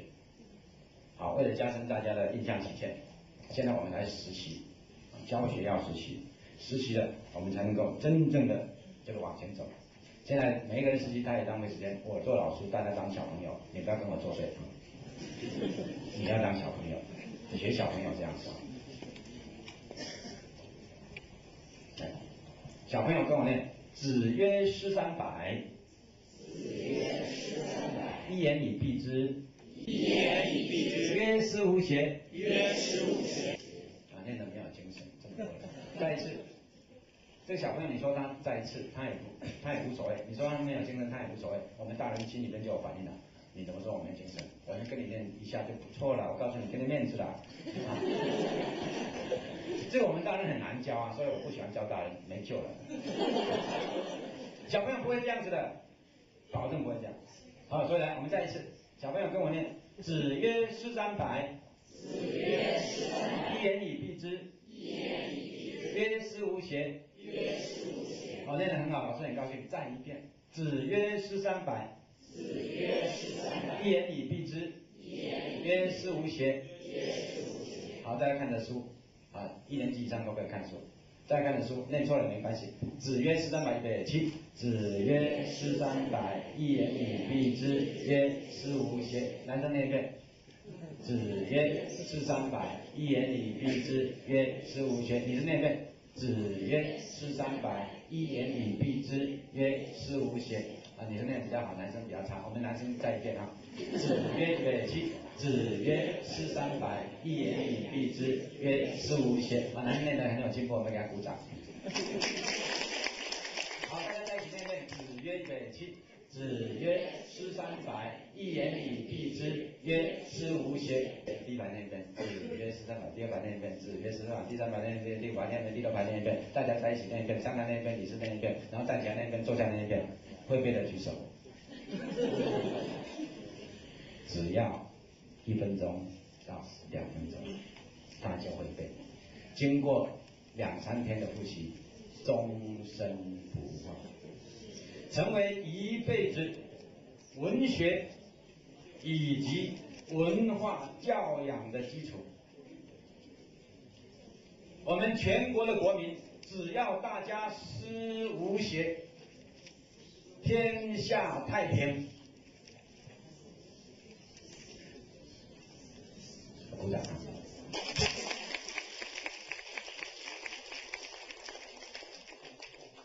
你烦恼什么呢？这一种书读1章不够，2章、3章、5章、10章、20章、100章，乃至于500章、1000章，你还要教我们的国语吗？你还要教白话文吗？尤其是幼稚园的小孩子，乃至于2、3岁的小孩子，你要教他认字，用这种方法最快。那些小孩子什么字也不认识，拼音也不认识，但是最好他有书，他书拿颠倒也没关系，因为我们人类认字不是认那个意义，不是用意义来认字，乃是用图案来认字。汉字具备有非常的明显的图案的性格，这一种的图案的认识可以增进他脑力的发展，这是日本人说的。日本有一个教授用汉字来训练儿童的聪明，因为汉字就是每一个方块不同的变化，你看这有多少的变化，所以让小朋友常看这些图案，他就会认字。会背书以后更会认字。你想象一个孩子，如果让我们教他《论语》，教他1个礼拜，他至少认2个字，子曰，至少认这2个字。后来一个字一个字会认，所以不需要教认字，只要教他背书。而一个儿童的记忆力是人生一辈子当中最好的时候，黄金时代，从出生开始就成长他的记忆力。这个时候如果训练他的记忆力，可以成长5倍到10倍以上，乃至于有的人能够过目不忘。现在我所看到读经孩子，具备有过目不忘，读2遍3遍就把1篇文章背起来的人越来越多。凭什么？凭有训练。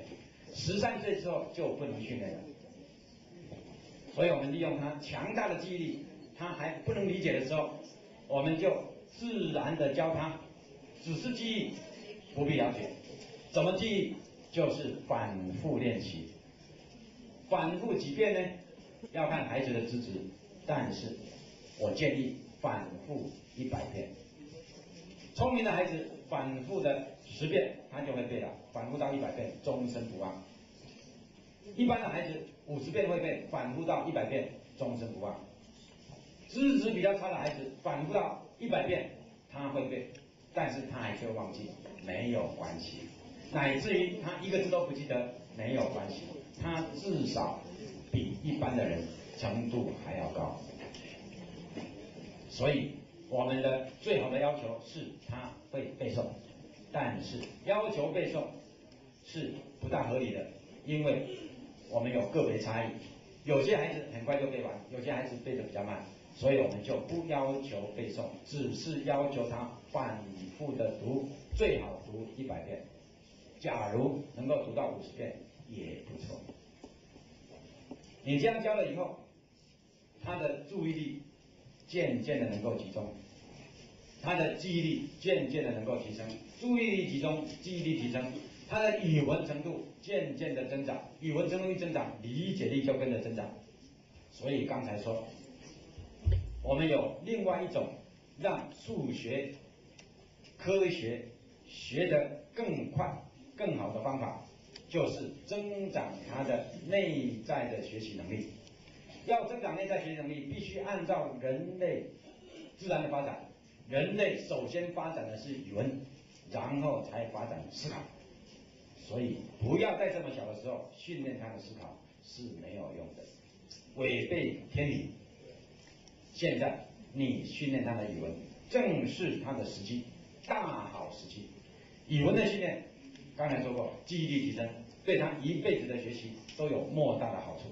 考上北大、北师大的人，不只是他理解力好，记忆力他是高人一等，要不然考不上这种大学。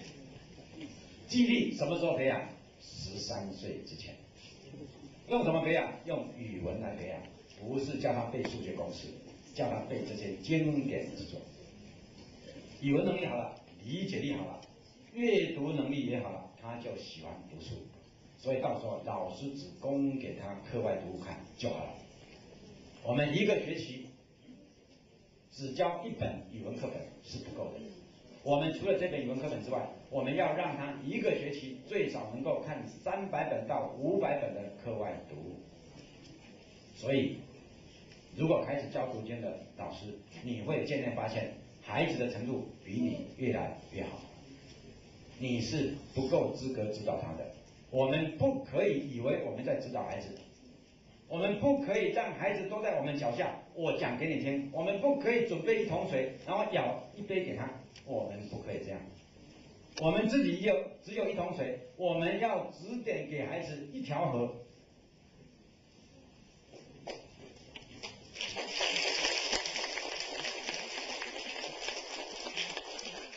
老师是不够资格的。老师的作用在哪里？那么老师是不是没作用？不是，老师的作用最大，在指点他的迷津，指出一条他的方向，所以叫做仙人指路。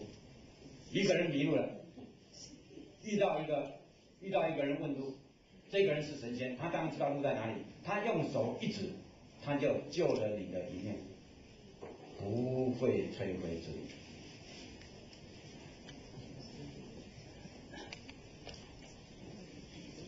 时间有限，听说到11点要结束，是不是？那还有几分钟，我就讲一些实际的例子来印证一下。这个各位回去做也能如此。首先，我讲的是我家里的孩子，因为这个大家比较亲切，因为刚刚看过电视了。我不是来这里宣扬，这没有什么值得宣扬的，就是因为亲身的体验，所以比较深刻。我有4个孩子在大陆是犯法的，有的孩子比较聪明，有的孩子比较不聪明。我的大女儿比较聪明，我开始教这些功课的时候又太慢了，千万不要太慢，越早越好。所以5、6年级才教她，她就有很多自己的想法，太聪明了。我们这个学校又不教，我们老师又不考试，同学又不读，我干嘛要读啊？没办法，所以他只学一点点，但是学这一点点到了初中、高中就不得了了。他的作文不必指导，下笔千言，就只学那么几句了。我的第2个孩子呢是男孩，是比较笨，所以比较笨大家都知道，就是在学校里面就可以表现。1、2、3年级都是20、30年，都是后面的。老师以为他有自闭症，老师以为他怎么样，反正到了6岁还不大会讲话，到了7、8岁还流口水，知道吗？我第二个孩子男孩啊，我唯一这个男孩啊，所望者终身啊，所仰望者终身。那结果这个男孩是这样啊，但是我不紧张，因为我知道儿童心理，所以我不紧张。到了他3年级的时候，他跟他姐姐是5年级，差2岁。我教他姐姐的时候也教他，我怎么教他呢？我就拿一本书给他，说孩子啊，你这么大了，你应该读这个书了，拿去读看看。第1页读给我听，他就翻开了第1页。第1章道可道，非常道；名可名，非常名。无名，天地之始。把第1章50几个字都读完，都没有读错。我看第2页，第2章，第2章天下皆知美之为美，是恶已，又是60几个字，总共110几个字，他都没有读错。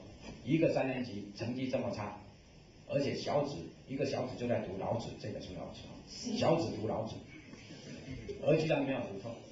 你知道为什么吗？因为有注音。所以他没读错了，所以太简单了吗？老师何必那么浪费精神呢？就像我一样就好了。我是一个不负责任的父亲，但是你要知道，等一下你就知道，我是一个最负责任的父亲。我就这样教了，好了，说好你会读了哈，现在你去读，因为3年级小朋友下午没上课，他整个下午都可以，功课很快做完了。我说你去读，把它多读几遍，读到会背来找我。他读了1个小时才来找我，一个人还是不会啊，结结巴巴。我说不行。再背晚上来背，所以晚上我就要跟他问啊，他就很流利的，道可道非常道，名可名就背完了。于是我说了一句这一辈子最重要的话，这句你要知道，我说这一句话，我引为这一辈子最重要的话。我说孩子啊，从今以后每天背2章。老子。很好，老子81章，多少天背完？40天。刚才不是美国的学生在问我们留学生吗？你们的老子讲些什么吗？40天就全部会背了。我们的孩子有多少40天浪费掉了？40天背完，我从来没有指导过1次，只有说了那一句话。背完了。就算了吗？不是，我知道人类会遗忘，咱们学教育都知道遗忘率，越早复习越好，所以赶快复习，一天复习10章，10章大概500、600个字，他以前都会背，现在把10章连起来背，轻松自在，所以每天背10章，8天复习1次，总共48天了，还要再复习第2次，20章连起来背，大概1000个字连起来背。你要知道，一个孩子能够在头脑里面存放1000个字，像长江大河。滔滔不绝，他的整个生命力就开拓出来了，一辈子的聪明就奠定了，1000个字就好啊。现在我们教小朋友背书，只说好，春本不觉晓，处处闻啼鸟，夜来风雨声，花落知道，没了。红豆生南国，生南外子，知千金多少钱，此物最佳处，没了。我告诉你，浪费生命啊！1000个字连起来背，4天背完，总共52天。第3次复习，40章连起来背，2500个字连起来背，2天背完，54天，最后1天从第1章背到81章，老子5000言，一口气背完。从那一天开始，老子跟着他一辈子。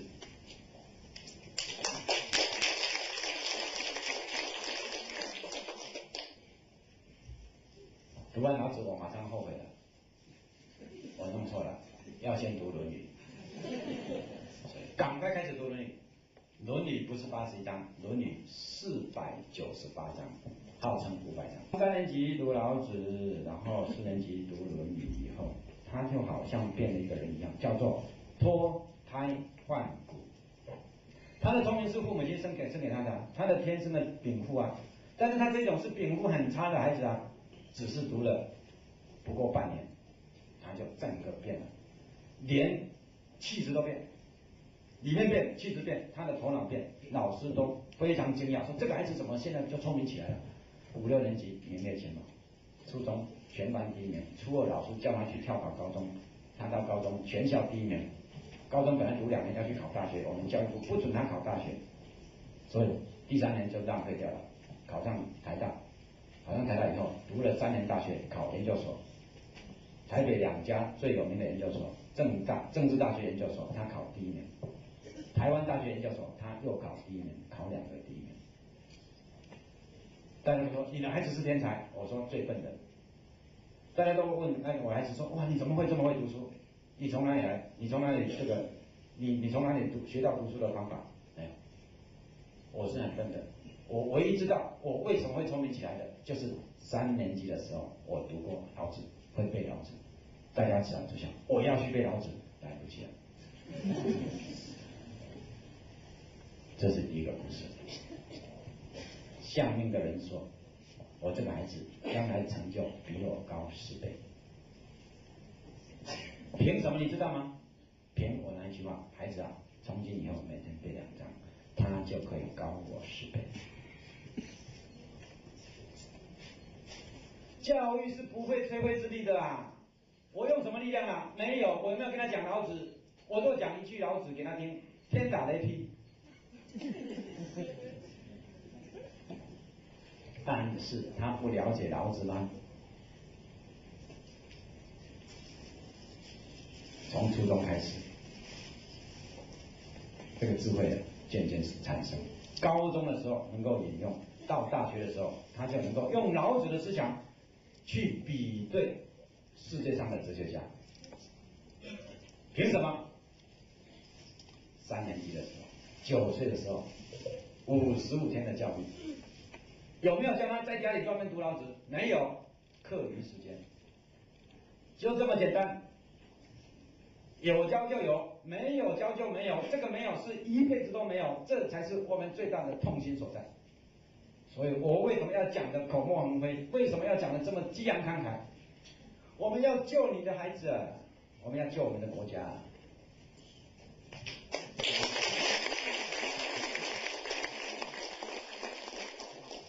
那我这个孩子是不是了不起呢？不是，我这个孩子都说，现在读经的孩子啊，那比我强100倍。为什么？因为现在有人推广读经了嘛，以前没有人推广读经，只有我家在教嘛。现在我家推广了5、6年，现在全台湾100万的孩子，100万的孩子，1万个人如果有1个人认真就好了吗？其实1万个人哪里是1万个人才有1个人？10个人里面就有1个很认真的。他们只要读2、3年、4、5年，啊不得了。我再举一个例子，让大家更加的捶胸顿足啊！你回家好好反省，好好把握。有一个人在8年前我刚推广的时候就要听我演讲，这个人呢是学西洋东西，学牙医西洋东西，他一辈子都只读西洋的东西，但他听了以后，他就觉得哦，小孩子要读，我也要读，所以我有一套大人读书的方法，大人也可以读经。凭什么大人可以读经？把你的心理年龄降低，跟儿童一样，就是当你要读这些书的时候，小和尚念经有口无心，你就这样念这样念。千万不要想要了解，一想要了解，你心烦气躁，你就读不下去了。所以你就一遍一遍的读，一代的读。所以他从那时候开始就开始读《论语》。后来他结婚了，他叫他太太也来听我演讲。他们2个夫妻每天早上起来先做功课，读半个小时《论语》，你一句我一句，感情好得很。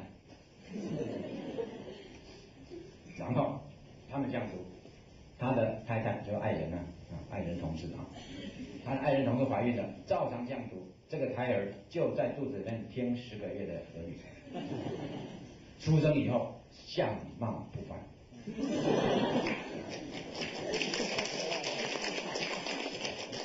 而且非常好带，几乎不会父母的任何的烦恼，晚上从来不会哭，不是笨到不会哭，聪明到不需要哭。10个月的《论语》嘛，教育嘛。出生以后，照常父母亲照常读《论语》，这个婴儿就在旁边。我刚才讲过，醒着也可以，睡着也没关系，反正在听《论语》。等到这个孩子1岁的时候，1周岁会讲话的时候，他就会背《论语》了。1岁半就认了很多字，2岁就开始读书，读自己课外的书，读那些幼稚园的书。我都不知道这件事情，因为反正我这样讲，我现在讲过了以后，我什么时候跟你见面呢？你什么时候告诉我呢？所以那个人也是一样，我都不知道。等到经过7年多，这个小孩子5岁半了，他又见到我了，他说我的小孩子现在我很烦恼，因为他读书太喜欢读书了，读太多了。他现在读什么？读世界名著，5岁半。世界名著字太小，父亲不让他读，他就偷偷读书。所以这个孩子读书的时候很紧张，听到父亲的脚步声了，就把书藏在床下。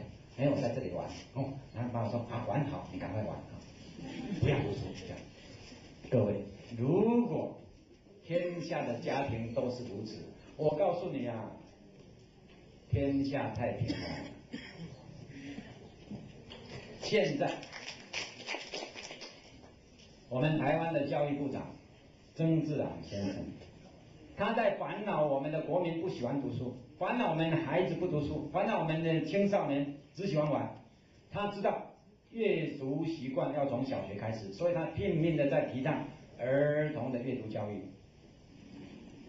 我就告诉人，看谁能够去传话，你不要再提倡了，你用我的方法，你连禁止都禁止不了。有很多老师教的读经以后，小朋友的语文能力一提升，介绍他们看书，越看越喜欢看，理解力越来越高，他的这个知识量超过老师，他们还是喜欢看。下课的时候，老师看全班怎么都不动，老师非常生气，因为他们都在看书。下课就看书，老师很生气，就说我数到3不出去的我就处罚，1、2、3，大家往外面跑，拿书去外面读。这一种孩子，老师不窝心吗？老师在烦恼什么？这种孩子还要教他数学吗？还要教他自然吗？还要教他社会吗？还要教他语文吗？老师根本不要教书了。但是老师做什么？老师只说孩子啊，往前走，孩子啊，你的前途比我好，孩子啊，你赶快读经。所以老师只做一件事，读经，然后再做一件事，鼓励他多读课外书。老师不会吹灰之力，人才从此培养成功。不要再写生字，跟我写一笔一画一勾。你给我造词，你给我造句，你给我作文。教造句跟作文是最笨的老师。造句不用教，作文不用教，只要他看1000本书，他就作文给你看。假如他没有看过1000本书，你作文是白费力气了。要把握教育的重点，不要再浪费老师的青春了。尤其是老师教读经，老师进步最多。以前你没有读过《论语》，趁机会读《论语》；以前没有读过唐诗，趁机会背唐诗。所以老师进步最快。现在我们老师天天到晚只教儿童的东西，老师大学毕业的时候本来很有学问，教了3年，跟儿童差不多。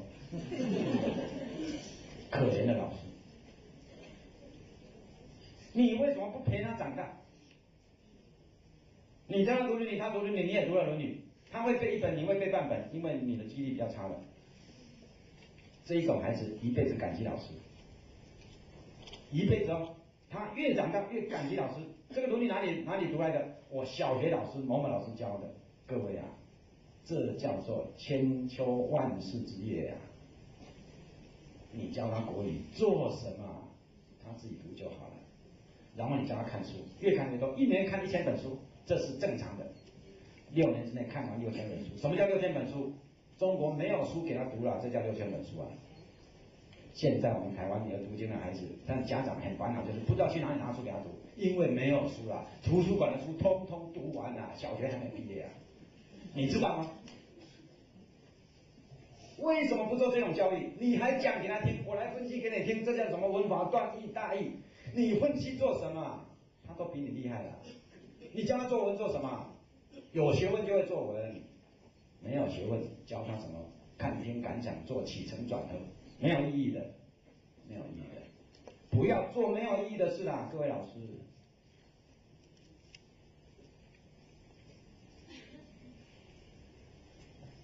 英文也很重要。我们读英文怎么读，你知道吗？从第一天读英文开始，就读美国大学所读的书。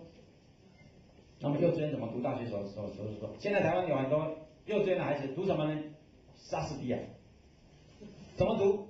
我告诉各位，不要老师也有6个字的教学法，只要你知道6个字，你就可以做最好的英语老师、英文老师，每一个都可以哦。这6个字就是小朋友，跟你念就完了。小朋友跟他念，录音机。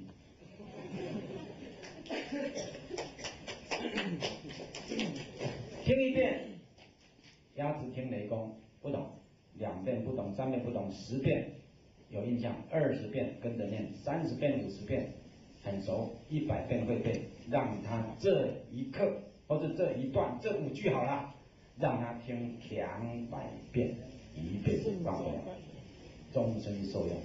只要这种句子背上1000句，你就不用烦恼他一辈子的英文了。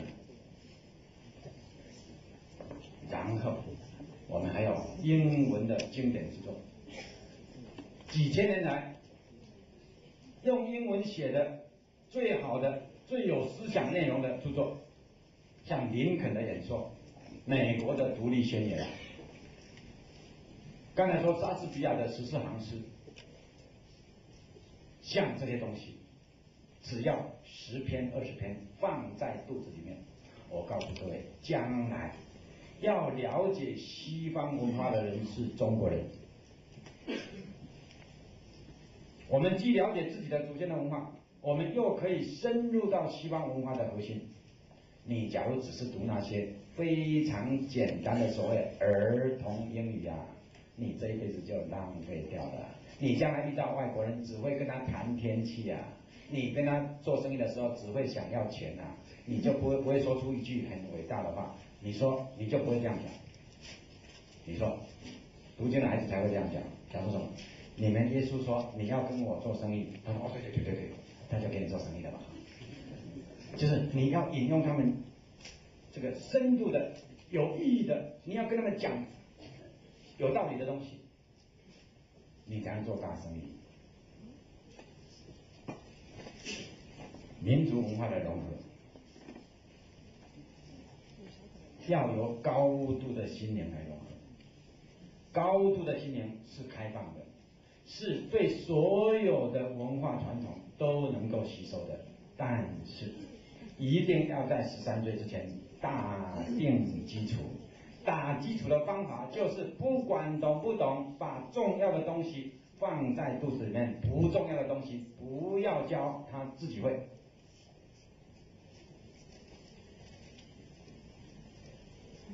相信了就做，不相信10年以后你再后悔，来不及了，来不及了。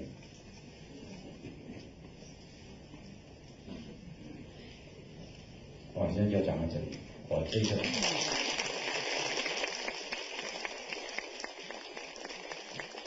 不为任何的目的，知识分子的良心。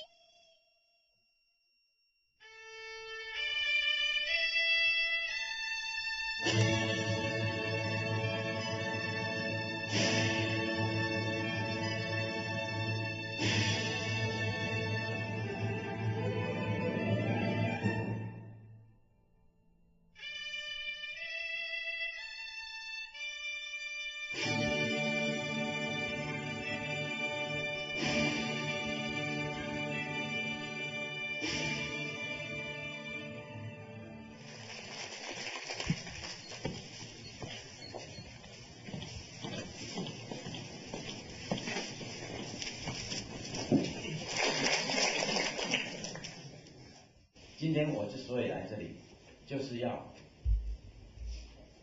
说明一件事情，请各位老师这一辈子务必要记住一件事：教育是非常简单的事，教育是非常轻松愉快的事。要培养人才是不费吹灰之力的事。所谓的老师要有爱心、恒心、耐心，这些3心2意是不需要这么强调的。我们只要了解教育的本质，本来一个孩子他就是那样的纯真纯洁，他的品德，我们只要不破坏他就很好了。本来一个孩子生下来潜能无穷，我们只要不障碍他就不错了。所以有许多老师，有许多家长一直在残害，一直在障碍我们的孩子，所以使我们国家没有人才。从今以后不要再那么努力了，不要努力去障碍我们的孩子，千万拜托拜托。要知道怎么样做到这么样的愉快轻松，跟小朋友一起成长。我们今天有大概2个小时的讲座，在这2个小时之前，我请大家先看一段录影带。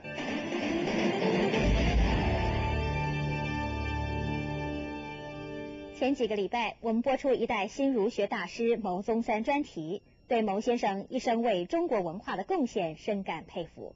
牟先生有感于中国文化对现在社会乱象该是一帖良方，但是如何落实呢？现在他的嫡传弟子王才贵就正在推动一项文化运动，从根救起我们未来的主人翁。这个方法不但可以使小朋友成绩进步，还可以开发增进儿童的智慧，培养他们健全的人格。这是一种什么方法呢？请看记者胡淑玉和肖若华的报道。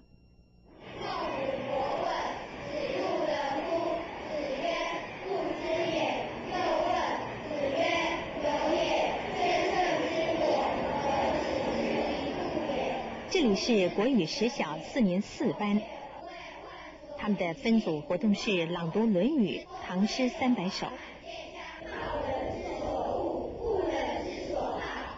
这里是台北市中正国小4年2班的小朋友，他们每天的早自习也都是在读诵4书。红剧场看里，两小无嫌菜，而这里是吴兴街的一个社区妈妈家里，小朋友下课后聚在一起，也是在读老子、庄子、论语、唐诗。这些一般人认为深奥难懂的中国经典，小朋友不但朗朗上口，有的甚至能背整本老子、半本论语了。自己到处呢去学。全省目前初步估计，大概有5000个小朋友正在接受读经训练。这些小朋友经过1年半到2年的读经教育，不但国语文成绩进步，有的竟然也从经典中学到做人处事的道理，令许多家长及老师又惊又喜。这个期间我最大的那个收获就是说，他可以自己看阅读文言文的书，而且这方面对他有相当大的帮助。他作文不必上补习班。那我这个儿子有一个好处，就是说他现在有过目不忘的那个功力。他现在看书哈，尤其文言文，白话文更不用说，差不多2次3次他就能够背下来。在人格的培养方面非常重要因为中国文化的教育主要的就是还是要一个人格的完成。那么4书5经提供了很多这一方面的这个资讯跟道路，让你知道怎么样去待人处事，怎么样去对人。那你从你自己小孩身上有没有看到这样的一个效果？可以，我想很多时候啊，小朋友他会说，妈妈，这是《论语》上有的啊，我们是不是应该这样做啊？他会提到，他会反刍出来。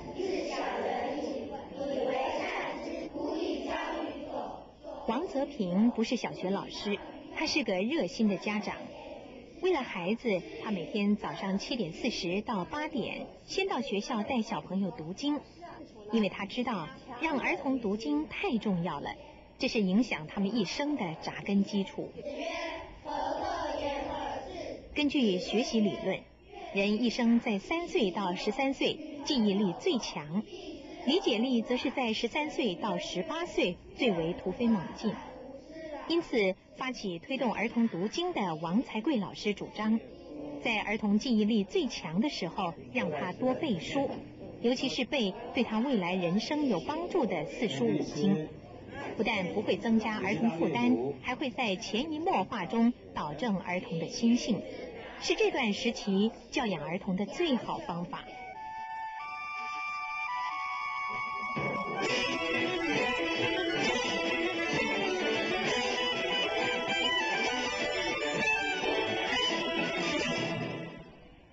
这几年来，台湾社会正致力在推动本土教育。事实上，我们还观察到了，另外有一股与众不同的复古风，也正悄悄地吹向了台湾。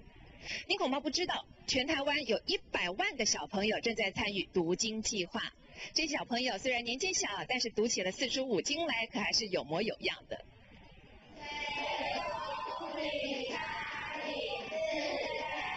国语实小2年3班的小朋友，在老师李文玲的带领之下，从小学1年级开始，每天早自习最重要的功课就是要背诵中国传统的诗词经典，而2年训练下来，个个都是古文经典的背诵高手。第一章好不好？第一章道可道，非常道；名可名，非常名。明天地之始，有名万物之母。物常无，日与观其妙；常有，日与观其教。此两者，同出而异，同谓之玄，玄之又玄，众妙之门。因为我觉得一个孩子呢，从出生到小学5、6年级，应该是父母能影响他的最重要的时期。那如果在这段期间，父母能够给他们正。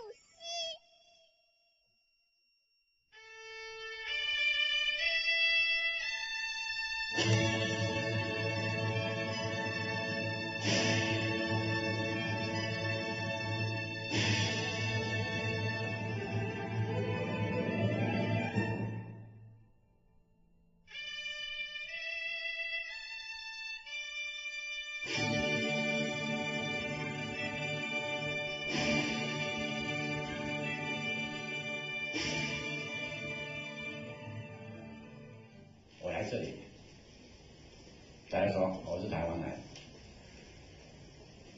其实我所读的书，孔子山东人，孟子山东人，老子荷兰人，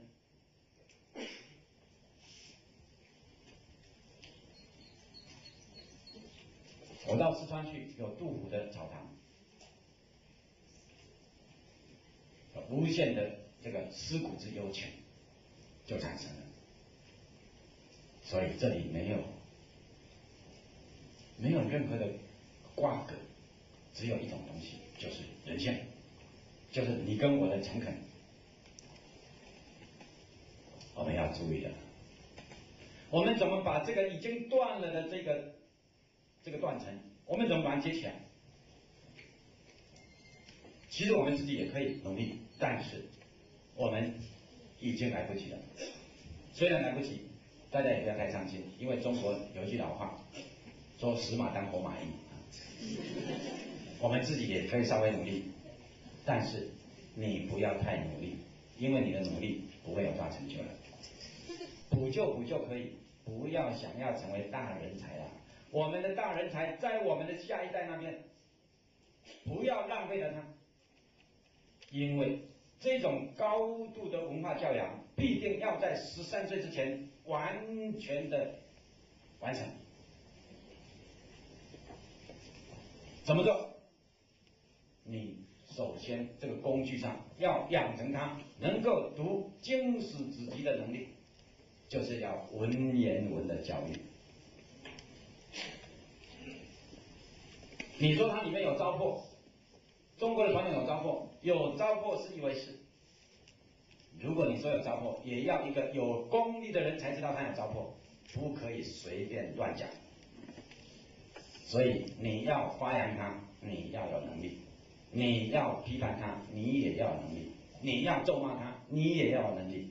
所以，首先我们培养这种能力，然后我们从阅读当中，我们渐渐的融入其中。也可以说，古人的智慧渐渐开发我的智慧，尤其是我们现在所推广的这种教育，他所读的内容都是永垂不朽的智慧之作，叫做经典著作。这些经典之作让他耳濡目染以后，他不会变成一个3家村的小里小气的一个顽固分子。这些经典之作本身就是一个开放性的、一个高远的理想、一个开阔的胸怀。你要涵养你的性情，你要增长你的智慧，你要提升你的眼界，你要增进你的道德勇气，都必须靠这些永恒的著作来启发你。我们不是跟着孔子走，乃是我们读孔子的书来启发我自己内在的信念。如果孔子讲的话不是我内在信念要的东西，我可以不要孔子。我们是凭这样的精神来读书的。但是孔子讲的话，如果是千秋不朽呢，它还是新的，所以未曾老去，它还是有活力的，未曾死去。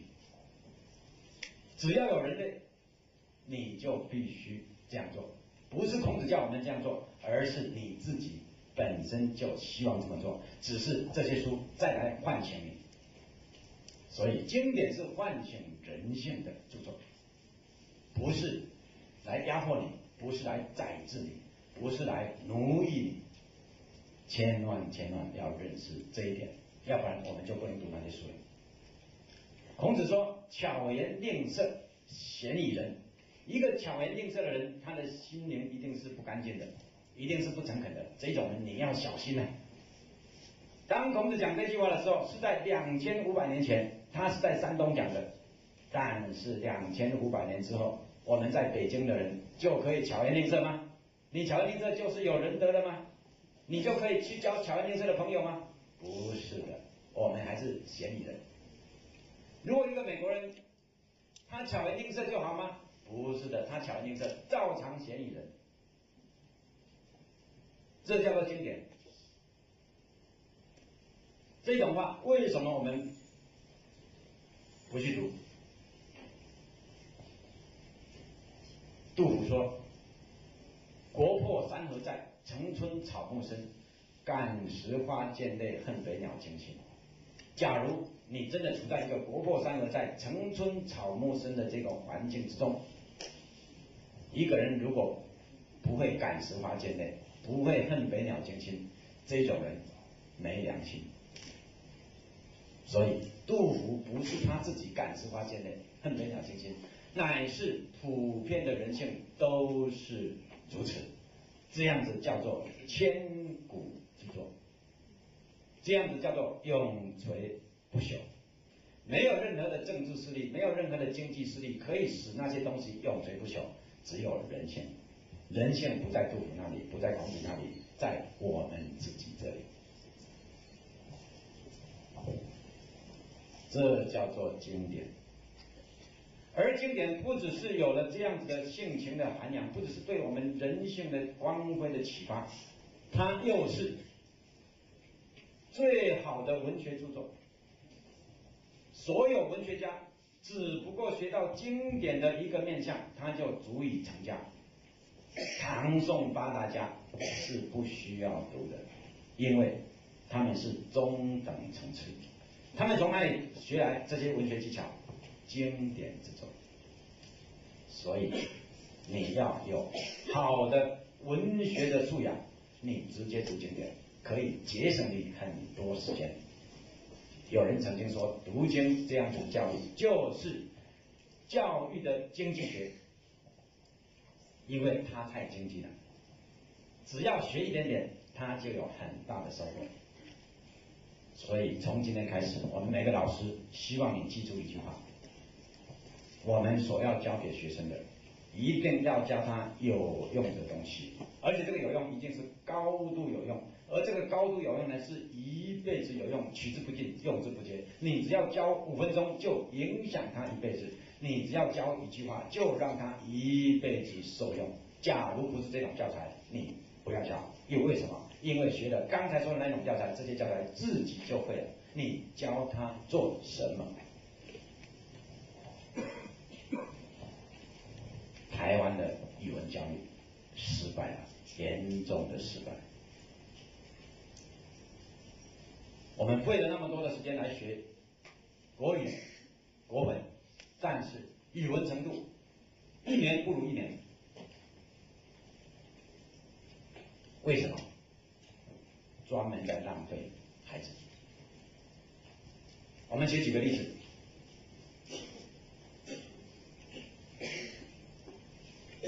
我们的小学，他认为小学生懂什么？小学生只懂什么呢？小学生只懂得他身边的生活。于是我们要生活及教育，教育及生活，所以我们又要教他身边的这个语言。所以他懂得什么？小猫小狗。所以我们的教材叫小猫叫，小狗跳，老师找，小朋友找。我的书包里有书也有笔，天这么黑，风这么大，爸爸补一句。小华、小明、小英的故事讲了6年，这3个人在6年之内阴魂不散。学了这3个人的故事之后，一个人到了13岁升上初中了，他的心灵里面除了认识2000多个中国字以外，他的心灵当中有4个字可以形容：一无所有。完全浪费。现在我举另外一个例子，这不是我说的，这是唐德刚先生，他反省胡适之他的所谓白话文运动。胡适之先生是鼎鼎有名的名人，他自己接受美国哥伦比亚大学的邀请，在他晚年的时候用英文讲自己的一生的经历，叫做自传，胡适口述自传。因为是英文，但是这个很有历史价值，所以他就叫他的学生唐德刚，现在在美国纽约大学当教授，唐德刚，他把它翻译成中文。在翻译的时候，唐德刚一面翻译一面就下注解，就对于胡适先生的功业有一些这个评论，在讨论到民国8年五四运动，民国9年白话文运动的时候，唐德刚先生这样说，我念给大家听啊。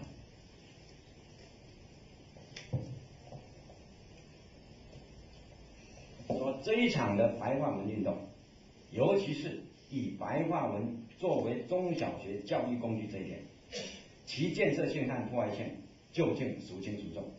最好还是让在这个运动影响最重的时期受中小学教育的过来人来现身说法。因为民国9年的时候，胡适之建议国民政府把我们小学的国文教育完全改成国语，就是完全改成白话文，小孩子只学白话文就好了，不要再学那些什么佶屈聱牙的古文了，这叫白话文运动。唐德刚先生就是那时候正好是小学生要入学的人，于是他亲身经历到这种变化。他说要由我来说，才能够知道这种教育到底是成功的、失败的，是对于国家有利的，还是在残害国家的。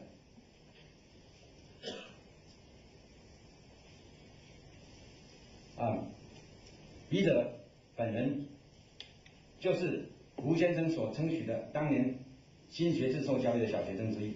不幸我是个乡下孩子，距离我家最近的国民小学就是公立小学，公立小学一概都照政府的办法教白话文。这些小学也在10里之外，我们上不了公立小学，只好在家里祖父开一个私塾来教我们几个亲戚的孩子。我祖父是革命党，他的这个头脑是很清的，所以他有许多的改良，不是按照一般的私塾教育，但是在国文这一课，他却规定我们要背诵古文，作文也要用文言文，不许用白话。我在这个私塾之内读了7、8年之久，我的国文就从床前明月光一直背诵到若击鼓地摇。若击鼓地摇是尚书，尚书号称极具鳌牙，所以把尚书都背完了，大概45经啊，诸子百家都背完了。所以最后连《左传》选粹和《史记精华录》也能整本的背。在我们这些同学当中，除了2、3位实在念不下去之外，大多数的孩子都不以为是辛苦，最后在家长的鼓励之下，竟然也主动去读《资治通鉴》和《昭明文选》这些大部头书。那时候他几岁？11岁。在我们12岁那一年春天，家人为我们送我们上初中必须有一张小学文凭，所以就把我们插班到公立小学去。我还很清楚记得我们在公立小学所上的第一堂国语课，就是有关早晨和公鸡的白话诗。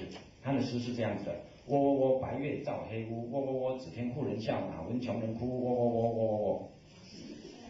那时表兄和我3个人都已经会背诵全篇《项羽本纪》，就是《史记》的一篇文章，项羽本纪很有名的文章。我去数一数，总共9200个字，他们全篇会背。但是上国语课的时候，我们还是要和其他6年级同学一起大沃尔特沃。在我们楼下就是小学1年级，他们的国语课我也记得几句：叮当叮，上午8点钟了，我们上学去；叮当叮，下午3点钟了，我们放学回。那时小学生们念国语还有朗读的习惯，所以早上早自习，晚上晚自习，只听了全校的孩子一边喔喔喔，一边叮当叮，好不热闹。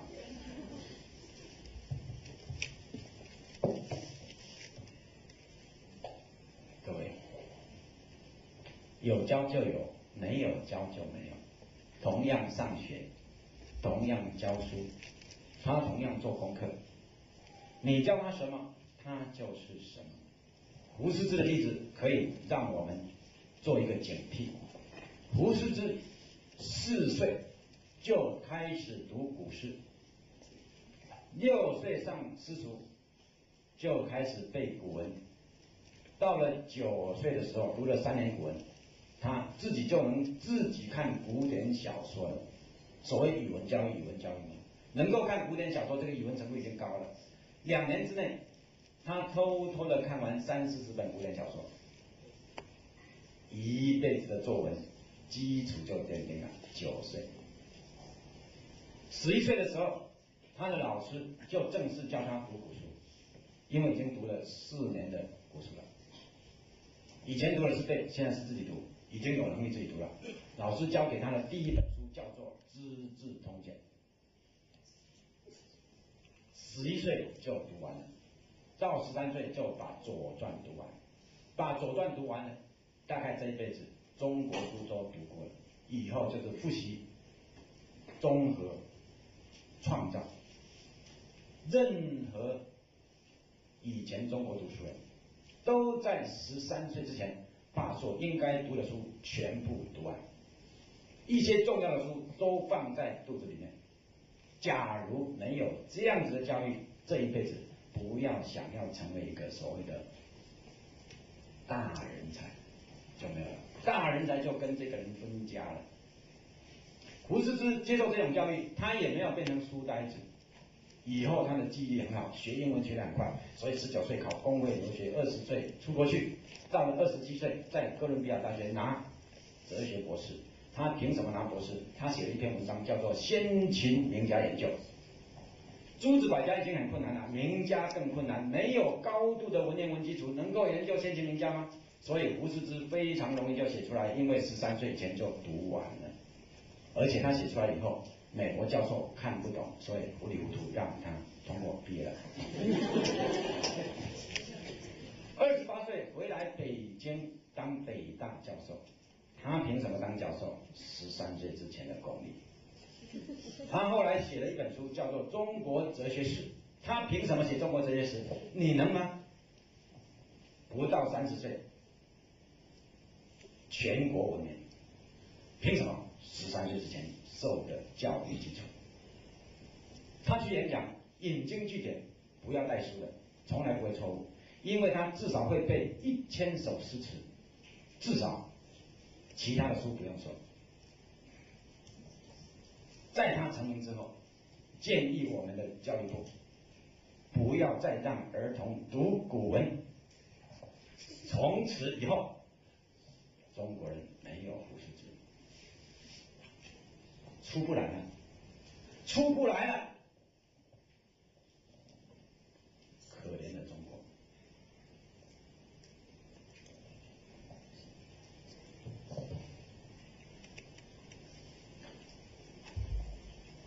胡适之读古诗长大的，你不是要写白话文吗？白话文不是写得很好吗？胡适之读古诗长大的。徐志摩、朱自清，白话文不是写得很好吗？读古书长大的，钱钟书、沈从文，读古书长大的，鲁迅、老舍，读古书长大的，林语堂、梁实秋，读古书长大的。什么叫做白话文？不好好思考这一点，万事不得超生。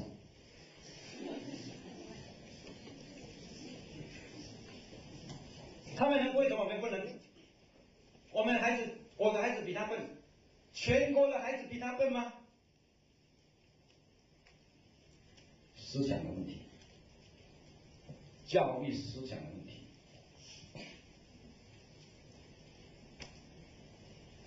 一个孩子，你教他什么，他就学什么。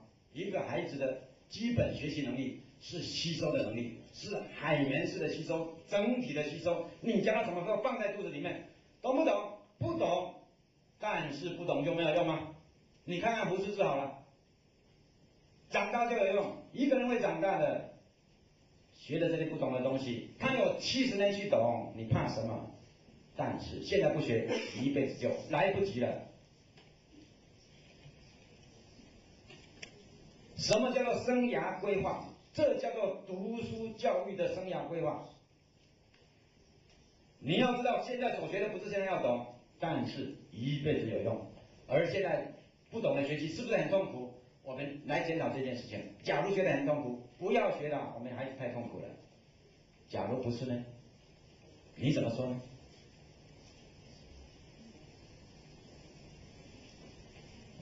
所以以下介绍这样子的教育，我们不要再讲理论了，我们就很实在的，你应当怎么做？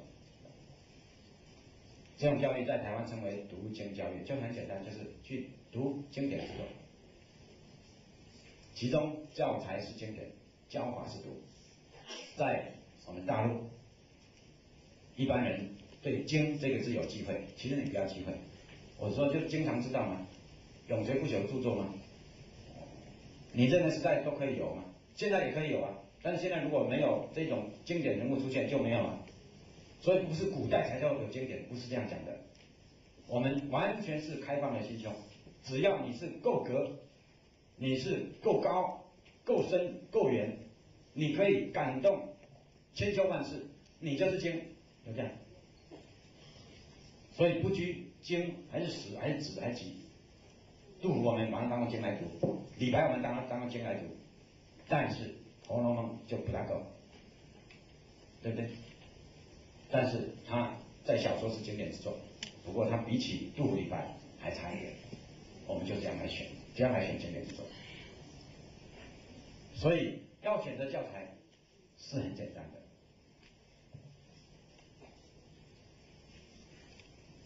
我介绍大家选择的方法，我们没有固定的一定要这个规定你什么教材，我们又不是教育部，所以不规定。但是你自己可以选一选，与其教语文课本，不如教《三字经》。《三字经》读会了，语文课本就会了。教语文课本是没有用的。语文课本它幼稚园就差不多学会了嘛。所以各位老师，你的孩子、你的学生，如果有以下的情况，你要小心。什么情况？就是我们刚开学的时候发下语文课本，他当天就看完，而且看完3遍，他能够跟他的母亲讲语文课本里面的故事。我告诉各位，你这本课本就不要教了。怎么办？明天再发一本新的语文课本，要不然你在浪费孩子。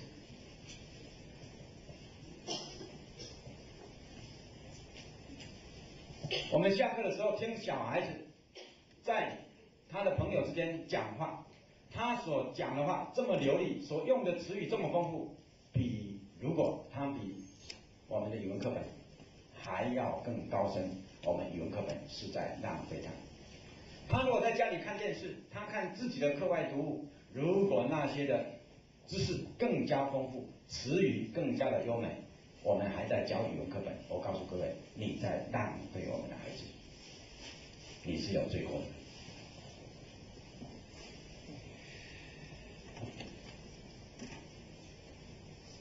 所以，我们应该知道，学了高度的表达，低度的表达，自己就会，不要学。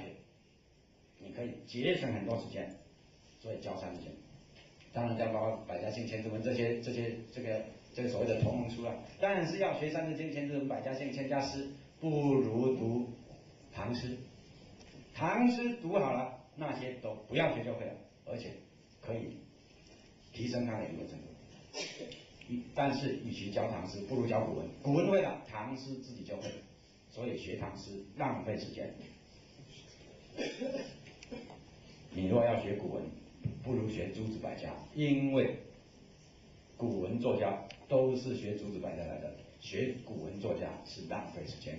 古文作家，你跟他平起平坐就好了，你拿来欣赏一下就好了，不要那么努力去学了，因为他不值得你努力。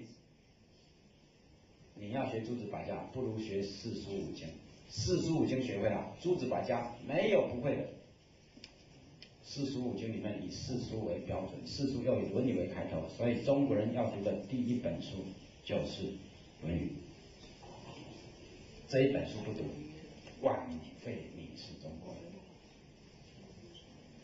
第2本书老子，第3本书随便选，这些经史子集随便选。我们在台湾，我介绍第1本书读《论语》，第2本书读老子，第3本书读唐诗。唐诗不是非常重要，但是给它好玩，所以附带读唐诗。千万不要那么认真教唐诗，那太小儿科了。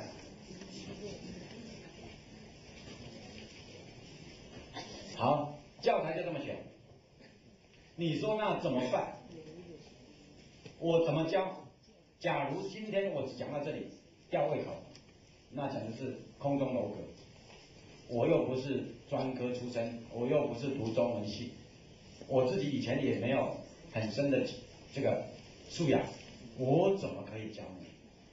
所以现在各位，今天我们来这里，最主要是学到教学法。这个教学法呢，只要2分钟就可以学完，而且保证每个人都会。所以等一下我们这个演讲结束以后，我们这个大门关起来，我们要测验，谁不会教就不准谁回家。我们一定要保证每个人都会教，要不然我们何必来这里坐2个小时呢？但是大家不要担心，只要你听2分钟，我保证你会，不会算我的，不会算我不会教，叫所谓名师出高徒。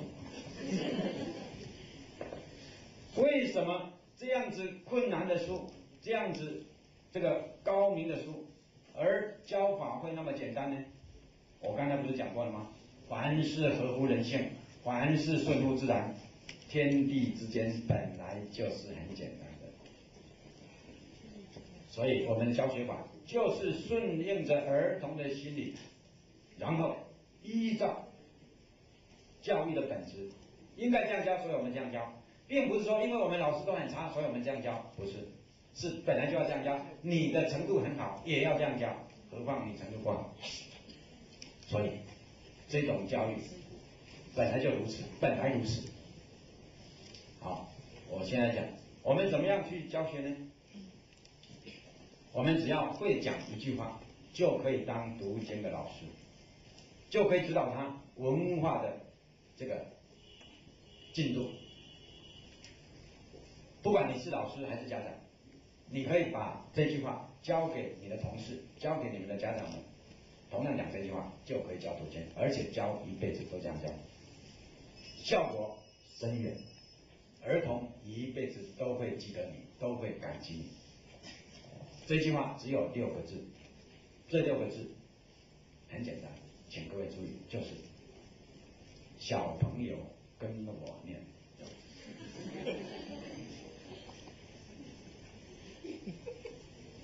我称为读经教学6字真言啊。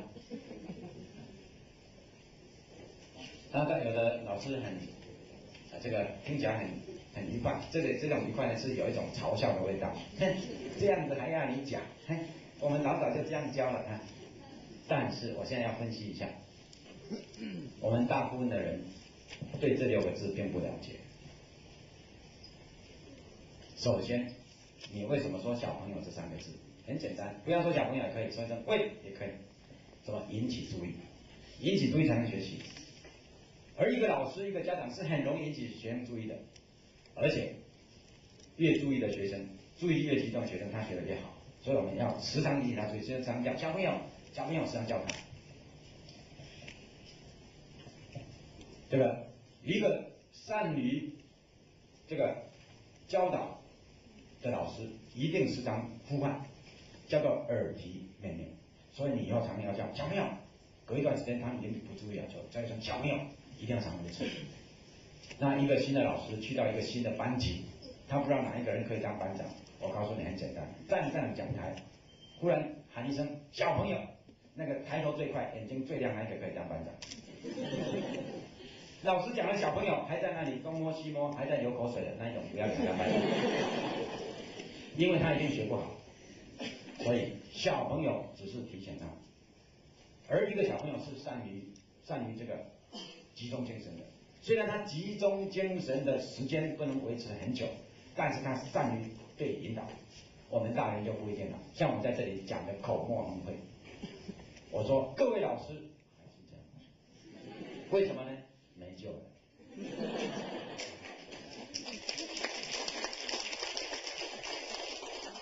你不再对新鲜的事物产生兴趣了，儿童不是这样，所以你一叫小朋友，他就转头过来，一定的，这是合乎人性。第二句话，跟我念，更是正中下怀，因为儿童就是这样学习的，就是跟着学的。儿童的天性很像猴子，每一种动物一生下来都要跟他的父母亲、他的长辈学习。越低等的动物，它跟的时间越短，它的幼稚期越短；越高等的动物，因为它要学到非常丰富的生活的内容，所以它要有一段很长的时间都是幼稚期，都是跟着父母的。人类的幼稚期最长，基本上是13年。而人类不只是跟父母学习，人类还安排了很多的办法让他跟老师学习。所以人类之所以能够成为万物之灵，是因为老天爷就给你13年的幼稚期。如果老天只给你3年的幼稚期，一个3岁的孩子就说我翅膀长硬了，我要飞走了，我告诉你，人类就灭亡了。千万不要随便引发儿童的聪明，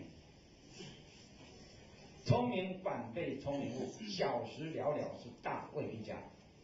我们要让一个儿童13岁之前，完全在我们的老师、家长优良的带领之下，但你一定要优良，你不要带那些杂七杂八的东西。你如果带一些杂七杂八的东西，你不会教，他老早离开，老早翅膀长硬最好。但是现在，我们有好的东西要给他，他必须用13年的时间来学到这些5000年的文化，乃至于西方重要的文化，都在13岁之前要灌注在他的肚子里面，肚子里面要满腹的经纶。除此之外，我们不能培养人才。而要做这个事情是这么简单，就是小朋友跟我念，他一定跟你念。如果一个小朋友居然不跟你念了，我告诉你，你这个老师已经失败了，这个小朋友已经不再长进了。我们叫他跟我们念，并不是叫做控制他，并不是叫做不民主，不是的。民主，或者我们要让他活泼，让他自由，不在这里说。如果你带你的孩子上街要买冰淇淋，你一定要问他你要吃什么口味，因为他自己有自己的口味，这是他可以决定的。现在你要教育他，你不可以问他你要不要读经，你是与虎谋皮啊，而且你等于放弃你老师的责任了。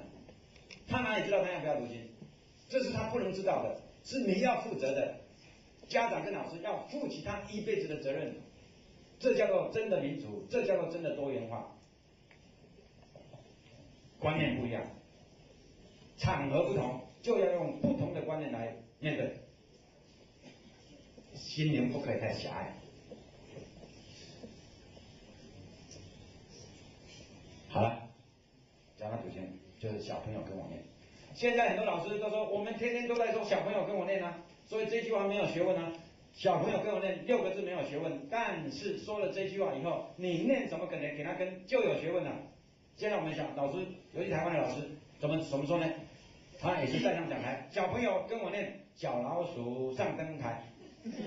小朋友念什么？当然念小老鼠上灯台，念了6年，4个字可以形容，你们都知道，一无所有。他跟你念这个做什么？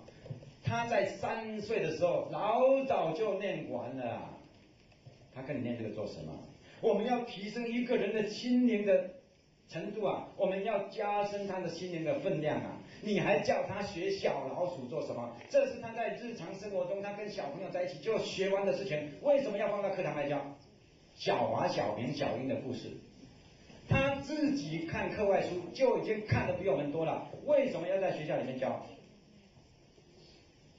你不是在浪费吗？我们只教高度的，那些低度的自己就会。所以从今以后不要再浪费孩子。小朋友跟我念，念什么呢？你说小朋友跟我念，你就开始念学而时习之，他一定跟你念学而时习之，他不会跟你念成少小离家老大回，不可能。所以请各位老师今天回去就开始实验。假如你实验失败，不要听我的话；假如你实验成功，你要好好的反省了，而且要告诉其他人，我们不要再浪费孩子了。你今天回去就找到一个孩子，就说小朋友跟我念道可道非常道。他说忽然念成人之初性本善，这个孩子不能教，没有前途。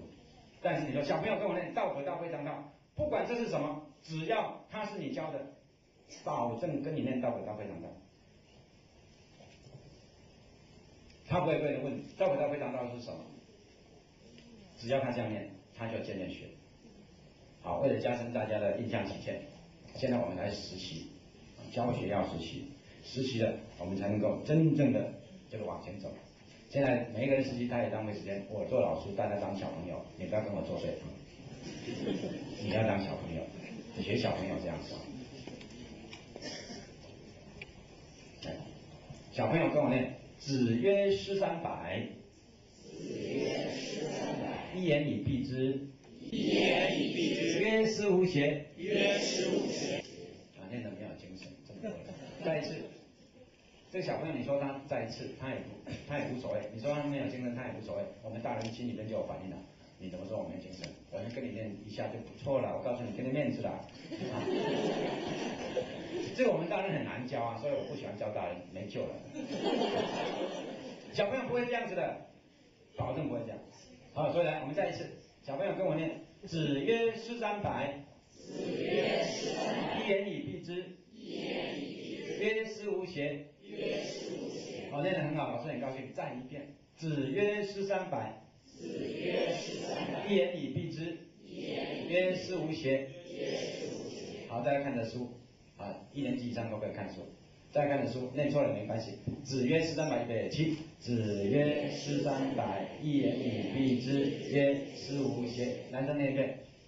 子曰诗300，一言以蔽之，曰思无邪。你是念一遍。子曰诗300，一言以蔽之，曰思无邪。啊，女生念比较好，男生比较差。我们男生再一遍啊。子曰预备起。子曰诗300，一言以蔽之，曰思无邪。啊，男生念得很有进步，我们给他鼓掌。好，大家在一起念一遍。子曰预备起。子曰诗300，一言以蔽之，曰思无邪。第一排念一遍。子曰诗300，第二排念一遍。子曰诗300，第三排念一遍，第五排念一遍，第六排念一遍。大家在一起念一遍，上台念一遍，李师念一遍，然后站起来念一遍，坐下念一遍。会背的举手。只要1分钟到2分钟，他就会背。经过2、3天的复习，终身不忘，成为一辈子文学以及文化教养的基础。我们全国的国民，只要大家思无邪，天下太平。鼓掌。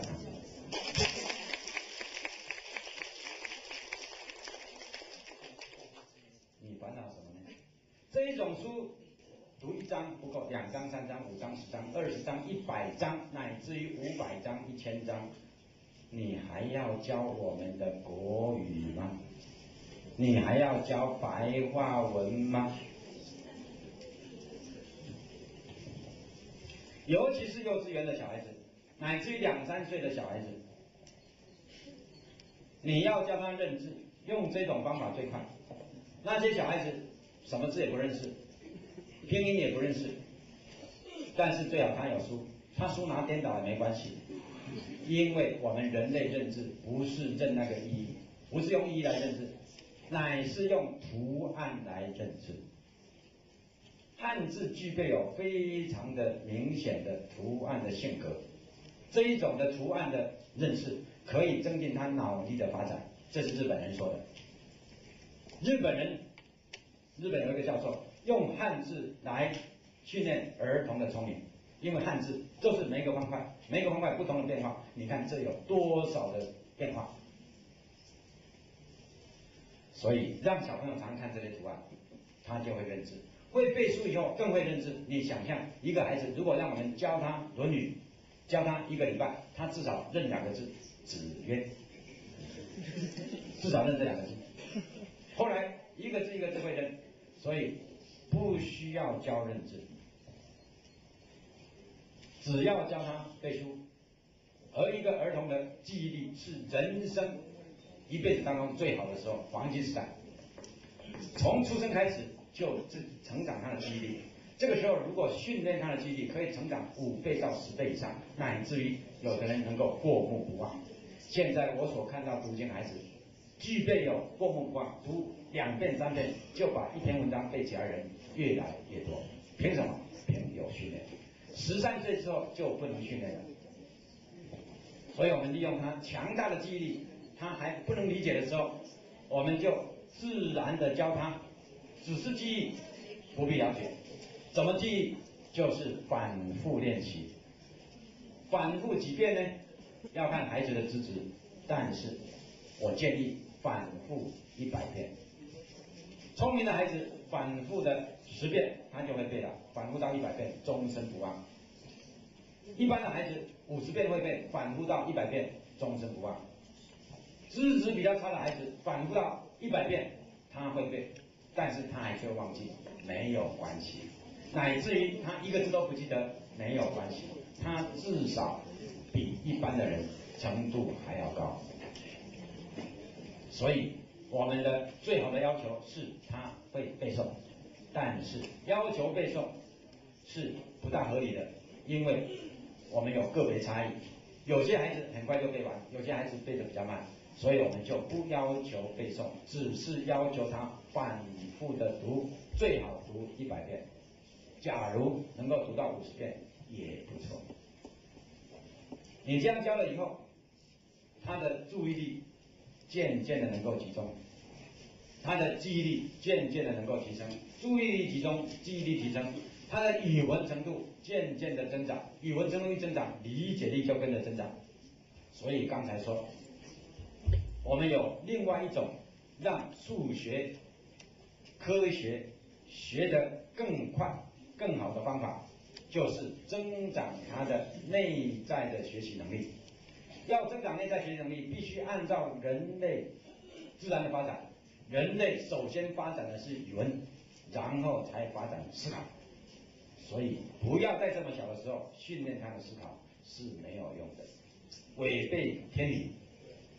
现在你训练他的语文，正是他的时机，大好时机。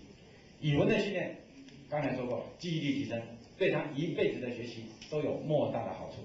考上北大、北师大的人，不只是他理解力好，记忆力他是高人一等，要不然考不上这种大学。记忆力什么时候培养？13岁之前。用什么培养？用语文来培养，不是叫他背数学公式，叫他背这些经典之作。语文能力好了，理解力好了，阅读能力也好了，他就喜欢读书。所以到时候老师只供给他课外读物看就好了。我们一个学期只教1本语文课本是不够的。我们除了这本语文课本之外，我们要让他一个学期最少能够看300本到500本的课外读物。所以，如果开始教读经的老师，你会渐渐发现孩子的程度比你越来越好。你是不够资格指导他的。我们不可以以为我们在指导孩子，我们不可以让孩子都在我们脚下，我讲给你听。我们不可以准备1桶水，然后舀1杯给他，我们不可以这样。我们自己只有1桶水，我们要指点给孩子1条河。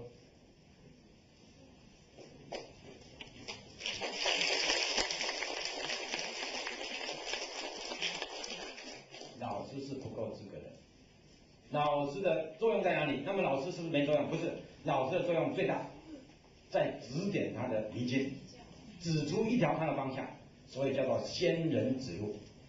一个人迷路了，遇到一个人问路，这个人是神仙，他当然知道路在哪里，他用手一指，他就救了你的一命，不会摧毁之力。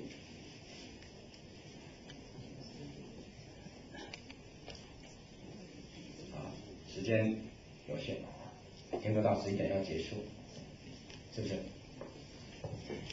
还有几分钟，我就讲一些实际的例子来印证一下。这个各位回去做也能如此。首先，我讲的是我家里的孩子，因为这大家比较亲切，因为刚刚看过电视了。我不是来这里宣扬，这没有什么值得宣扬的，就是因为亲身的体验，所以比较深刻。我有4个孩子，在大陆是犯法的，有的孩子比较聪明，有的孩子比较不聪明。我的大女儿比较聪明，我开始教这些功课的时候又太慢了，千万不要太慢，越早越好。所以5、6年级才教她，她就有很多自己的想法，太聪明了。我们这个学校又不教，我们老师又不考试，同学又不读，我干嘛要读啊？没办法，所以他只学一点点，但是学这一点点到了初中、高中就不得了了。他的作文不必指导，下笔千言，就只学那么几句了。我的第2个孩子呢是男孩，是比较笨，所以比较笨大家都知道，就是在学校里面就可以表现，1、2、3年级都是20、30名，都是后面的。老师以为他有自闭症，老师以为他怎么样，反正到了6岁还不大会讲话，到了7、8岁还流口水，这种。我第二个孩子男孩啊，我唯一这个男孩啊，所望者终身啊，所仰望者终身。那结果这个男孩是这样啊，但是我不紧张，因为我知道儿童心理，所以我不紧张。到了他3年级的时候，他跟他姐姐是5年级，差2岁。我教他姐姐的时候也教他，我怎么教他呢？我就拿一本书给他，说孩子啊，你这么大了，你应该读这个书了，拿去读看看。第1页读给我听，他就翻开了第1页，第1章道可道，非常道；名可名，非常名。无名，天地之始。把第1章50几个字都读完，都没有读错。我翻第2页，第2章第2章，天下皆知美之为美，是而已，又是60几个字，总共110几个字，他都没有读错。一个3年级成绩这么差，而且一个小子就在读老子这个书，老子小子读老子，而居然没有读错。你知道为什么吗？因为有注音，所以他没读错了。所以太简单了吗？老师何必那么浪费精神呢？就像我一样就好了。我是一个不负责任的父亲，但是你要知道，等一下你就知道，我是一个最负责任的父亲。我就这样教了，好了，说好你会读了哈，现在你去读，因为3年级小朋友下午没上课，他整个下午都可以，功课很快做完了。我说你去读，把它多读几遍，读到会背来找我。他读了1个小时才来找我，一个人还是不会啊，结结巴巴。我说不行，再背晚上来背。所以晚上我就要跟他问他就很流利的，道可道，非常道；名可名，就背完了。于是我说了一句这一辈子最重要的话，这句你要知道，我说这一句话，我引为这一辈子最重要的话。我说孩子啊，从今以后每天背2章。老子很好，老子81章，多少天背完？40天。刚才不是美国的学生在问我们留学生吗？你们的老子讲些什么吗？40天就全部会背了。我们的孩子有多少40天浪费掉了？40天背完，我从来没有指导过1次，只有说了那句话。背完了就算了吗？不是，我知道人类会遗忘，咱们学教育都知道遗忘率，越早复习越好，所以赶快复习，一天复习10章。10章大概500、600个字，他以前都会背，现在把10章连起来背，轻松自在。所以每天背10章，8天复习1次，总共48天了。还要再复习第2次，20章连起来背，大概1000个字连起来背。你要知道，一个孩子能够在头脑里面存放1000个字，像长江大河滔滔不绝，他的整个生命力就开拓出来了，一辈子的聪明就奠定了，1000个字就好了。现在我们教小朋友背书，只说好，春本不觉晓，处处闻啼鸟，夜来风雨声，花落知道，没了。红豆生南国，生南外子，知千金多少钱，此处最佳处，没了。我告诉你啊，浪费生命啊！1000个字连起来背，4天背完，总共52天。第3次复习，40章连起来背，2500个字连起来背，2天背完，54天。最后1天。从第1章背到81章，老子5000年，一口气背完。从那一天开始，老子跟着他一辈子。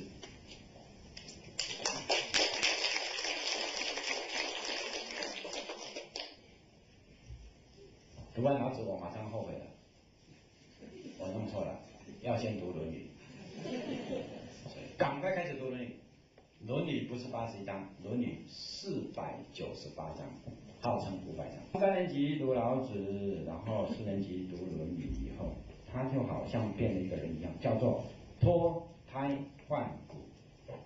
他的聪明是父母亲生给他的，他的天生的禀赋啊，但是他这种是禀赋很差的孩子啊，只是读了不过半年，他就整个变了，连气质都变。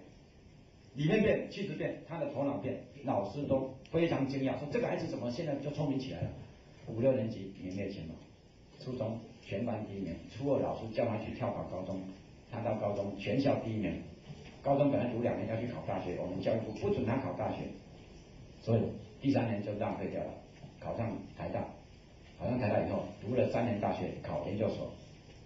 台北2家最有名的研究所，政治大学研究所，他考第1名；台湾大学研究所，他又考第1名，考2个第1名。大家都说你的孩子是天才，我说最笨的。大家都问，我孩子说，哇，你怎么会这么会读书？你从哪里来？你从哪里你从哪里学到读书的方法？没有，我是很笨的。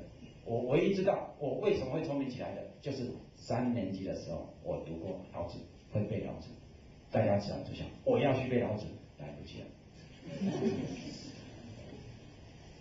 这是第一个故事。相命的人说，我这个孩子将来成就比我高10倍。凭什么你知道吗？凭我那一句话，孩子啊，从今以后每天背2章，他就可以高我10倍。教育是不会摧毁之力的啊！我用什么力量啊？没有，我有没有跟他讲老子？我都讲一句老子给他听，天打雷劈。但是他不了解老子吗？从初中开始，这个智慧渐渐产生。高中的时候能够引用，到大学的时候，他就能够用老子的思想去比对世界上的哲学家。凭什么？3年级的时候，9岁的时候，55天的教育，有没有叫他在家里专门读老子？没有，课余时间，就这么简单。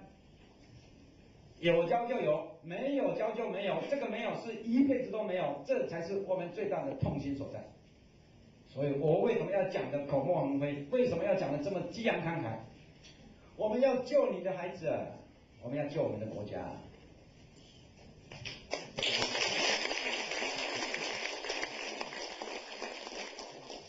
那我这个孩子是不是了不起呢？不是，我这个孩子都说，现在读经的孩子啊，那比我强100倍。为什么？因为现在有人推广读经了嘛，以前没有人推广读经，只有我家在教嘛。现在我家推广的5、6年，现在全台湾100万的孩子，100万的孩子，1万个人如果有1个人认真就好了吗？其实1万个人哪里是1万个人才有1个呢？10个人里面就有1个很认真的。他们只要读2、3年、4、5年，啊不得了。我再举一个例子，让大家更加的捶胸顿足啊！你回家好好反省，好好把握。有一个人在8年前我刚推广的时候就要听我演讲，这个人呢是学西洋东西，学牙医西洋东西，他一辈子都只读西洋的东西，但他听了以后，他就只觉得哦，小孩子要读，我也要读，所以我有一套大人读书的方法，大人也可以读经。凭什么大人可以读经？把你的心理年龄降低，跟儿童一样，就是当你要读这些书的时候，小和尚念经有口无心，你就这样念。千万不要想要了解，一想要了解，你心烦气躁，你就读不下去了。所以你就一遍一遍的读，呆呆的读。所以他从那时候开始就开始读《论语》。后来他结婚了，他叫他太太也来听我演讲。他们2个夫妻每天早上起来先做功课，读半个小时《论语》，你一句我一句，感情好得很。然后他们这样读，他的太太就是爱人爱人同志啊，他的爱人同志怀孕了，照常这样读。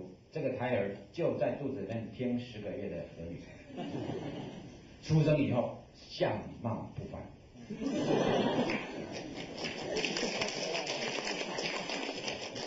而且非常好带，几乎不会父母的任何的烦恼，晚上从来不会哭，不是笨到不会哭，聪明到不需要哭。10个月的《论语》嘛，教育嘛。出生以后，照常父母亲照常读《论语》，这个婴儿就在旁边。我刚才讲过，醒着也可以，睡着也没关系，反正在听《论语》。等到这个孩子1岁的时候，1周岁会讲话的时候，他就会背《论语》了。1岁半就认了很多字，2岁就开始读书，读自己课外的书，读那些幼稚园的书。我都不知道这件事情，因为反正我这样讲，我现在讲过了以后，我什么时候跟你见面呢？你什么时候告诉我呢？所以那个人也是一样，我都不知道。等到经过7年多，这个小孩子5岁半了，他又见到我了，他说我的小孩子现在我很烦恼，因为他读书太喜欢读书了，读太多了。他现在读什么？读世界名著，5岁半。世界名著字太小，父亲不让他读，他就偷偷读书。所以这个孩子读书的时候很紧张，听到父亲的脚步声了，就把书藏在床下。哎，我在这里玩哦，然后爸爸说啊，玩好，你赶快玩啊，不要读书这样。各位，如果天下的家庭都是如此，我告诉你啊，天下太平了。现在我们台湾的教育部长曾志朗先生，他在烦恼我们的国民不喜欢读书，烦恼我们的孩子不读书，烦恼我们的青少年只喜欢玩。他知道阅读习惯要从小学开始，所以他拼命的在提倡儿童的阅读教育。我就告诉人，看谁能够去传话，你不要再提倡了，你用我的方法，你连禁止都禁止不了。有很多老师教的读经以后，小朋友的语文能力一提升，介绍他们看书，越看越喜欢看，理解力越来越高，他的这个知识量超过老师，他们还是喜欢看。下课的时候，老师看全班怎么都不动，老师非常生气，因为他们都在看书。下课就看书，老师很生气，就说我数到3不出去的我就处罚，1、2、3，大家往往外面跑，拿书去外面读。这一种孩子，老师不窝心吗？老师在烦恼什么？这种孩子还要教他数学吗？还要教他自然吗？还要教他社会吗？还要教他语文吗？老师根本不要教书了。但是老师做什么？老师只说孩子啊，往前走，孩子啊，你的前途比我好，孩子啊，你赶快读经。所以老师只做一件事，读经，然后再做一件事，鼓励他多读课外书。老师不会吹灰之力，人才从此培养成功。不要再写生字，跟我写一笔一画一勾。你给我造词，你给我造句，你给我作文。教造句跟作文是最笨的老师。造句不用教，作文不用教，只要他看1000本书，他就作文给你看。假如他没有看过1000本书，你作文是白费力气。要把握教育的重点，不要再浪费老师的青春了。尤其是老师教读经，老师进步最多。以前你没有读过《论语》，趁机会读《论语》；以前没有读过唐诗，趁机会背唐诗。所以老师进步最快。现在我们老师天天到晚只教儿童的东西，老师大学毕业的时候本来很有学问，教了3年，跟儿童差不多。可怜的老师，你为什么不陪他长大？你教他读《论语》，他读《论语》，你也读了《论语》，他会背1本，你会背半本，因为你的记忆力比较差了。这一种孩子一辈子感激老师，一辈子哦。他越长大越感激老师。这个《论语》哪里读来的？我小学老师某某老师教的。各位啊，这叫做千秋万世之业啊！你教他国语做什么？他自己读就好了。然后你教他看书，越看越多，1年看1000本书，这是正常的。6年之内看完6000本书。什么叫6000本书？中国没有书给他读了，这叫6000本书啊！现在我们台湾有读经的孩子，但家长很烦恼，就是不知道去哪里拿书给他读，因为没有书了，图书馆的书通通读完了，小学还没毕业啊，你知道吗？为什么不做这种教育？你还讲给他听，我来分析给你听，这叫什么文法断义大义？你分析做什么？他都比你厉害了。你教他作文做什么？有学问就会作文，没有学问教他什么看听感想做起承转合。没有意义的，没有意义的，不要做没有意义的事啦，各位老师。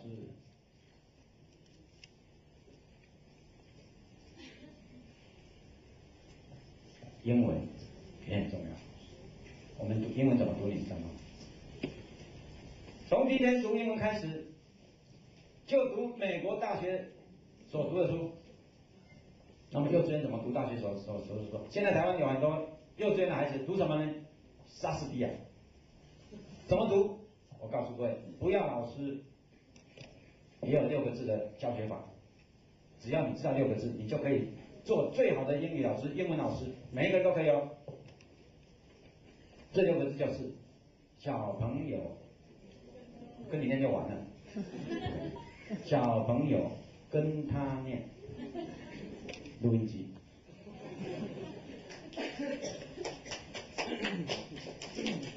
听一遍，鸭子听雷公，不懂，2遍不懂，3遍不懂，10遍有印象，20遍跟着念，30遍、50遍很熟，100遍会背，让他这一课或者这一段这5句好了，让他听200遍，1遍忘不了，终身受用。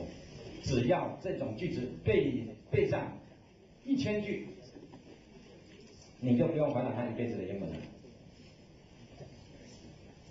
然后我们还有英文的经典之作，几千年来用英文写的最好的、最有思想内容的著作，像林肯的演说、美国的独立宣言，刚才说莎士比亚的14行诗，像这些东西，只要10篇、20篇放在肚子里面，我告诉各位，将来要了解西方文化的人是中国人。我们既了解自己的祖先的文化，我们又可以深入到西方文化的核心。你假如只是读那些非常简单的所谓儿童英语啊，你这一辈子就浪费掉了。你将来遇到外国人，只会跟他谈天气啊，你跟他做生意的时候只会想要钱啊，你就不会说出一句很伟大的话。你说你就不会这样讲。你说读经的孩子才会这样讲，讲说什么？你们耶稣说你要跟我做生意，他说哦对，他就给你做生意了嘛。就是你要引用他们这个深度的、有意义的，你要跟他们讲有道理的东西，你才能做大生意。民族文化的融合，要由高度的心灵来融合。高度的心灵是开放的，是对所有的文化传统都能够吸收的，但是一定要在13岁之前打定基础。打基础的方法就是不管懂不懂，把重要的东西放在肚子里面，不重要的东西不要教，他自己会。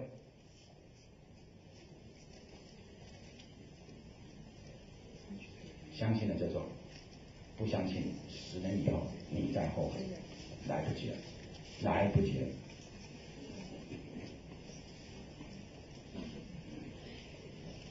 我今天就讲到这里，我这个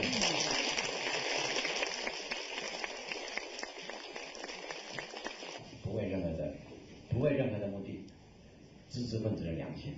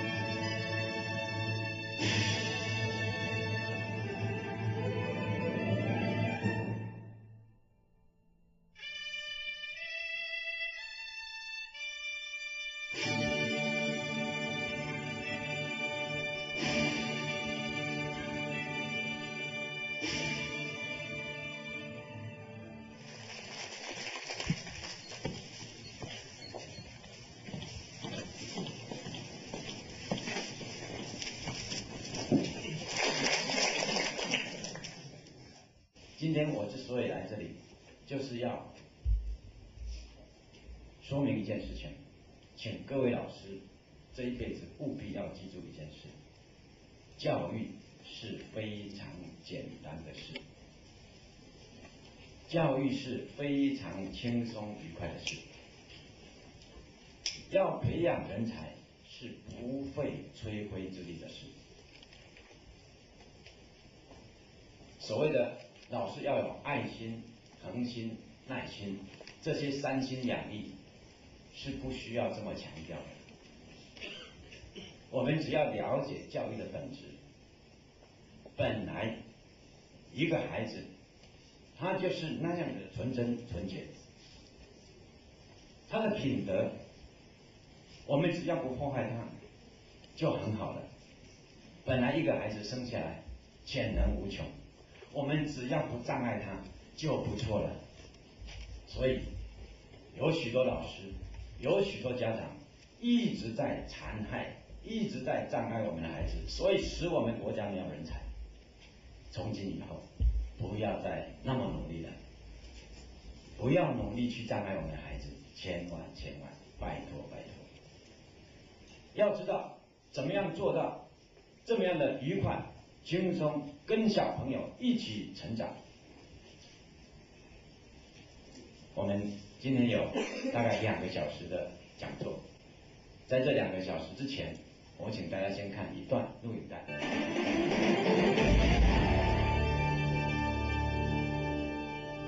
前几个礼拜，我们播出一代新儒学大师牟宗三专题，对牟先生一生为中国文化的贡献深感佩服。牟先生有感于中国文化对现在社会乱象该是一铁良方，但是如何落实呢？现在他的嫡传弟子王才贵就正在推动一项文化运动，从根救起我们未来的主人翁。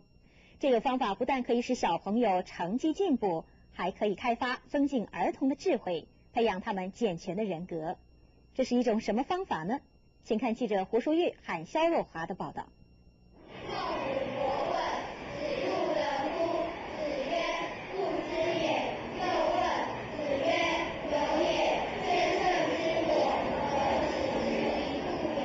这里是国语实小4年4班，他们的分组活动是朗读《论语》唐诗300首。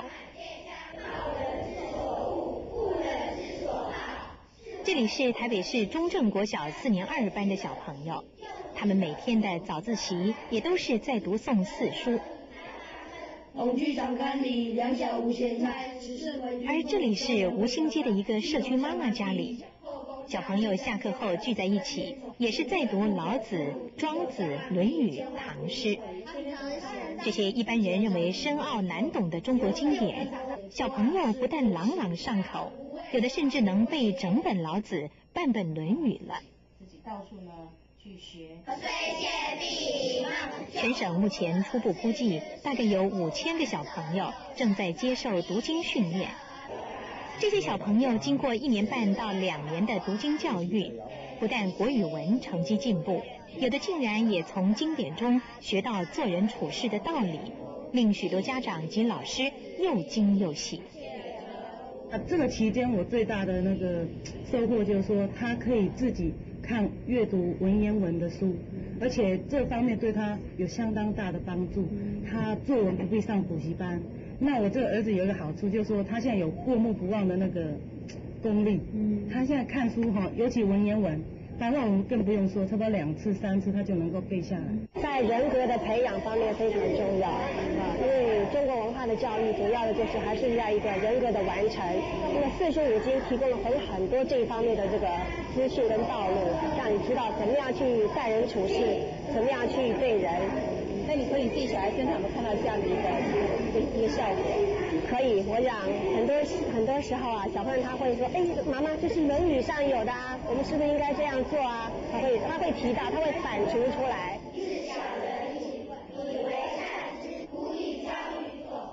王泽平不是小学老师，他是个热心的家长。为了孩子，他每天早上7点40到8点，先到学校带小朋友读经，因为他知道让儿童读经太重要了，这是影响他们一生的扎根基础。根据学习理论，人一生在3岁到13岁记忆力最强，理解力则是在13岁到18岁最为突飞猛进。因此，发起推动儿童读经的王才贵老师主张，在儿童记忆力最强的时候，让他多背书，尤其是背对他未来人生有帮助的4书5经。不但不会增加儿童负担，还会在潜移默化中导正儿童的心性，是这段时期教养儿童的最好方法。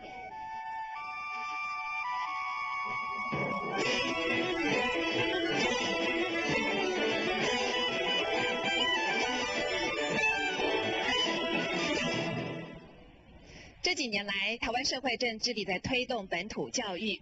事实上，我们还观察到了，另外有一股与众不同的复古风，也正悄悄地吹向了台湾。您恐怕不知道，全台湾有100万个小朋友正在参与读经计划。这些小朋友虽然年纪小，但是读起了4书5经来，可还是有模有样的。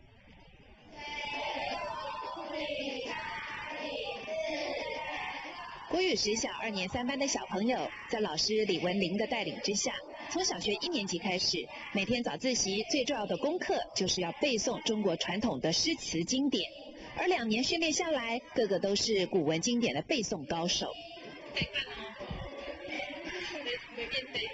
第一章好不好？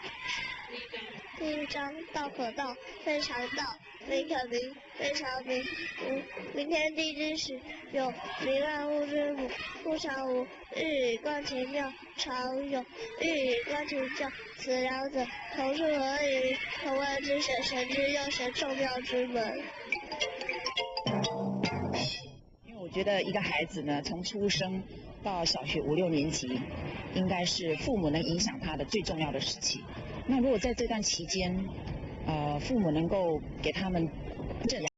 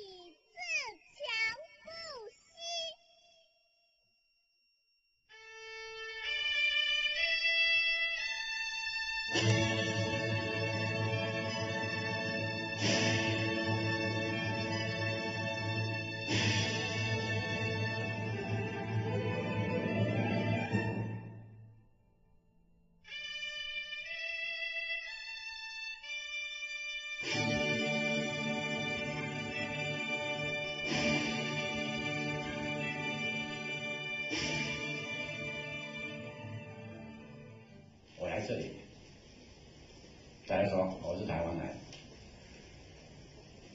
其实我所读的书，孔子山东人，孟子山东人，老子荷兰人。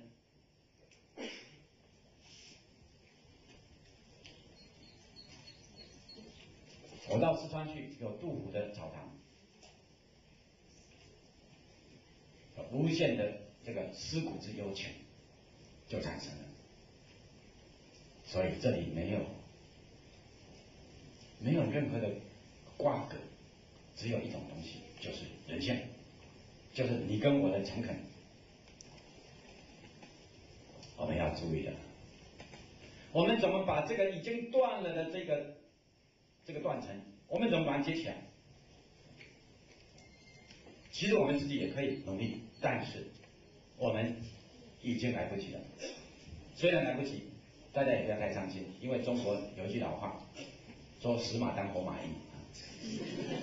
我们自己也可以稍微努力，但是你不要太努力，因为你的努力不会有大成就的。补救可以，不要想要成为大人才啦。我们的大人才在我们的下一代那边，不要浪费了它，因为这种高度的文化教养必定要在13岁之前完全的完成。怎么做？你首先这个工具上要养成他能够读经史子集的能力，就是要文言文的教育。你说它里面有糟粕，中国的传统有糟粕，有糟粕是一回事。如果你说有糟粕，也要一个有功力的人才知道它有糟粕，不可以随便乱讲。所以你要发扬它，你要有能力；你要批判它，你也要有能力；你要咒骂它，你也要有能力。所以，首先我们培养这种能力，然后我们从阅读当中，我们渐渐的融入其中。也可以说，古人的智慧渐渐开发我的智慧，尤其是我们现在所推广的这种教育，他所读的内容都是永垂不朽的智慧之作，叫做经典著作。这些经典之作，让他耳濡目染以后，他不会变成一个3家村的小里小气的一些顽固分子。这些经典之作本身就是一个开放性的、一个高远的理想、一个开阔的胸怀。你要涵养你的性情，你要增长你的智慧，你要提升你的眼界，你要增进你的道德勇气，都必须靠这些永恒的著作来启发你。我们不是跟着孔子走，乃是我们读孔子的书来启发我自己内在的心灵。如果孔子讲的话不是我内在心灵要的东西，我可以不要孔子。我们是凭这样的精神来读书的。但是孔子讲的话，如果是千秋不朽呢，它还是新的，所以未曾老去，它还是有活力的，未曾死去。只要有人类，你就必须这样做，不是孔子叫我们这样做，而是你自己本身就希望这么做，只是这些书再来唤醒你。所以经典是唤醒人性的著作，不是来压迫你，不是来宰制你，不是来奴役你。千万要认识这一点，要不然我们就不能读那些书了。孔子说：“巧言令色，鲜矣仁。”一个巧言令色的人，他的心灵一定是不干净的，一定是不诚恳的。这种人你要小心啊！当孔子讲这句话的时候，是在2500年前，他是在山东讲的。但是2500年之后，我们在北京的人就可以巧言令色吗？你巧言令色就是有仁德了吗？你就可以去交巧言令色的朋友吗？不是的，我们还是嫌疑人。如果一个美国人，他巧言令色就好吗？不是的，他巧言令色，照常嫌疑人。这叫做经典。这种话为什么我们不去读？杜甫说：“国破山河在，城春草木深。感时花溅泪，恨北鸟惊心。”假如你真的处在一个国破山河在、城春草木深的这个环境之中，一个人如果不会感时花溅泪，不会恨北鸟惊心，这种人没良心。所以杜甫不是他自己感时花溅泪、恨北鸟惊心，乃是普遍的人性都是如此。这样子叫做千古之作，这样子叫做永垂不朽。没有任何的政治势力，没有任何的经济势力可以使那些东西永垂不朽，只有人性。人性不在杜甫那里，不在孔子那里，在我们自己这里。这叫做经典。而经典不只是有了这样子的性情的涵养，不只是对我们人性的光辉的启发，它又是最好的文学著作。所有文学家只不过学到经典的一个面向，他就足以成家。唐宋八大家是不需要读的，因为他们是中等层次。他们从哪里学来这些文学技巧？经典之中。所以你要有好的文学的素养，你直接读经典可以节省你很多时间。有人曾经说，读经这样子的教育就是教育的经济学，因为它太经济了，只要学一点点，它就有很大的收获。所以从今天开始，我们每个老师希望你记住一句话：我们所要教给学生的，一定要教他有用的东西，而且这个有用一定是高度有用，而这个高度有用呢，是一辈子有用，取之不尽，用之不竭。你只要教5分钟，就影响他一辈子；你只要教一句话，就让他一辈子受用。假如不是这种教材，你不要教。因为什么？因为学了刚才说的那种教材，这些教材自己就会了，你教他做什么？台湾的语文教育失败了，严重的失败。我们费了那么多的时间来学国语、国文，但是语文程度一年不如一年。为什么？专门在浪费孩子。我们举几个例子。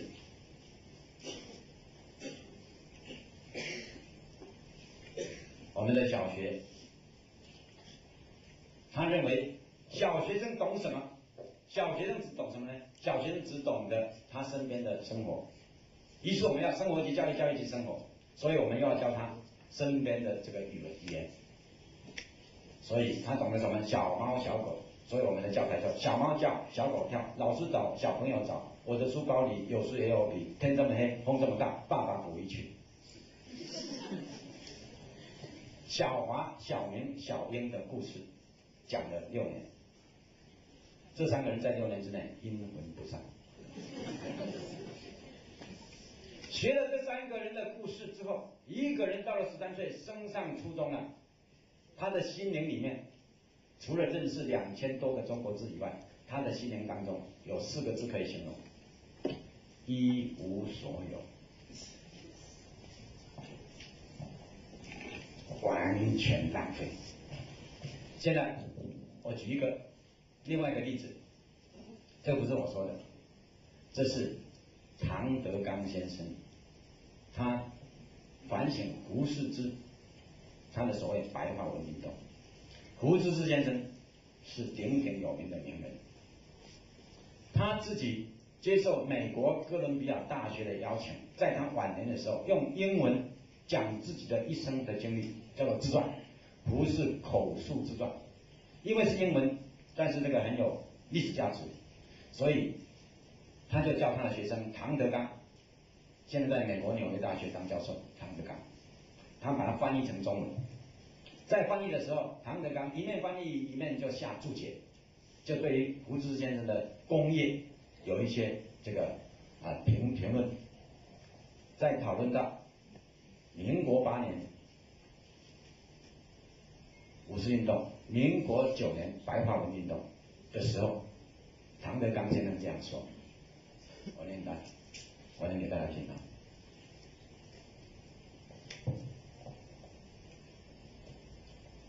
说这一场的白话文运动，尤其是以白话文作为中小学教育工具这一点，其建设性和破坏性究竟孰轻孰重？最好还是让在这个运动影响最重的时期受中小学教育的过来人来现身说法。因为民国9年的时候，胡适之建议国民政府把我们小学的国文教育完全改成国语，就是完全改成白话文，小孩子只学白话文就好了，不要再学那些什么佶屈聱牙的古文了，这叫白话文运动。唐德刚先生就是那时候正好是小学生要入学的人，于是他亲身经历到这种变化。他说要由我来说，才能够知道这种教育到底是成功的、失败的，是对于国家有利的，还是在残害国家的。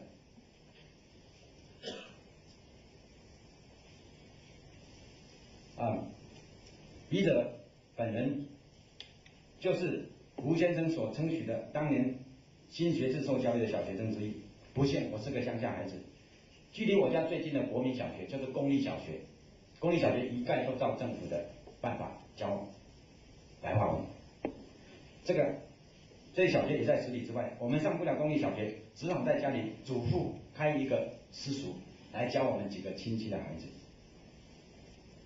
我祖父是革命党，他的这个头脑是很清的，所以他有许多的改良，不是按照一般的私塾教育，但是在国文这一课，他却规定我们要背诵古文，作文也要用文言文，不许用白话。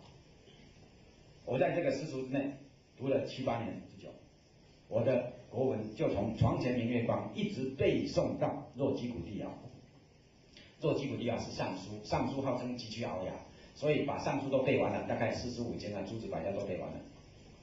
所以最后连左传选粹和史记精华录也能整本的背。在我们这些同学当中，除了2、3位实在念不下去之外，大多数的孩子都不以为是辛苦，最后在家长的鼓励之下，竟然也主动去读《资治通鉴》和《昭明文选》这些大部头书。那时候他几岁？11岁。在我们12岁那一年春天，家人为我们送我们上初中必须有一张小学文凭，所以就把我们插班到公立小学去。我还很清楚记得我们在公立小学所上的第一堂国语课，就是有关早晨和公鸡的白话诗。他的诗是这样子的：喔喔喔，白月照黑屋，喔喔喔，只听富人笑，哪闻穷人哭，喔喔喔喔喔喔。那时表兄和我3个人都已经会背诵全篇《项羽本纪》，就是《史记》的一篇文章，项羽本纪很有名的文章。我去数一数，总共9200个字，他们全篇会背。但是上国语课的时候，我们还是要和其他6年级同学一起大窝尔特窝。在我们楼下就是小学1年级，他们的国语课我也记得几句：叮当叮，上午8点钟了，我们上学去；叮当叮，下午3点钟了，我们放学回。那时小学生们念国语还有朗读的习惯，所以早上早自习，晚上晚自习，只听了全校的孩子一边喔喔喔，一边叮当叮，好不热闹。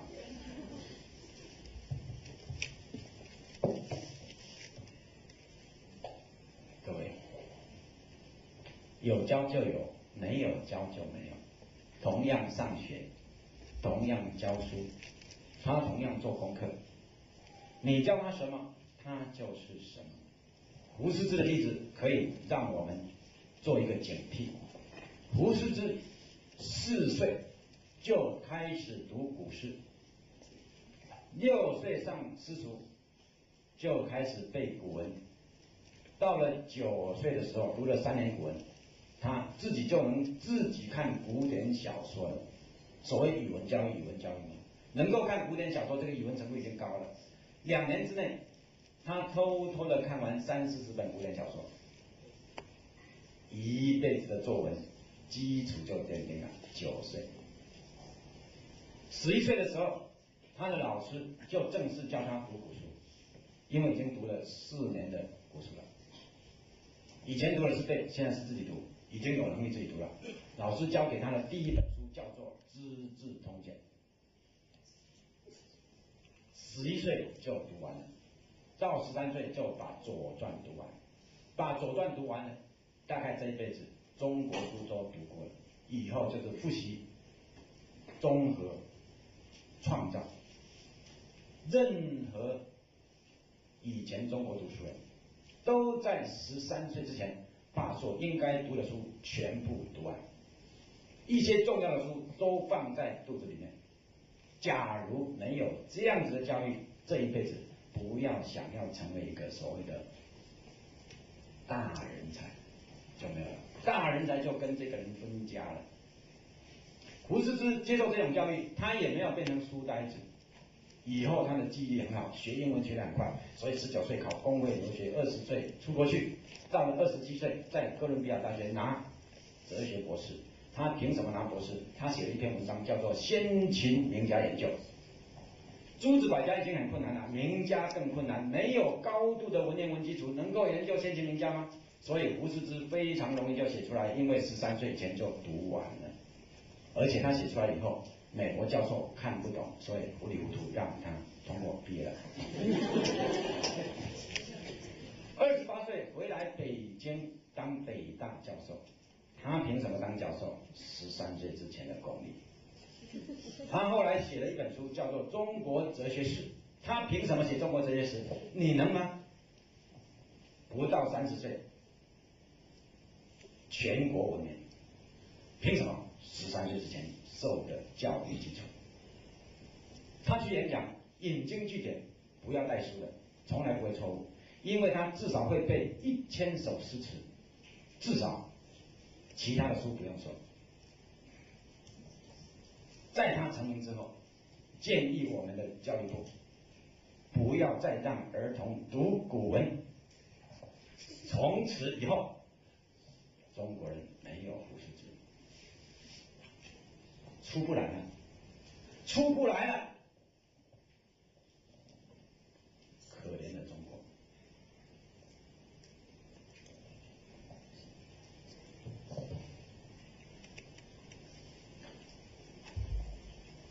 胡适之读古诗长大的，你不是要写白话文吗？白话文不是写得很好吗？胡适之读古诗长大的。徐志摩、朱自清，白话文不是写得很好吗？读古书长大的。钱钟书、沈从文，读古书长大的。鲁迅、老舍，读古书长大的。林语堂、梁实秋，读古书长大的。什么叫做白话文？不好好思考这一点，万事不得超生。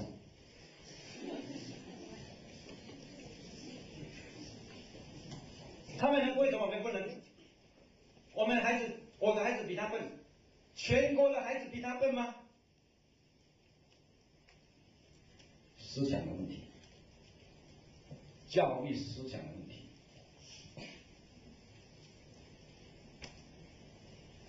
一个孩子，你教他什么，他就学什么。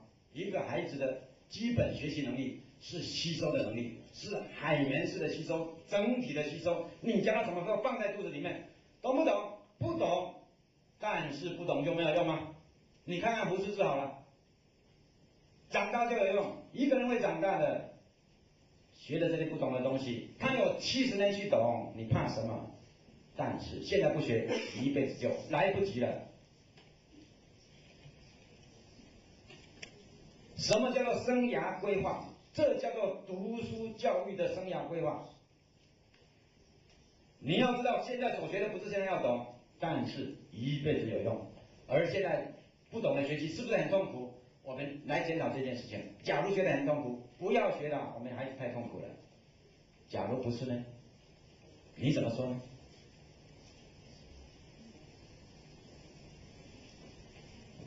所以以下介绍这样子的教育，我们不要再讲理论了，我们就很实在的，你应当怎么做？这种教育在台湾称为读经教育，就很简单，就是去读经典之作，其中教材是经典，教法是读。在我们大陆，一般人对经这个字有忌讳，其实你不要忌讳，我说就经常知道吗？永垂不朽的著作吗？你任何时代都可以有嘛，现在也可以有啊，但是现在如果没有这种经典人物出现就没有了，所以不是古代才叫有经典，不是这样讲的。我们完全是开放的心胸，只要你是够格，你是够高、够深、够远，你可以感动千秋万世，你就是经，就这样。所以不拘经还是史还是子还是集。杜甫我们把它当作经来读，李白我们当作经来读，但是《红楼梦》就不大够，对不对？但是它在小说是经典之作，不过它比起杜甫、李白还差一点，我们就这样来选，这样来选经典之作。所以要选择教材是很简单的。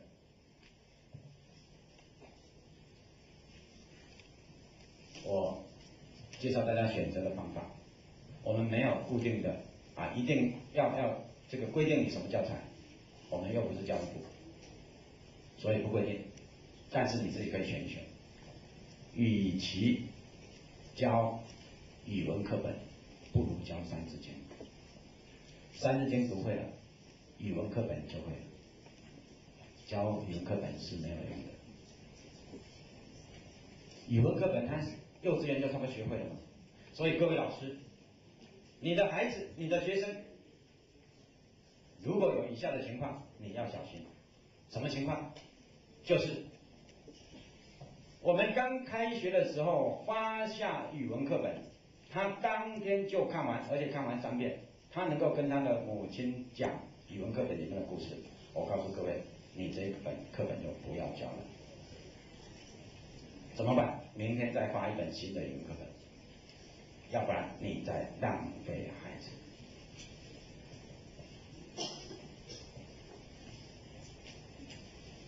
我们下课的时候听小孩子在他的朋友之间讲话，他所讲的话这么流利，所用的词语这么丰富，如果他比我们的语文课本还要更高深，我们语文课本是在浪费它。他如果在家里看电视，他看自己的课外读物，如果那些的知识更加丰富，词语更加的优美，我们还在教语文课本，我告诉各位，你在浪费我们的孩子，你是有罪过的。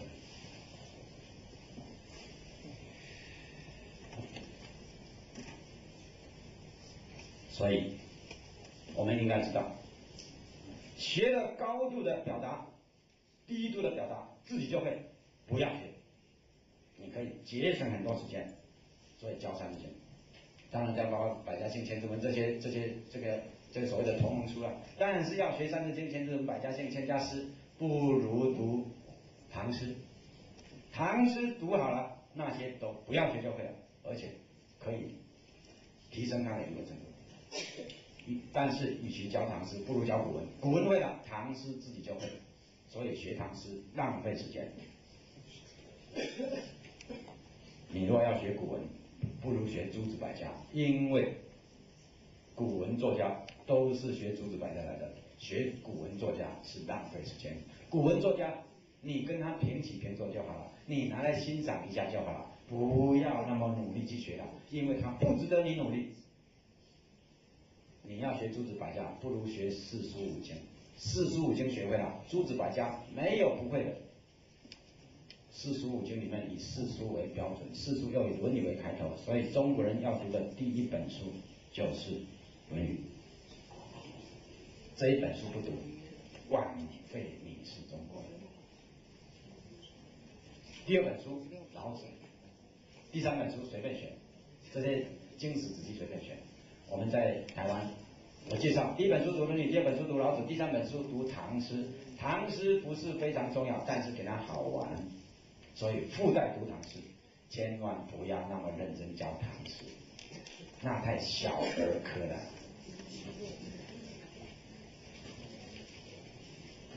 好，教材就这么选。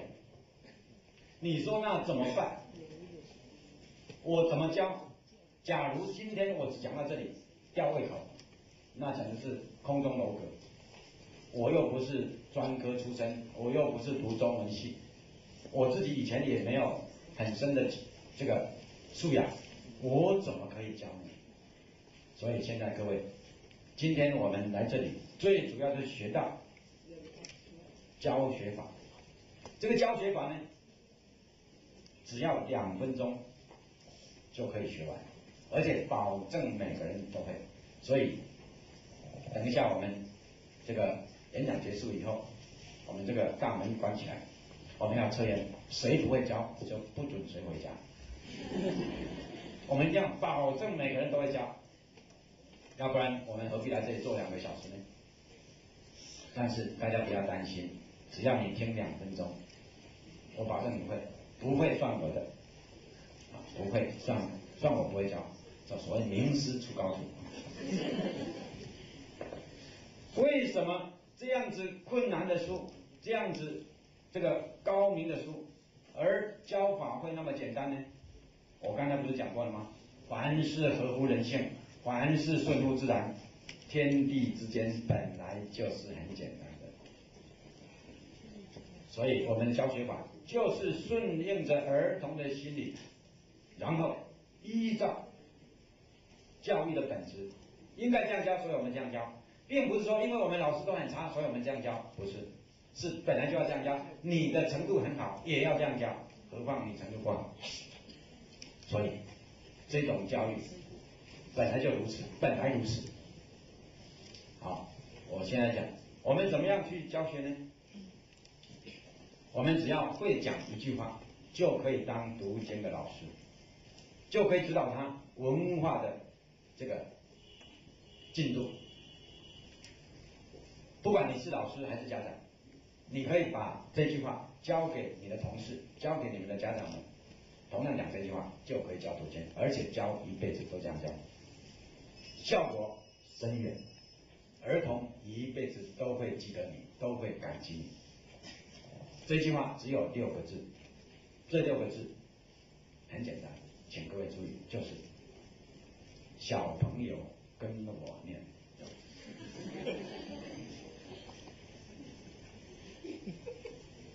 我称为读经教学6字真言啊。那有的老师这个听起来很愉快，这种愉快呢是有一种嘲笑的味道，这样子还要你讲，我们老早就这样教了啊。但是我现在要分析一下，我们大部分的人对这6个字并不了解。首先，你为什么说小朋友这3个字？很简单，不要说小朋友也可以，说一声喂也可以。什么？引起注意，引起注意才能学习。而一个老师、一个家长是很容易引起学生注意的，而且越注意的学生，注意力越集中的学生，他学得越好。所以我们要时常引起他注意，时常叫小朋友，时常叫他，对吧？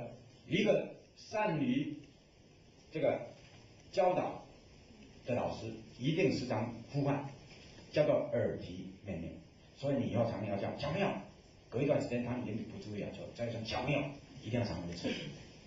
那一个新的老师去到一个新的班级，他不知道哪一个人可以当班长，我告诉你很简单，站上讲台，忽然喊一声小朋友，那个抬头最快、眼睛最亮那一个可以当班长。老师讲了小朋友还在那里东摸西摸，还在流口水的那一种，不要给他当班长，因为他一定学不好。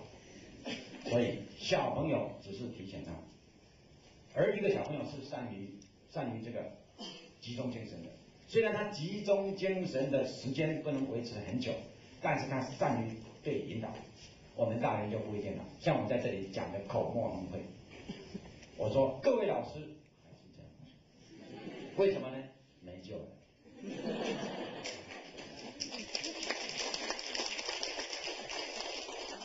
你不再对新鲜的事物产生兴趣了，儿童不是这样，所以你一叫小朋友他就转头过来，一定的，这是合乎人性。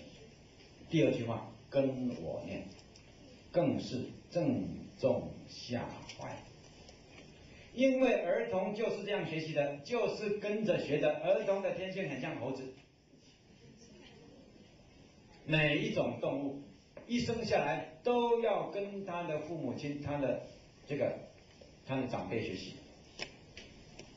越低等的动物，它跟的时间越短，它的幼稚期越短；越高等的动物，因为它要学到非常丰富的生活的内容，所以它要有一段很长的时间都是幼稚期，都是跟着父母的。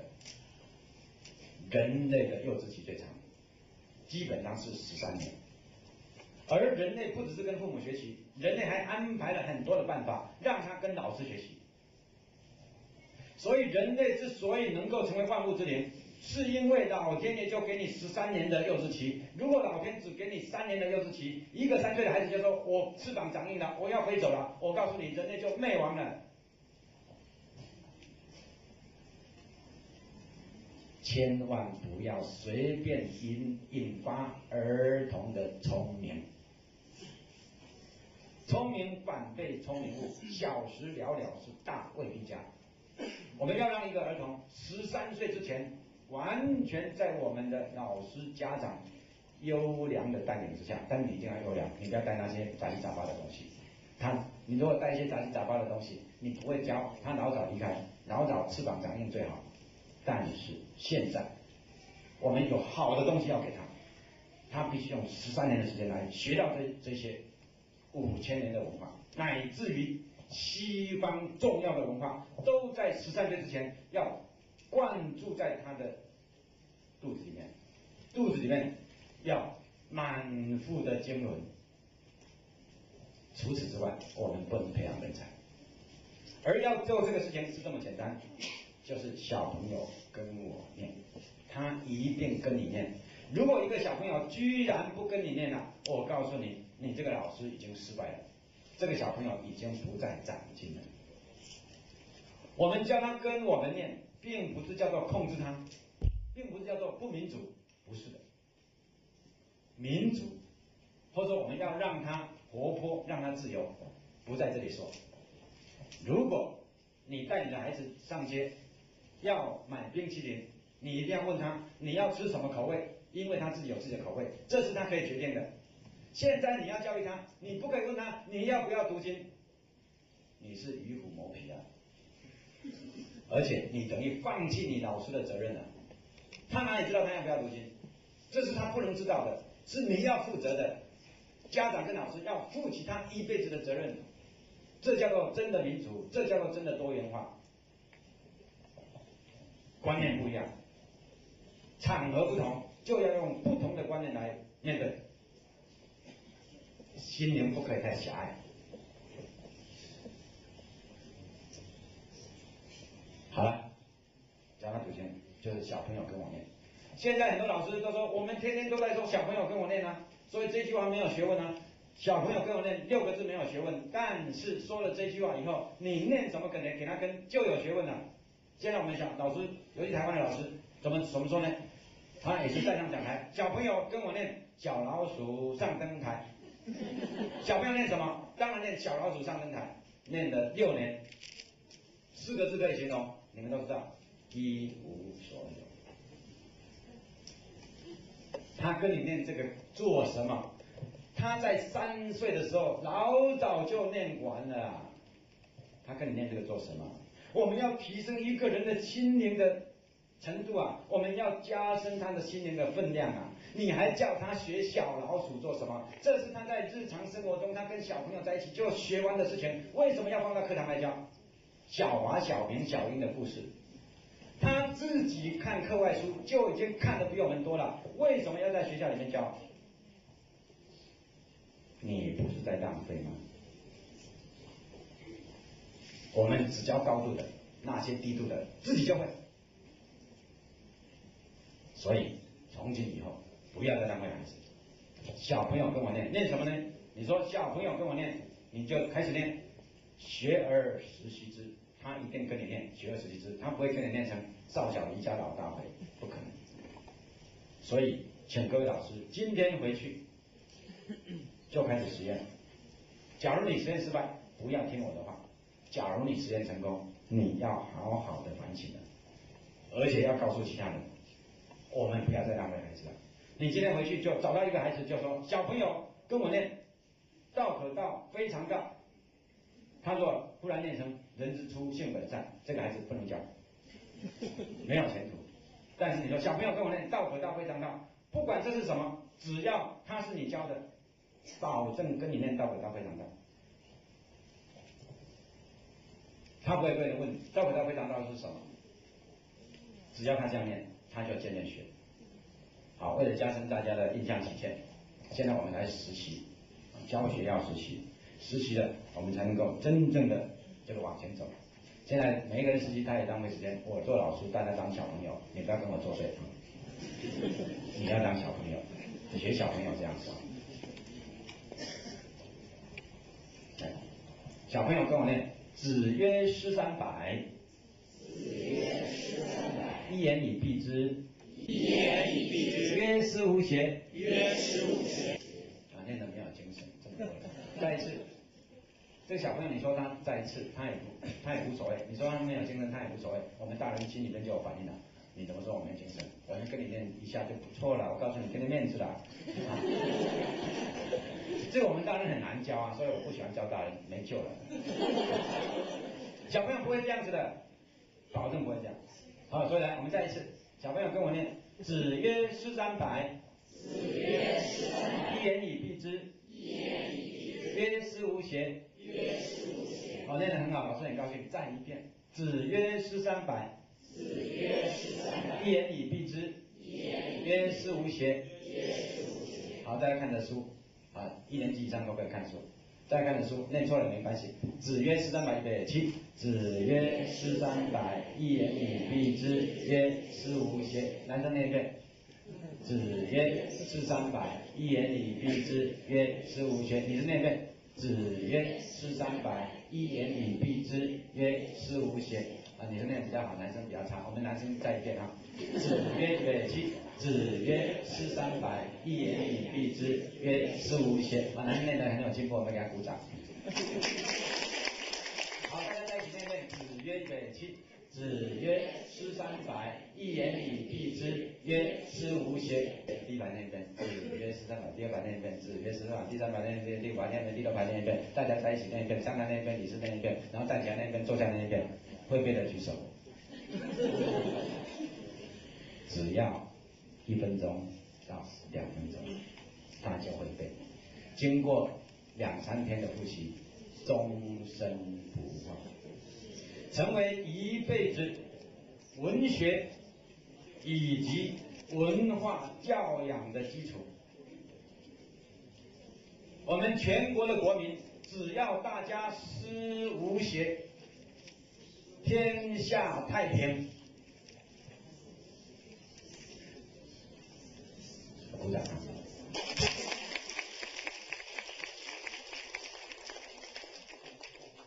你烦恼什么呢？这一种书读1章不够，2章、3章、5章、10章、20章、100章，乃至于500章、1000章，你还要教我们的国语吗？你还要教白话文吗？尤其是幼稚园的小孩子，乃至于2、3岁的小孩子，你要教他认字，用这种方法最快。那些小孩子什么字也不认识，拼音也不认识，但是最好他有书，他书拿颠倒也没关系，因为我们人类认字不是认那个意义，不是用意义来认字，乃是用图案来认字。汉字具备有非常的明显的图案的性格，这一种的图案的认识可以增进他脑力的发展，这是日本人说的。日本有一个教授用汉字来训练儿童的聪明，因为汉字就是每一个方块不同的变化，你看这有多少的变化，所以让小朋友常看这些图案，他就会认字。会背书以后更会认字。你想象一个孩子，如果让我们教他《论语》，教他1个礼拜，他至少认2个字，子曰，至少认这2个字。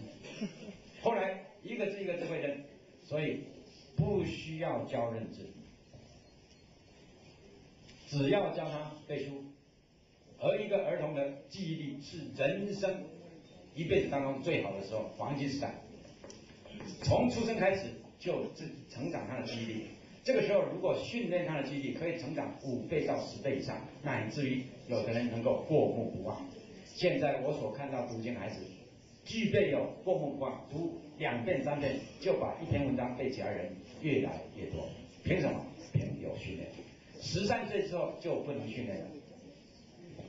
所以我们利用他强大的记忆力，他还不能理解的时候，我们就自然的教他，只是记忆，不必了解。怎么记忆？就是反复练习。反复几遍呢？要看孩子的资质，但是我建议反复100遍。聪明的孩子反复的10遍，他就会背了，反复到100遍，终身不忘。一般的孩子50遍会背，反复到100遍，终身不忘。资质比较差的孩子，反复到100遍，他会背，但是他还是会忘记，没有关系。乃至于他一个字都不记得，没有关系，他至少比一般的人程度还要高。所以我们的最好的要求是他会背诵，但是要求背诵是不大合理的，因为我们有个别差异，有些孩子很快就背完，有些孩子背得比较慢，所以我们就不要求背诵，只是要求他反复的读，最好读100遍，假如能够读到50遍也不错。你这样教了以后，他的注意力渐渐的能够集中，他的记忆力渐渐的能够提升，注意力集中，记忆力提升，他的语文程度渐渐的增长，语文程度一增长，理解力就跟着增长。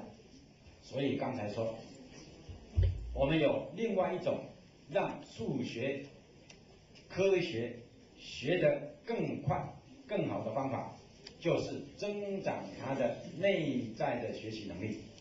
要增长内在学习能力，必须按照人类自然的发展。人类首先发展的是语文，然后才发展思考。所以不要在这么小的时候训练他的思考是没有用的，违背天理。现在你训练他的语文，正是他的时机，大好时机。语文的训练，刚才说过，记忆力提升，对他一辈子的学习都有莫大的好处。考上北大、北师大的人，不只是他理解力好，记忆力他是高人一等，要不然考不上这种大学。记忆力什么时候培养？13岁之前。用什么培养？用语文来培养，不是叫他背数学公式，叫他背这些经典之作。语文能力好了，理解力好了，阅读能力也好了，他就喜欢读书。所以到时候老师只供给他课外读物看就好了。我们一个学期只教1本语文课本是不够的。我们除了这本语文课本之外，我们要让他一个学期最少能够看300本到500本的课外读物。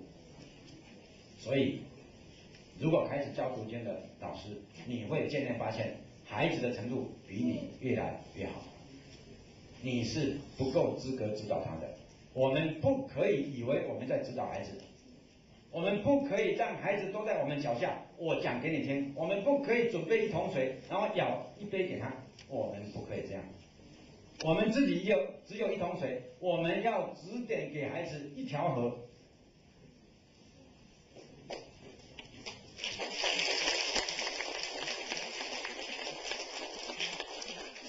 老师是不够资格的。老师的作用在哪里？那么老师是不是没作用？不是，老师的作用最大，在指点他的迷津，指出一条他的方向，所以叫做仙人指路。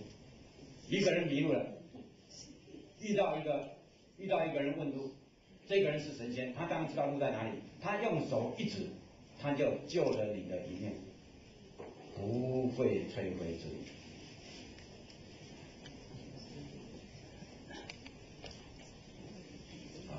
时间有限，听说到11点要结束，是不是？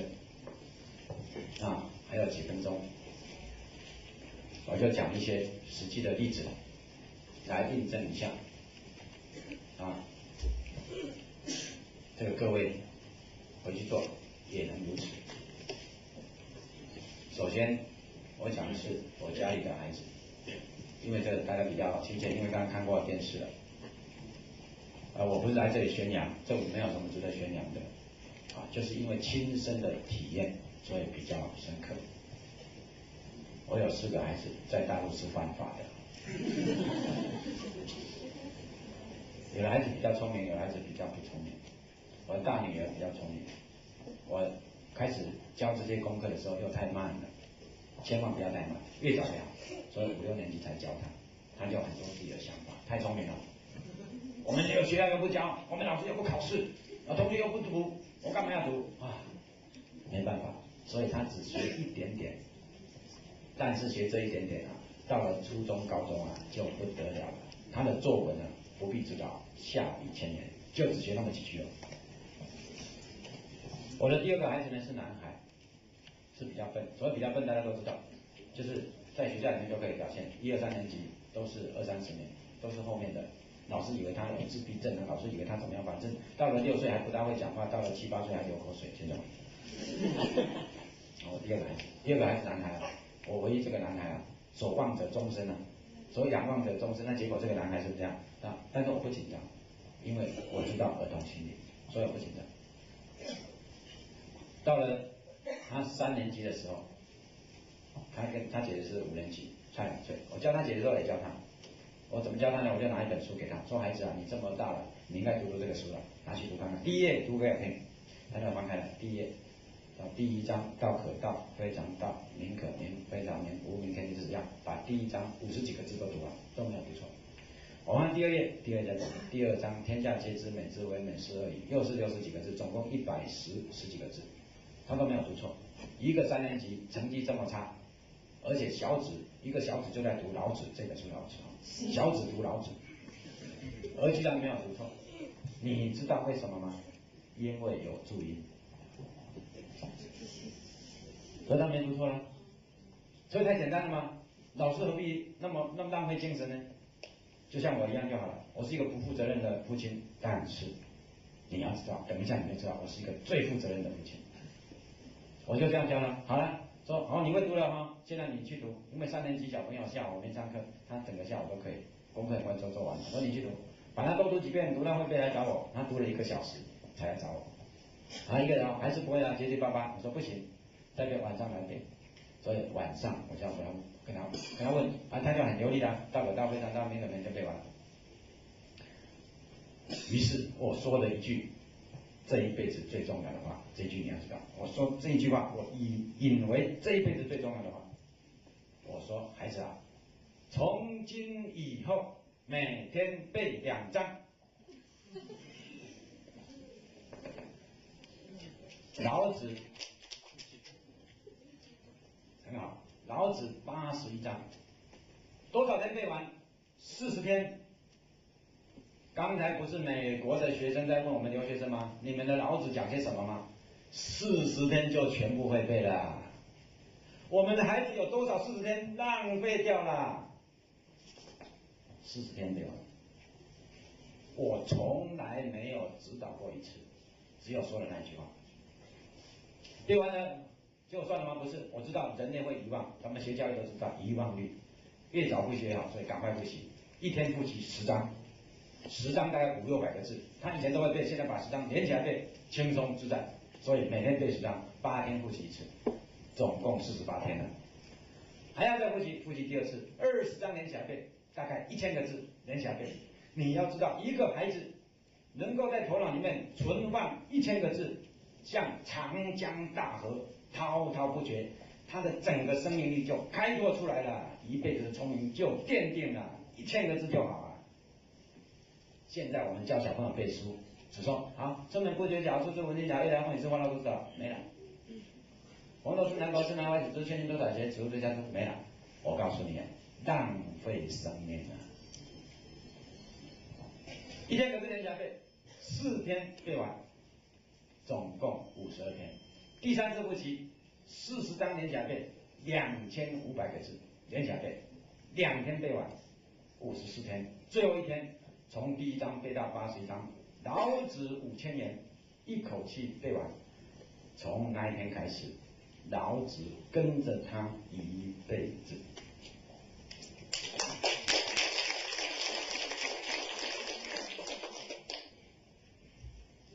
读完老子，我马上后悔了。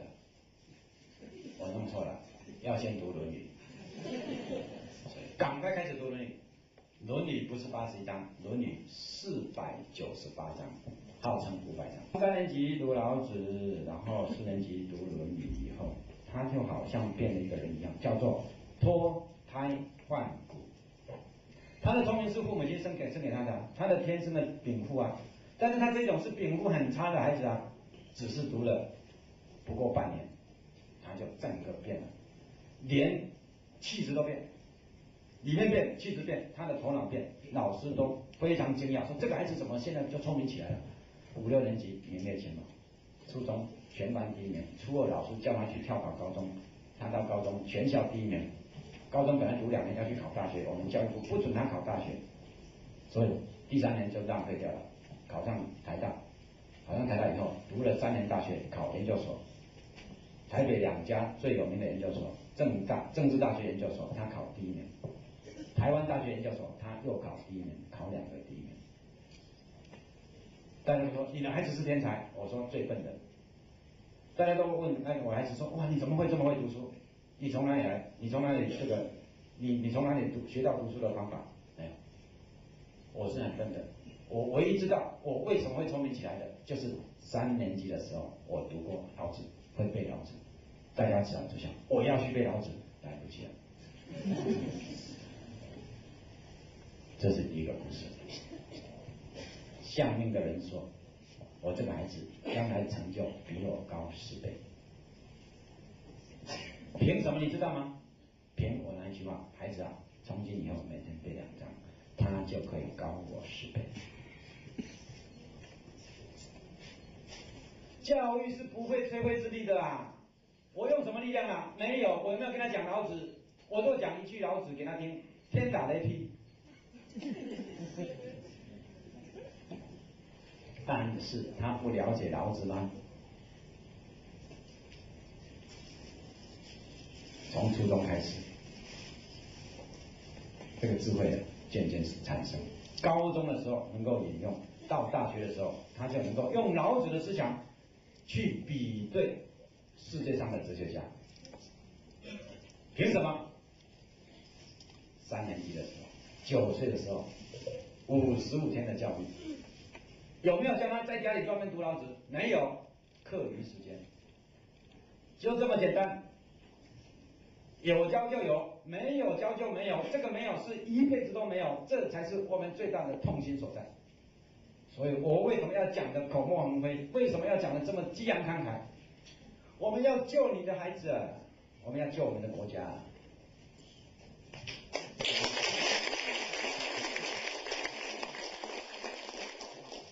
那我这个孩子是不是了不起呢？不是，我这个孩子都说，现在读经的孩子啊，那比我强100倍。为什么？因为现在有人推广读经了嘛，以前没有人推广读经，只有我家在教嘛。现在我家推广的5、6年，现在全台湾100万的孩子，100万的孩子，1万个人如果有1个人认真就好了吗？其实1万个人哪里是1万个人才有1个呢？10个人里面就有1个很认真的。他们只要读2、3年、4、5年，啊不得了。我再举一个例子，让大家更加的捶胸顿足啊！你回家好好反省，好好把握。有一个人在8年前我刚推广的时候就要听我演讲，这个人呢是学西洋东西，学牙医西洋东西，他一辈子都只读西洋的东西，但他听了以后，他是觉得哦，小孩子要读，我也要读，所以我有一套大人读书的方法，大人也可以读经。凭什么大人可以读经？把你的心理年龄降低，跟儿童一样，就是当你要读这些书的时候，小和尚念经有口无心，你就这样念。千万不要想要了解，一想要了解，你心烦气躁，你就读不下去了。所以你就一遍一遍的读，呆呆的读。所以他从那时候开始就开始读《论语》。后来他结婚了，他叫他太太也来听我演讲。他们2个夫妻每天早上起来先做功课，读半个小时《论语》，你一句我一句，感情好得很。然后他们这样读，他的太太就爱人爱人同志啊，他的爱人同志怀孕了，照常这样读。这个胎儿就在肚子里面听10个月的《论语》，出生以后相貌不凡，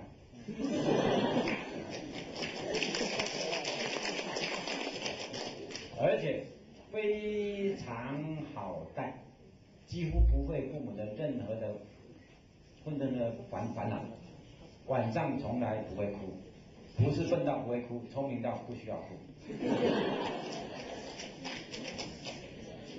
10个月的《论语》嘛，教育嘛。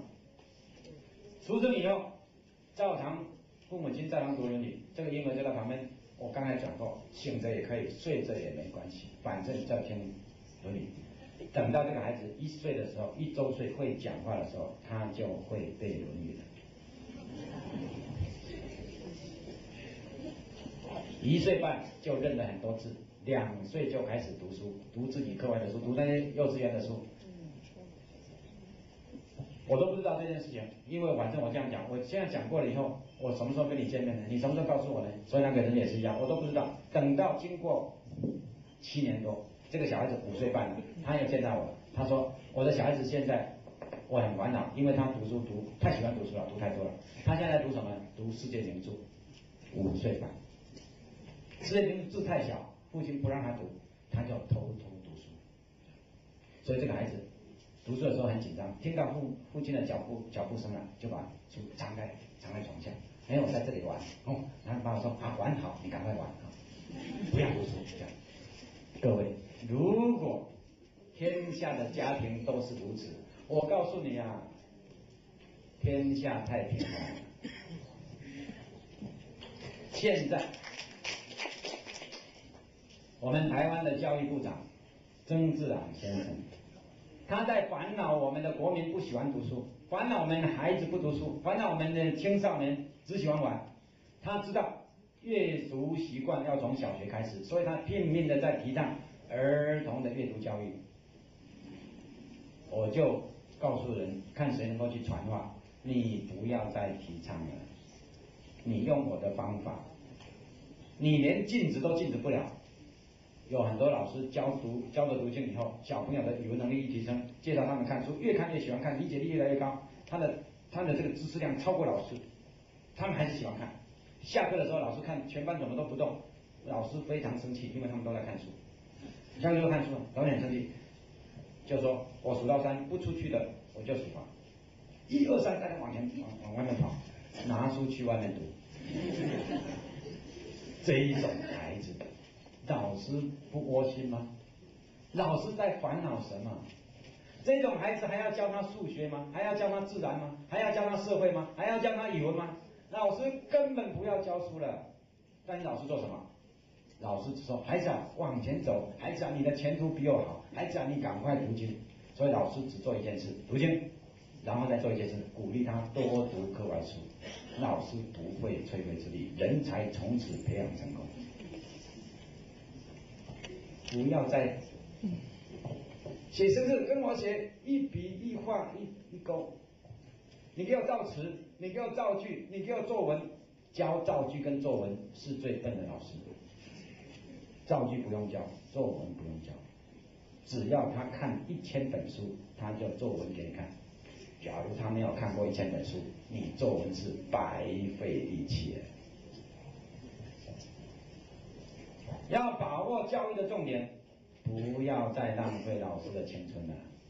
尤其是老师教读经，老师进步最多。以前你没有读过《论语》，趁机会读《论语》；以前没有读过唐诗，趁机会背唐诗。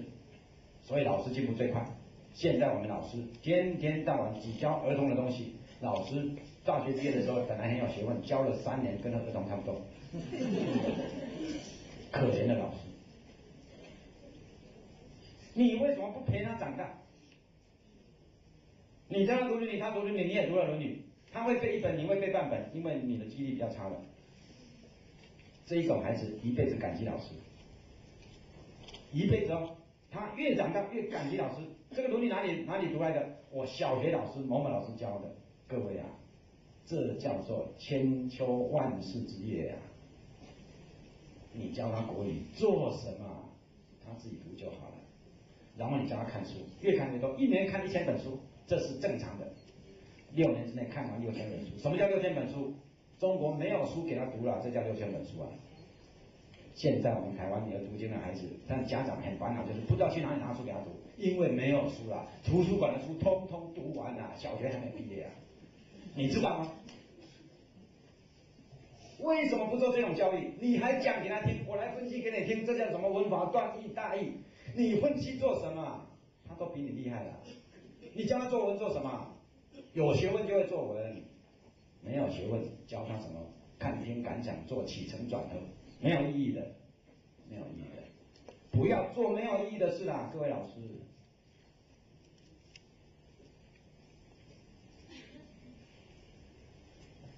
英文也很重要。我们读英文怎么读，你知道吗？从第一天读英文开始，就读美国大学所读的书。那么幼稚园怎么读大学所说，现在台湾有很多幼稚园的孩子读什么呢？莎士比亚。怎么读？我告诉各位，不要老师也有6个字的教学法，只要你知道6个字，你就可以做最好的英语老师、英文老师，每一个都可以哦。这6个字就是小朋友，跟你念就完了。小朋友跟他念，录音机。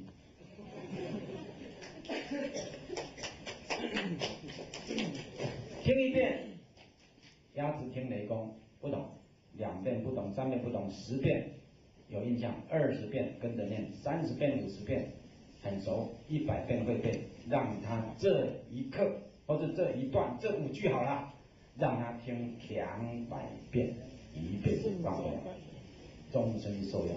只要这种句子背上1000句，你就不用烦恼他一辈子的英文了。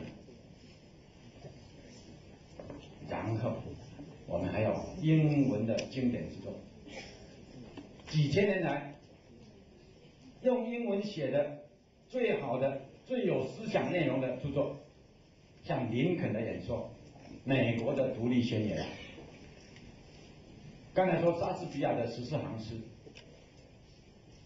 像这些东西，只要10篇、20篇放在肚子里面，我告诉各位，将来要了解西方文化的人是中国人。我们既了解自己的祖先的文化，我们又可以深入到西方文化的核心。你假如只是读那些非常简单的所谓儿童英语啊，你这一辈子就浪费掉了。你将来遇到外国人，只会跟他谈天气啊，你跟他做生意的时候只会想要钱啊，你就不会说出一句很伟大的话。你说你就不会这样讲。你说读经的孩子才会这样讲，讲说什么？你们耶稣说你要跟我做生意，他说哦对，他就给你做生意了吧。就是你要引用他们这个深度的、有意义的，你要跟他们讲有道理的东西，你才能做大生意。民族文化的融合，要由高度的心灵来融合。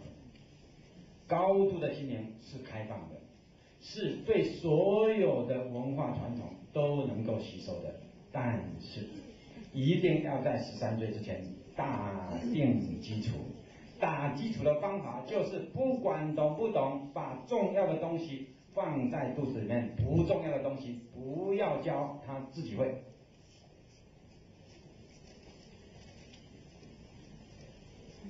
相信了就做，不相信10年以后你再后悔，来不及了，来不及了。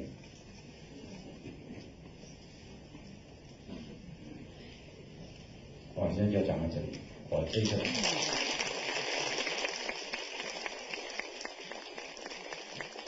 不为任何的目的，知识分子的良心。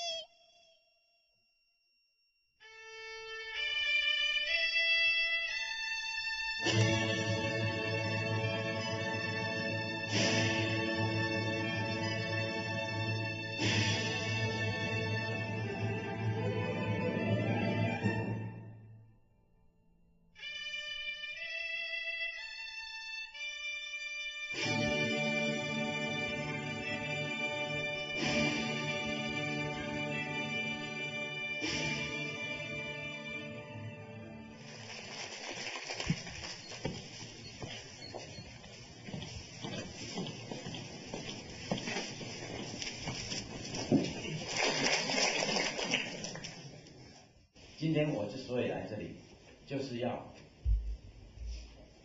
说明一件事情，请各位老师这一辈子务必要记住一件事：教育是非常简单的事，教育是非常轻松愉快的事，要培养人才是不费吹灰之力的事。所谓的老师要有爱心、恒心、耐心，这些三心两意是不需要这么强调的。我们只要了解教育的本质，本来一个孩子他就是那样的纯真纯洁，他的品德，我们只要不破坏他就很好了。本来一个孩子生下来潜能无穷，我们只要不障碍他就不错了。所以有许多老师，有许多家长一直在残害，一直在障碍我们的孩子，所以使我们国家没有人才。从今以后不要再那么努力了，不要努力去障碍我们的孩子，千万千万，拜托拜托。要知道怎么样做到这么样的愉快、轻松，跟小朋友一起成长。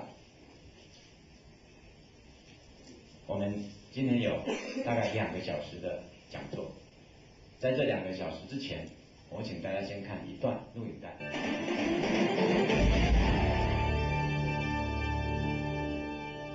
前几个礼拜，我们播出一代新儒学大师牟宗三专题，对牟先生一生为中国文化的贡献深感佩服。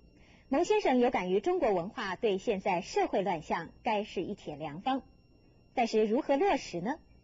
现在他的嫡传弟子王才贵就正在推动一项文化运动，从根救起我们未来的主人翁。这个方法不但可以使小朋友成绩进步，还可以开发增进儿童的智慧，培养他们健全的人格。这是一种什么方法呢？请看记者胡淑玉和肖若华的报道。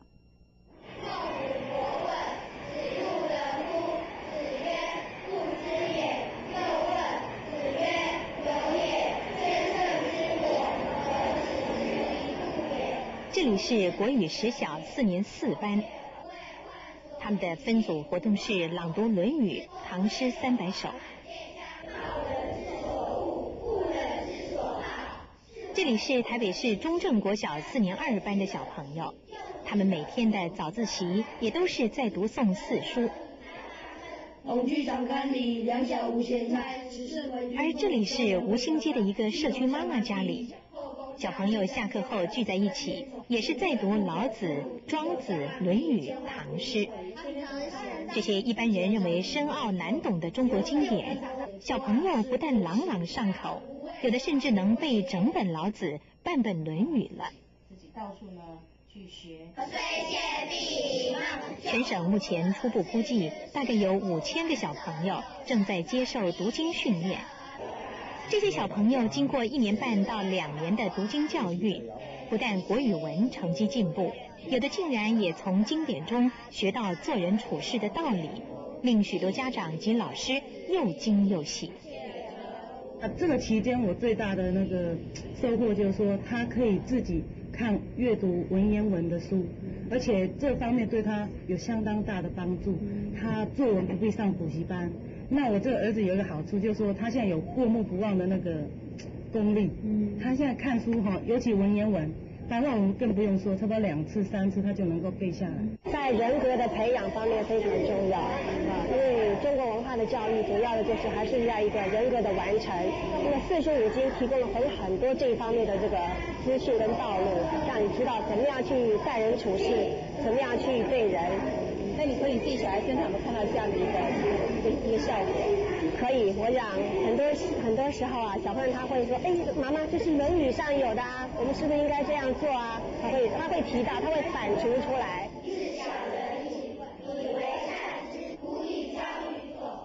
王泽平不是小学老师，他是个热心的家长。为了孩子，他每天早上7点40到8点，先到学校带小朋友读经，因为他知道让儿童读经太重要了，这是影响他们一生的扎根基础。根据学习理论，人一生在3岁到13岁记忆力最强，理解力则是在13岁到18岁最为突飞猛进。因此，发起推动儿童读经的王才贵老师主张，在儿童记忆力最强的时候，让他多背书，尤其是背对他未来人生有帮助的4书5经。不但不会增加儿童负担，还会在潜移默化中导正儿童的心性，是这段时期教养儿童的最好方法。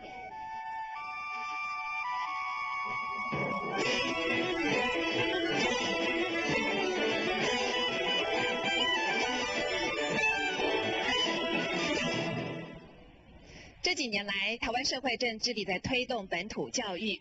事实上，我们还观察到了，另外有一股与众不同的复古风，也正悄悄地吹向了台湾。您恐怕不知道，全台湾有100万个小朋友正在参与读经计划。这些小朋友虽然年纪小，但是读起了4书5经来，可还是有模有样的。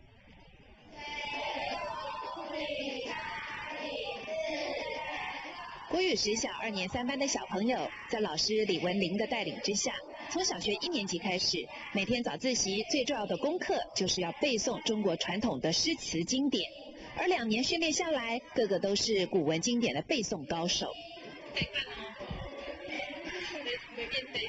第一章好不好？第一章道可道，非常道；名可名，非常名。明天地之始，有名万物之母。故常无，日以观其妙；常有，日以观其教。此两者，同出而异，同谓之学，玄之又玄，众妙之门。因为我觉得一个孩子呢，从出生到小学5、6年级，应该是父母能影响他的最重要的时期。那如果在这段期间，父母能够给他们这样。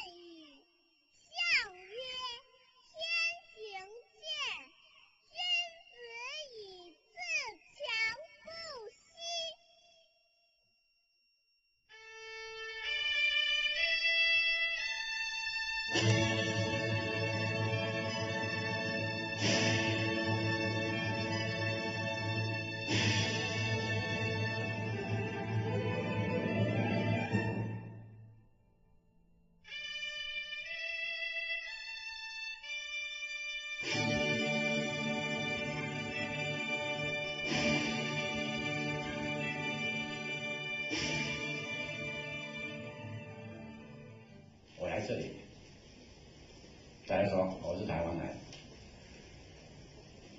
其实我所读的书，孔子山东人，孟子山东人，老子荷兰人。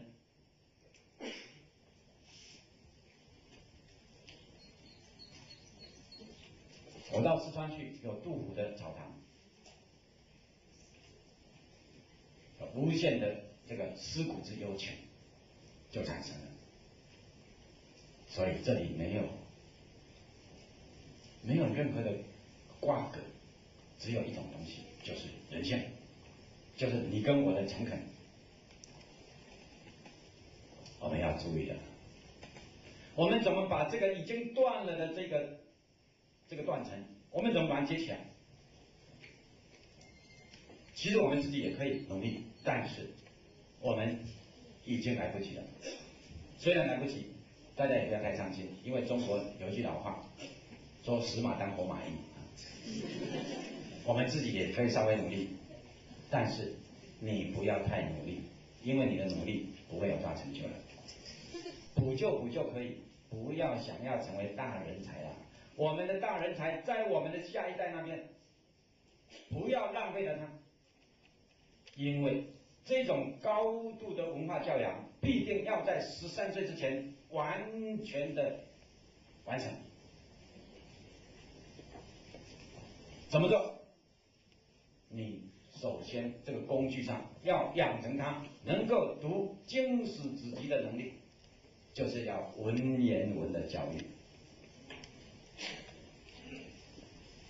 你说它里面有糟粕，中国的传统有糟粕，有糟粕是一回事。如果你说有糟粕，也要一个有功力的人才知道它有糟粕，不可以随便乱讲。所以你要发扬它，你要有能力；你要批判它，你也要有能力；你要咒骂它，你也要有能力。所以，首先我们培养这种能力，然后我们从阅读当中，我们渐渐的融入其中。也可以说，古人的智慧渐渐开发我的智慧，尤其是我们现在所推广的这种教育，他所读的内容都是永垂不朽的智慧之作，叫做经典著作。这些经典著作让他耳濡目染以后，他不会变成一个三家村的小里小气的一些顽固分子。这些经典之作本身就是一个开放性的、一个高远的理想、一个开阔的胸怀。你要涵养你的性情，你要增长你的智慧，你要提升你的眼界，你要增进你的道德勇气，都必须靠这些永恒的著作来启发你。我们不是跟着孔子走，乃是我们读孔子的书来启发我自己内在的心灵。如果孔子讲的话不是我内在心灵要的东西，我可以不要孔子。我们是凭这样的精神来读书的。但是孔子讲的话，如果是千秋不朽呢，它还是新的，所以未曾老去，它还是有活力的，未曾死去。只要有人类，你就必须这样做，不是孔子叫我们这样做，而是你自己本身就希望这么做，只是这些书再来唤醒你。所以经典是唤醒人性的著作，不是来压迫你，不是来宰制你，不是来奴役你。千万要认识这一点，要不然我们就不能读那些书了。孔子说巧言令色，鲜矣仁。一个巧言令色的人，他的心灵一定是不干净的，一定是不诚恳的，这种人你要小心啊。当孔子讲这句话的时候，是在2500年前，他是在山东讲的。但是2500年之后，我们在北京的人就可以巧言令色吗？你巧言令色就是有仁德了吗？你就可以去交巧言令色的朋友吗？不是的，我们还是嫌疑人。如果一个美国人，他巧言令色就好吗？不是的，他巧言令色照常嫌疑人。这叫做经典。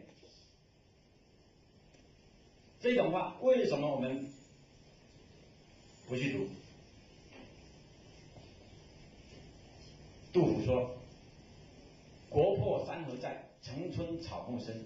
感时花溅泪，恨飞鸟惊心。”假如你真的处在一个国破山河在、城春草木深的这种环境之中，一个人如果不会感时花溅泪，不会恨飞鸟惊心，这种人没良心。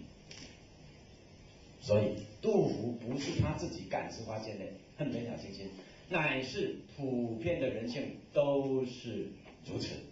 这样子叫做千古之作，这样子叫做永垂不朽。没有任何的政治势力，没有任何的经济势力可以使那些东西永垂不朽，只有人性。人性不在杜甫那里，不在孔子那里，在我们自己这里。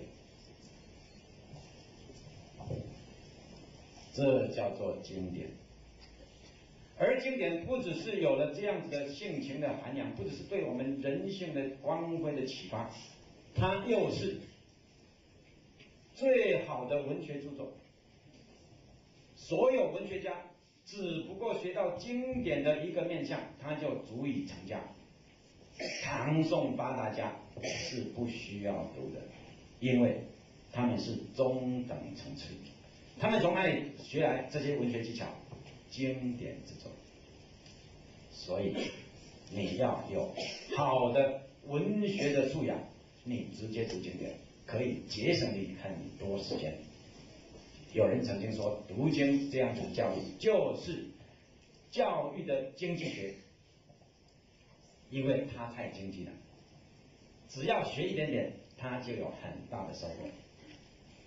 所以从今天开始，我们每个老师希望你记住一句话：我们所要教给学生的，一定要教他有用的东西，而且这个有用一定是高度有用，而这个高度有用呢，是一辈子有用，取之不尽，用之不竭。你只要教5分钟，就影响他一辈子；你只要教一句话，就让他一辈子受用。假如不是这种教材，你不要教。因为什么？因为学了刚才说的那种教材，这些教材自己就会了，你教他做什么？台湾的语文教育失败了，严重的失败。我们费了那么多的时间来学国语、国文，但是语文程度一年不如一年。为什么？专门在浪费孩子。我们举几个例子。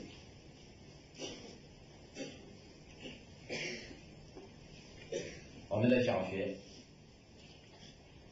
他认为小学生懂什么？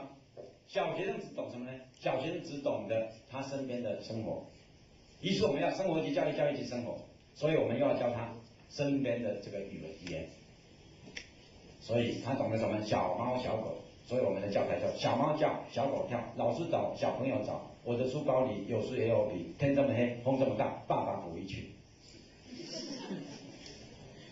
小华、小明、小英的故事讲了6年，这3个人在6年之内阴魂不散。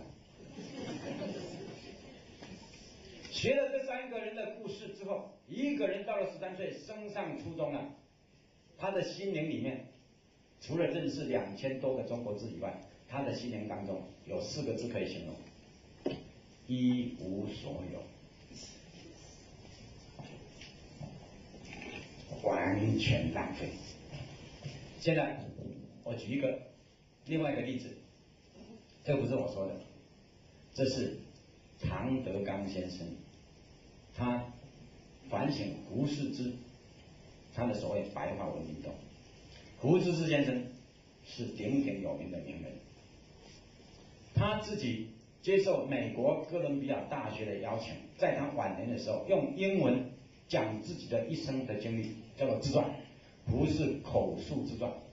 因为是英文，但是这个很有历史价值，所以他就叫他的学生唐德刚，现在在美国纽约大学当教授，唐德刚，他把它翻译成中文。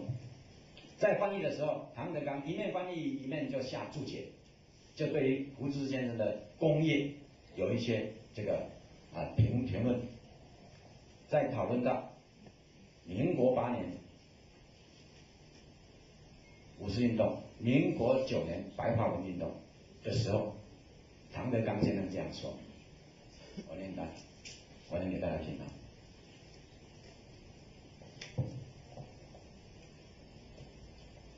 说这一场的白话文运动，尤其是以白话文作为中小学教育工具这一点，其建设性和破坏性究竟孰轻孰重？最好还是让在这个运动影响最重的时期受中小学教育的过来人来现身说话。因为民国9年的时候，胡适之建议国民政府把我们小学的国文教育完全改成国语，就是完全改成白话文，小孩子只学白话文就好了，不要再学那些什么佶屈聱牙的古文了，这叫白话文运动。唐德刚先生就是那时候正好是小学生要入学的人，于是他亲身经历到这种变化。他说要由我来说，才能够知道这种教育到底是成功的、失败的，是对于国家有利的，还是在残害国家的。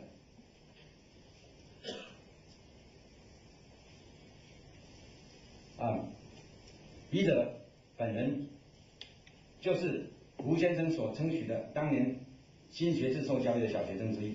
不幸我是个乡下孩子，距离我家最近的国民小学就是公立小学，公立小学一概都照政府的办法教白话文。这小学也在10里之外，我们上不了公立小学，只好在家里祖父开一个私塾来教我们几个亲戚的孩子。我祖父是革命党，他的这个头脑是很清的，所以他有许多的改良，不是按照一般的私塾教育，但是在国文这一课，他却规定我们要背诵古文，作文也要用文言文，不许用白话。我在这个私塾之内读了7、8年之久，我的国文就从床前明月光一直背诵到若击鼓地摇。若击鼓地摇是尚书，尚书号称佶屈聱牙，所以把尚书都背完了，大概45经啊、诸子百家都背完了。所以最后连左传选粹和史记精华录也能整本的背。在我们这些同学当中，除了2、3位实在念不下去之外，大多数的孩子都不以为是辛苦，最后在家长的鼓励之下，竟然也主动去读《资治通鉴》和《昭明文选》这些大部头书。那时候他几岁？11岁。在我们12岁那一年春天，家人为我们送我们上初中必须有一张小学文凭，所以就把我们插班到公立小学去。我还很清楚记得我们在公立小学所上的第一堂国语课，就是有关早晨和公鸡的白话诗。他的诗是这样子的：喔喔喔，白月照黑屋，喔喔喔，只听妇人笑，哪闻穷人哭，喔喔喔喔喔喔。那时表兄和我3个人都已经会背诵全篇《项羽本纪》，就《史记》的一篇文章，项羽本纪很有名的文章。我去数一数，总共9200个字，他们全篇会背。但是上国语课的时候，我们还是要和其他6年级同学一起大喔尔特喔。在我们楼下就是小学1年级，他们的国语课我也记得几句：叮当叮，上午8点钟了，我们上学去；叮当叮，下午3点钟了，我们放学回。那时小学生们念国语还有朗读的习惯，所以早上早自习，晚上晚自习，只听了全校的孩子一边喔喔喔，一边叮当叮，好不热闹。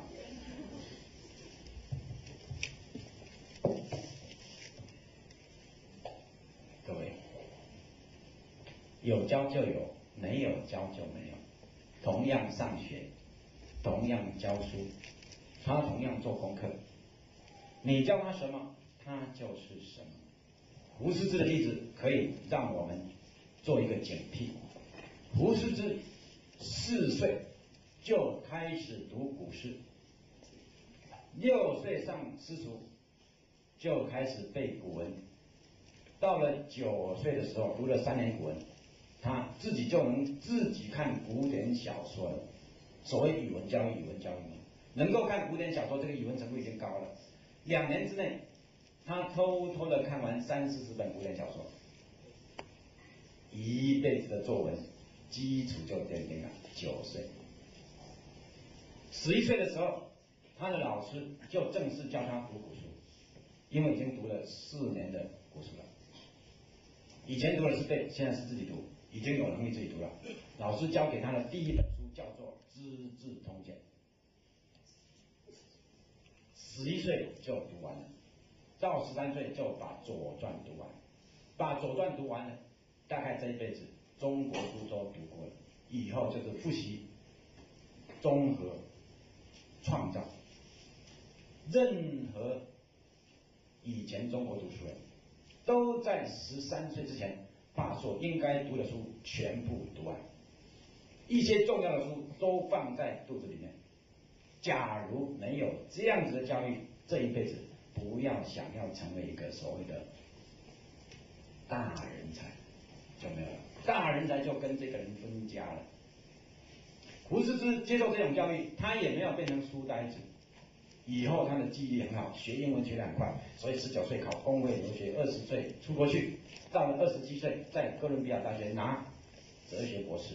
他凭什么拿博士？他写了一篇文章叫做《先秦名家研究》。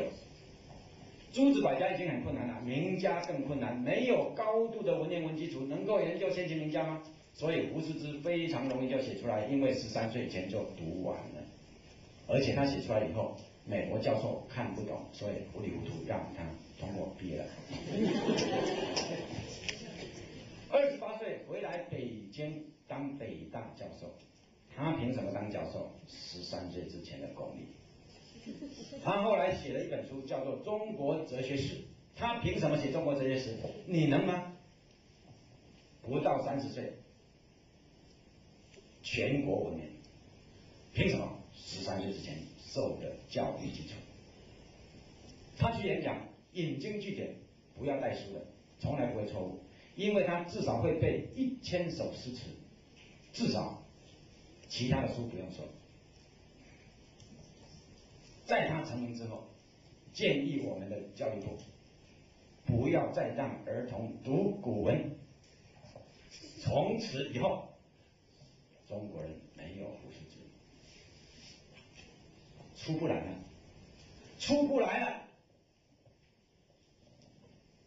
可怜的中国。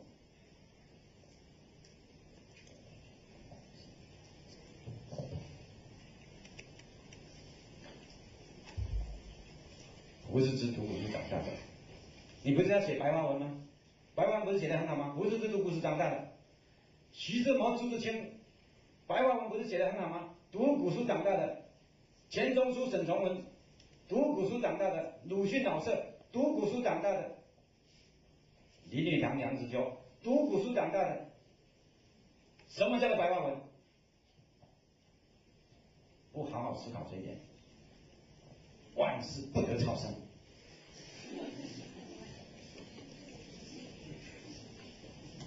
他们能，为什么我们不能？我们孩子，我的孩子比他笨，全国的孩子比他笨吗？思想的问题，教育思想的问题。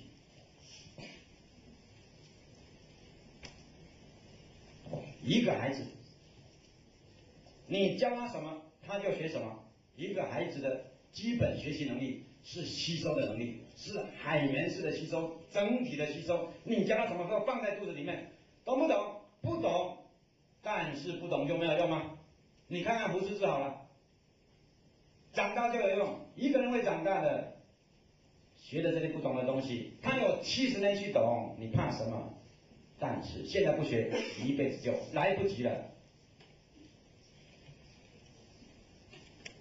什么叫做生涯规划？这叫做读书教育的生涯规划。你要知道，现在所学的不是现在要懂，但是一辈子有用。而现在不懂得学习，是不是很痛苦？我们来检讨这件事情。假如觉得很痛苦，不要学了，我们孩子太痛苦了。假如不是呢？你怎么说呢？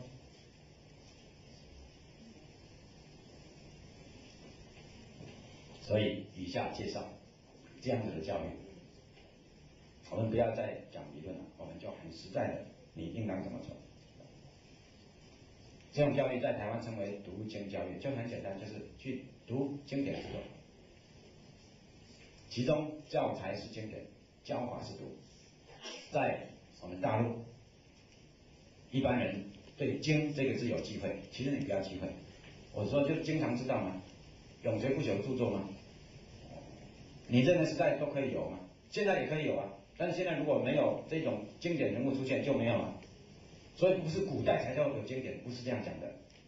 我们完全是开放的心胸，只要你是够格，你是够高、够深、够远，你可以感动千秋万世，你就是经，就这样。所以不拘经还是史还是子还是集，杜甫我们把它当作经来读，李白我们当作经来读，但是《红楼梦》就不大够，对不对？但是它在小说是经典之作，不过它比起杜甫、李白还差一点，我们就这样来选，这样来选经典之作。所以要选择教材是很简单的。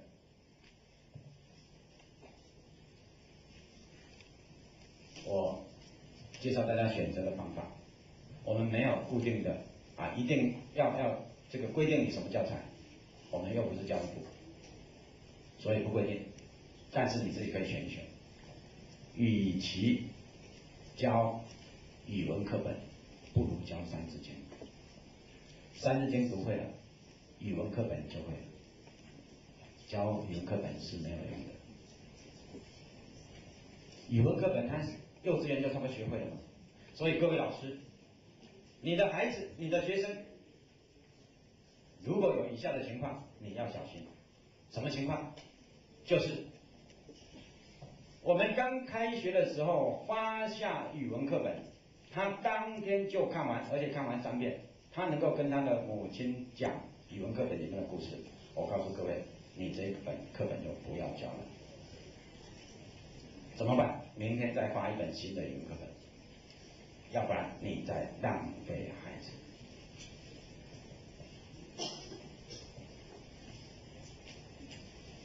我们下课的时候听小孩子在他的朋友之间讲话，他所讲的话这么流利，所用的词语这么丰富，如果他比我们的语文课本还要更高深，我们语文课本是在浪费它。他如果在家里看电视，他看自己的课外读物，如果那些的知识更加丰富，词语更加的优美，我们还在教语文课本。我告诉各位，你在浪费我们的孩子，你是有罪过的。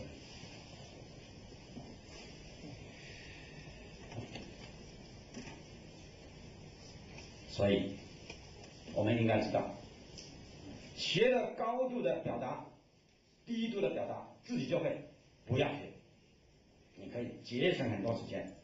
所以教三字经，当然包括百家姓、千字文这个所谓的同盟书了。当然是要学三字经、千字文、百家姓、千家诗，不如读唐诗。唐诗读好了，那些都不要学就会了，而且可以提升他的语文程度。但是与其教唐诗，不如教古文。古文会了，唐诗自己就会了。所以学唐诗浪费时间。你若要学古文，不如学诸子百家，因为古文作家都是学诸子百家来的。学古文作家是浪费时间。古文作家，你跟他平起平坐就好了，你拿来欣赏一下就好了，不要那么努力去学了，因为他不值得你努力。你要学诸子百家，不如学四书五经。四书五经学会了，诸子百家没有不会的。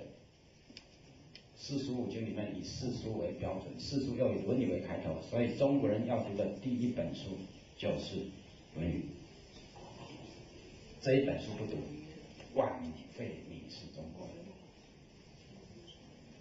第二本书老子，第三本书随便选，这些经史子集随便选。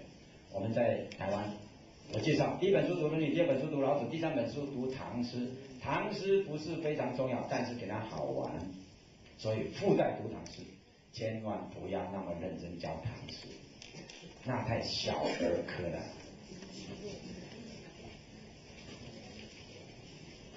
好，教材就这么选。你说那怎么办？我怎么教？假如今天我只讲到这里，吊胃口，那简直是空中楼阁。我又不是专科出身，我又不是读中文系，我自己以前也没有很深的这个素养，我怎么可以教呢？所以现在各位，今天我们来这里，最主要是学到教学法。这个教学法呢，只要2分钟就可以学完，而且保证每个人都会。所以等一下我们这个演讲结束以后，我们这个大门关起来，我们要测验，谁不会教就不准谁回家。我们一定要保证每个人都会教，要不然我们何必来这里坐2个小时呢？但是大家不要担心，只要你听2分钟，我保证你会，不会算我的，不会算我不会教，叫所谓名师出高徒。为什么这样子困难的书，这样子这个高明的书，而教法会那么简单呢？我刚才不是讲过了吗？凡事合乎人性，凡事顺乎自然，天地之间本来就是很简单的。所以我们的教学法就是顺应着儿童的心理，然后依照教育的本质，应该这样教，所以我们这样教，并不是说因为我们老师都很差，所以我们这样教，不是，是本来就要这样教。你的程度很好，也要这样教，何况你程度不好。所以这种教育本来就如此，本来如此。好，我现在讲我们怎么样去教学呢？我们只要会讲一句话，就可以当读经的老师，就可以指导他文化的这个进度。不管你是老师还是家长，你可以把这句话交给你的同事，交给你们的家长们，同样讲这句话就可以教读经，而且教一辈子都这样教，效果深远，儿童一辈子都会记得你，都会感激你。这句话只有6个字，这6个字很简单，请各位注意，就是小朋友跟我念。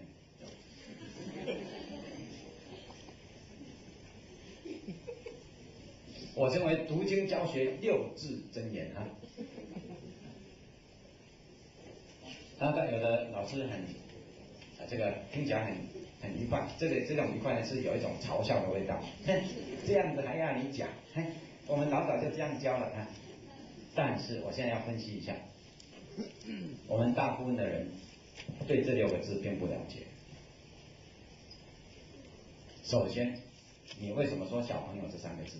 很简单，不要说小朋友也可以，说一声喂也可以。什么？引起注意，引起注意才能学习。而一个老师、一个家长是很容易引起学生注意的，而且越注意的学生，注意力越集中的学生，他学得越好。所以我们要时常引起他注意，时常叫小朋友，时常叫他，对吧？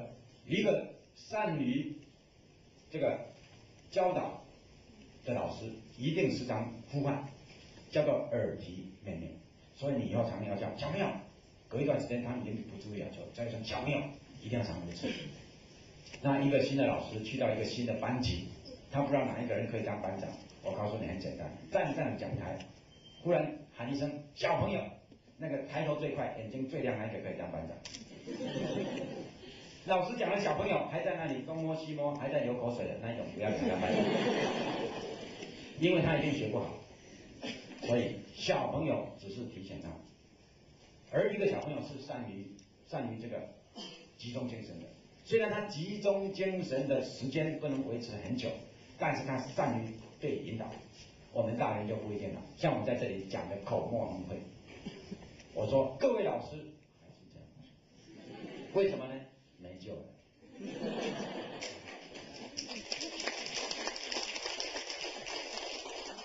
你不再对新鲜的事物产生兴趣了。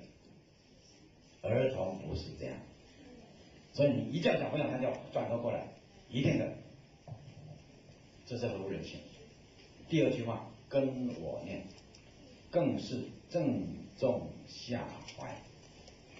因为儿童就是这样学习的，就是跟着学的。儿童的天性很像猴子，每一种动物一生下来都要跟他的父母亲、他的长辈学习。越低等的动物，它跟的时间越短，它的幼稚期越短；越高等的动物，因为它要学到非常丰富的生活的内容，所以它要有一段很长的时间都是幼稚期，都是跟着父母的。人类的幼稚期最长，基本上是13年。而人类不只是跟父母学习，人类还安排了很多的办法让他跟老师学习。所以人类之所以能够成为万物之灵，是因为老天爷就给你13年的幼稚期。如果老天只给你3年的幼稚期，一个3岁的孩子就说我翅膀长硬了，我要飞走了，我告诉你，人类就灭亡了。千万不要随便引发儿童的聪明，聪明反被聪明误，小时了了是大未必佳。我们要让一个儿童13岁之前，完全在我们的老师、家长优良的带领之下，但你一定要优良，你不要带那些杂七杂八的东西。你如果带一些杂七杂八的东西，你不会教他，老早离开，老早翅膀长硬最好。但是现在我们有好的东西要给他，他必须用13年的时间来学到这些5000年的文化，乃至于西方重要的文化，都在13岁之前要灌注在他的肚子里面，肚子里面要满腹的经纶。除此之外，我们不能培养人才，而要做这个事情是这么简单，就是小朋友跟我念，他一定跟你念。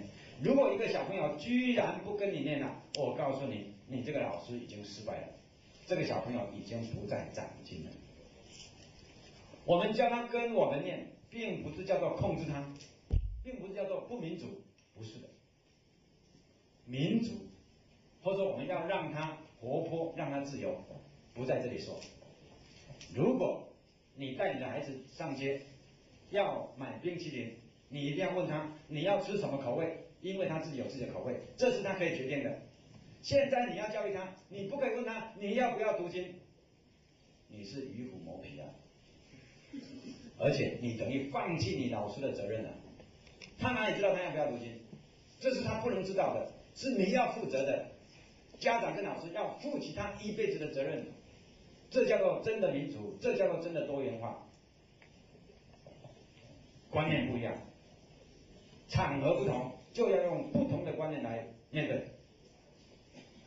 心灵不可以太狭隘。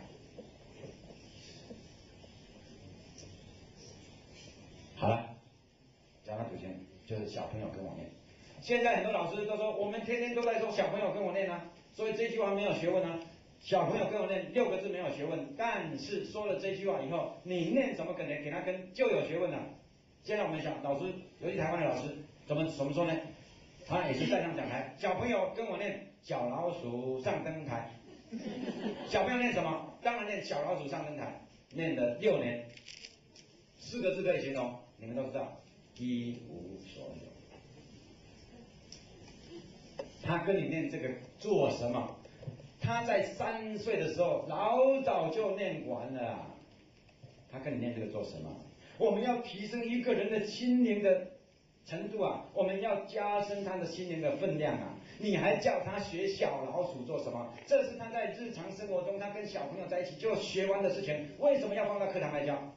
小华、小明、小英的故事，他自己看课外书就已经看得比我们多了，为什么要在学校里面教？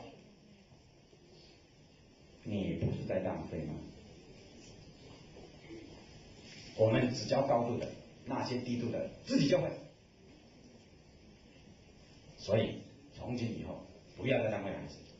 小朋友跟我念什么呢？你说小朋友跟我念，你就开始念学而时习之，他一定跟你念学而时习之，他不会跟你念成少小离家老大回，不可能。所以请各位老师今天回去就开始实验。假如你实验失败，不要听我的话；假如你实验成功，你要好好的反省了，而且要告诉其他人，我们不要再浪费孩子了。你今天回去就找到一个孩子，就说小朋友跟我念道可道非常道。他若忽然念成人之初性本善，这个孩子不能教，没有前途。但是你说小朋友跟我念道可道非常道，不管这是什么，只要他是你教的，保证跟你念道可道非常道。他不会跟人问道可道非常道是什么，只要他这样念，他就渐渐学。好，为了加深大家的印象体现，现在我们来实习，教学要实习，实习了我们才能够真正的这个往前走。现在每一个人实习他也浪费时间，我做老师，大家当小朋友，你不要跟我作对，你要当小朋友，学小朋友这样子。小朋友跟我念，子曰诗300，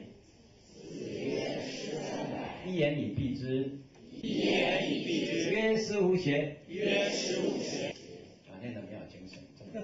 再一次，这个小朋友你说他再一次，他也无所谓，你说他没有精神他也无所谓，我们大人心里面就有反应了。你怎么说我没精神？我就跟你念一下就不错了，我告诉你，给你面子了。这个我们大人很难教啊，所以我不喜欢教大人，没救了。小朋友不会这样子的，保证不会这样。好，所以来我们再一次，小朋友跟我念，子曰诗300，一言以蔽之，曰思无邪。好，念得很好，老师很高兴。再一遍，子曰诗300，一言以蔽之，曰思无邪。好，大家看的书啊，1年级以上都可以看书。大家看的书念错了没关系。子曰诗300，预备起。子曰诗300，一言以蔽之，曰思无邪。男生念一遍。子曰诗300，一言以蔽之，曰思无邪。你是念一遍。子曰诗300，一言以蔽之，曰思无邪。啊，女生念比较好，男生比较差。我们男生再一遍啊。子曰预备起。子曰诗300，一言以蔽之，曰思无邪。啊，男生念得很有进步，我们给他鼓掌。好，大家在一起念念。子曰预备起。子曰诗300，一言以蔽之，曰思无邪。第100念一遍。子曰诗300，第200念一遍。子曰诗300，第300念一遍，第500念一遍，第600念一遍。大家在一起念一遍，上台念一遍，李师念一遍，然后站起来念一遍，坐下念一遍。会背的举手。只要1分钟到2分钟，他就会背。经过2、3天的复习，终身不忘，成为一辈子文学以及文化教养的基础。我们全国的国民，只要大家思无邪，天下太平。鼓掌。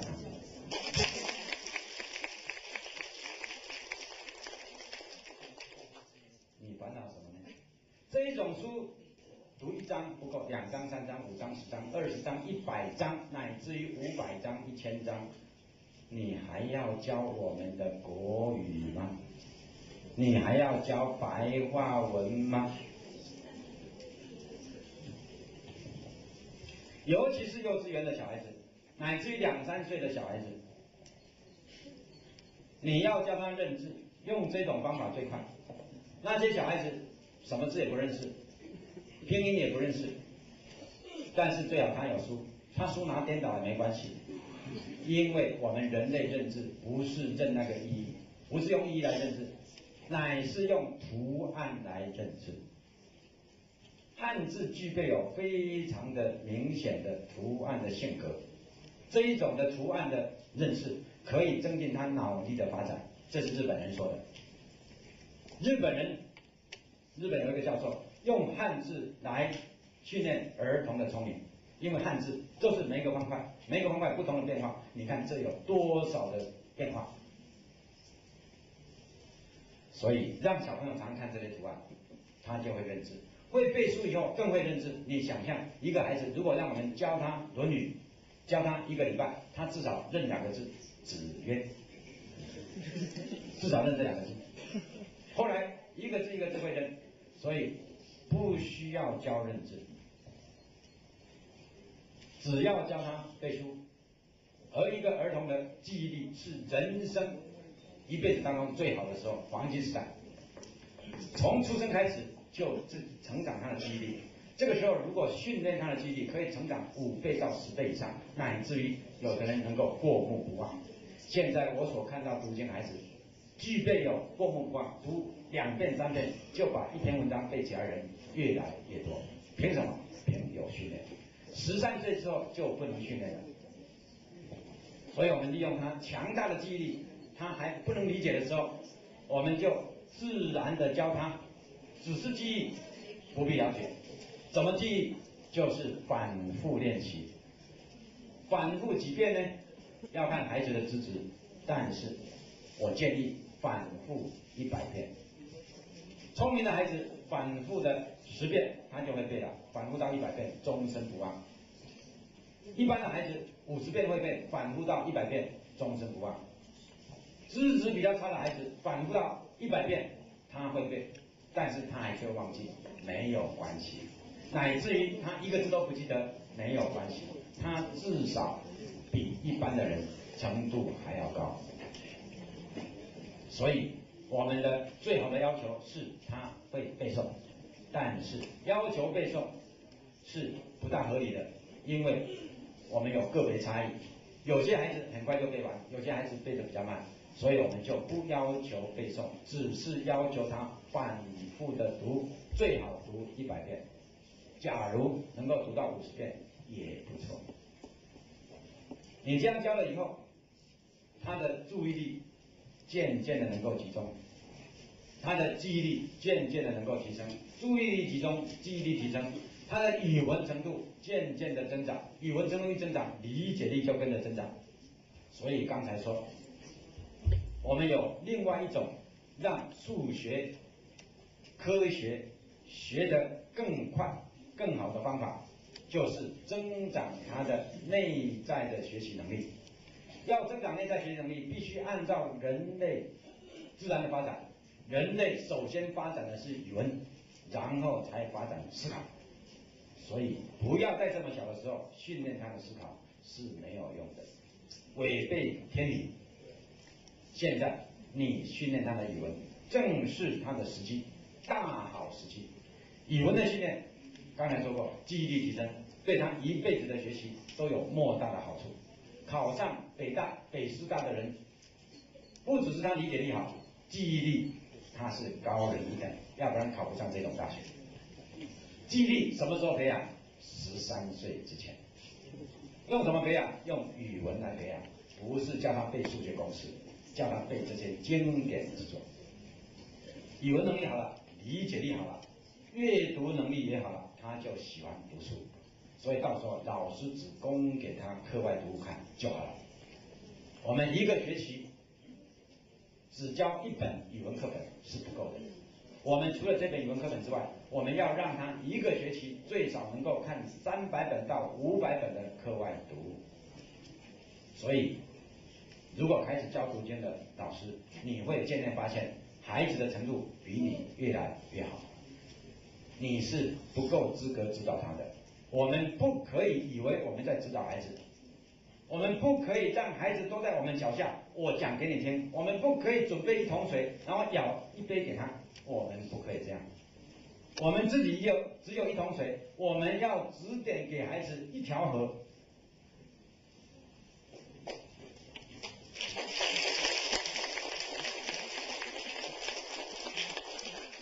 老师是不够资格的。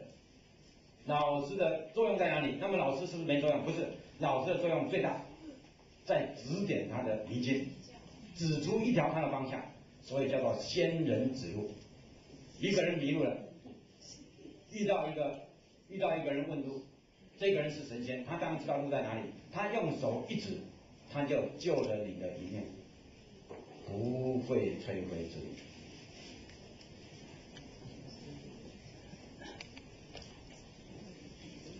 时间有限，听说到11点要结束，是不是？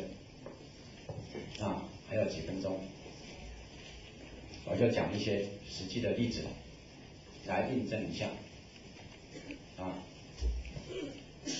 这个各位回去做也能如此。首先，我讲的是我家里的孩子，因为这个大家比较亲切，因为刚刚看过电视了。我不是来这里宣扬，这没有什么值得宣扬的，就是因为亲身的体验，所以比较深刻。我有4个孩子，在大陆是犯法的，有的孩子比较聪明，有的孩子比较不聪明。我的大女儿比较聪明，我开始教这些功课的时候又太慢了，千万不要太慢，越早越好。所以5、6年级才教她，她就有很多自己的想法，太聪明了。我们这个学校又不教，我们老师又不考试，同学又不读，我干嘛要读啊？没办法，所以他只学一点点，但是学这一点点到了初中、高中就不得了了。他的作文不必指导，下笔千言，就只学那么几句了。我的第2个孩子呢是男孩，是比较笨，所以比较笨大家都知道，就是在学校里面就可以表现，1、2、3年级都是20、30年，都是后面的。老师以为他有自闭症，老师以为他怎么样，反正到了6岁还不大会讲话，到了7、8岁还流口水，知道吗？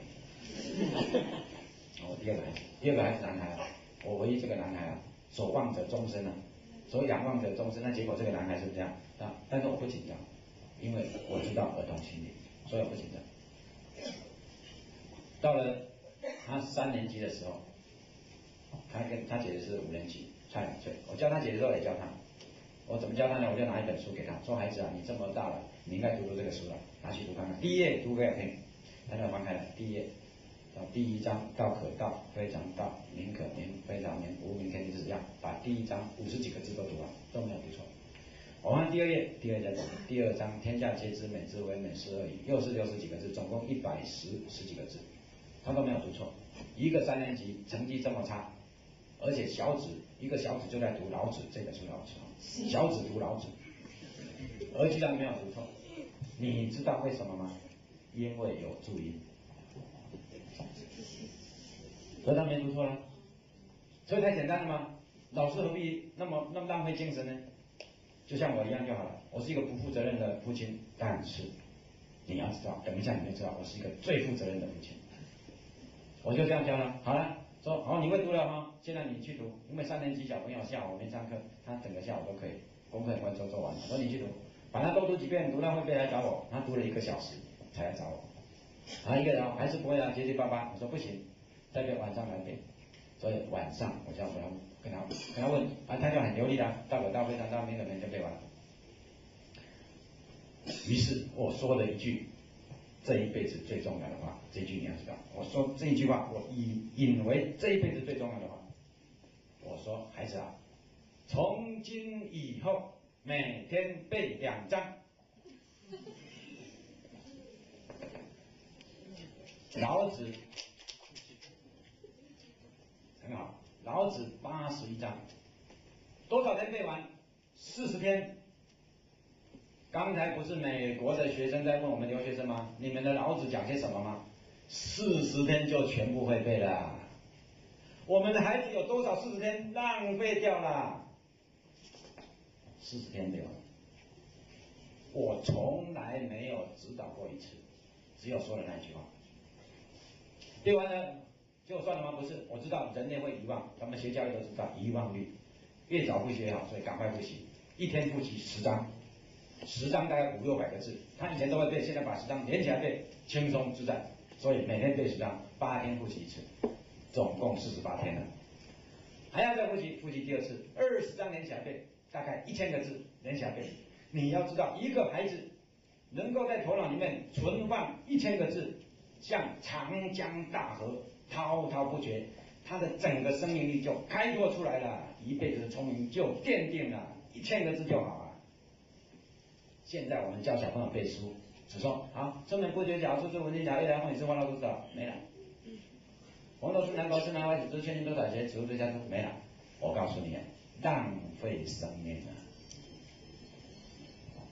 1000个字连起来背，4天背完，总共52天。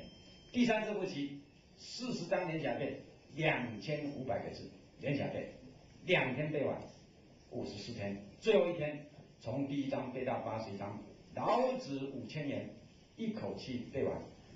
从那一天开始，老子跟着他一辈子。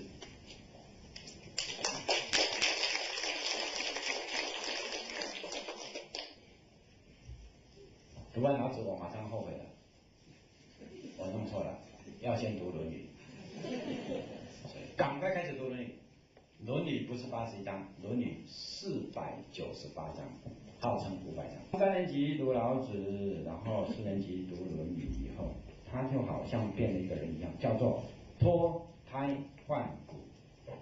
他的聪明是父母亲生给他的，他的天生的禀赋啊，但是他这种是禀赋很差的孩子啊。只是读了不过半年，他就整个变了，连气质都变，里面变，气质变，他的头脑变，老师都非常惊讶，说这个孩子怎么现在就聪明起来了？5、6年级名列前茅，初中全班第1名，初2老师叫他去跳考高中，他到高中全校第1名，高中本来读2年要去考大学，我们教育部不准他考大学，所以第3年就浪费掉了，考上台大。考上台大以后，读了3年大学，考研究所。台北2家最有名的研究所，政治大学研究所，他考第1名；台湾大学研究所，他又考第1名，考2个第1名。大家都说你的孩子是天才，我说最笨的。大家都问我孩子说，哇，你怎么会这么会读书？你从哪里来？你从哪里你从哪里学到读书的方法？没有，我是很笨的。我唯一知道我为什么会聪明起来的，就是3年级的时候我读过老子，会背老子。大家只要就想我要去背老子，来不及了。这是第一个故事。相命的人说，我这个孩子将来成就比我高10倍。凭什么你知道吗？凭我那一句话，孩子啊，从今以后每天背2章，他就可以高我10倍。教育是不会摧毁智力的啦，我用什么力量啊？没有，我有没有跟他讲老子？我就讲一句老子给他听，天打雷劈。但是他不了解老子吗？从初中开始，这个智慧渐渐产生。高中的时候能够引用，到大学的时候，他就能够用老子的思想去比对世界上的哲学家。凭什么？3年级的时候，9岁的时候，55天的教育，有没有叫他在家里专门读老子？没有，课余时间，就这么简单。有教就有，没有教就没有，这个没有是一辈子都没有，这才是我们最大的痛心所在。所以我为什么要讲的口沫横飞？为什么要讲的这么激昂慷慨？我们要救你的孩子，我们要救我们的国家。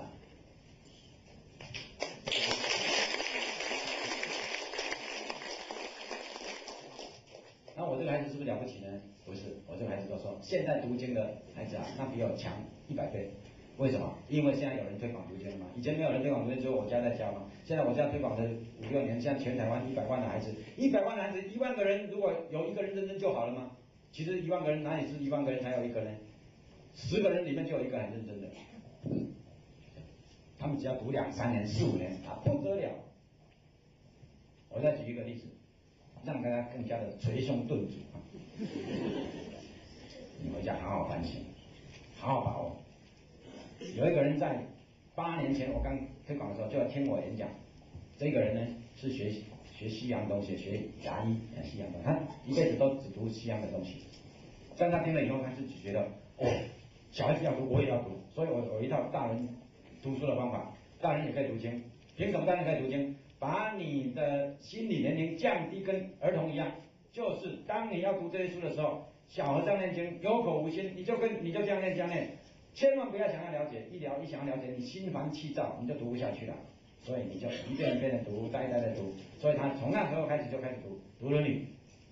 后来他结婚了，他叫他太太也来听我演讲。他们2个夫妻每天早上起来先做功课，读半个小时《论语》，你一句我一句，感情好得很。然后他们这样读，他的太太就是爱人爱人同志啊，他的爱人同志怀孕了，照常这样读。这个胎儿就在肚子里面听10个月的《论语》，出生以后相貌不凡，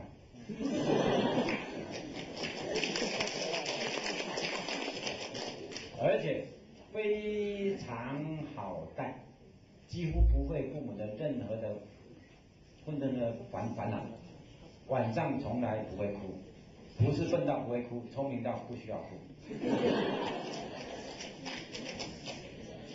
10个月的《论语》嘛，教育嘛。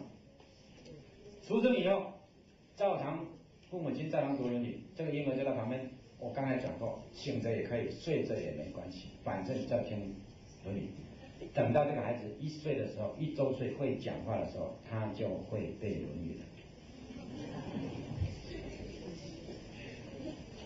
1岁半就认了很多字，2岁就开始读书，读自己课外的书，读那些幼稚园的书。我都不知道这件事情，因为反正我这样讲，我现在讲过了以后，我什么时候跟你见面呢？你什么时候告诉我呢？所以那个人也是一样，我都不知道。等到经过7年多，这个小孩子5岁半了，他又见到我了。他说我的小孩子现在我很烦恼，因为他读书太喜欢读书了，读太多了。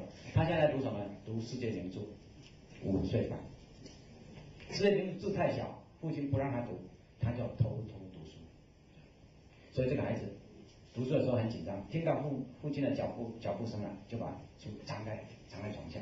没有，我在这里玩哦。然后爸爸说啊，玩好，你赶快玩啊，不要读书。这样，各位，如果天下的家庭都是如此，我告诉你啊，天下太平了。现在，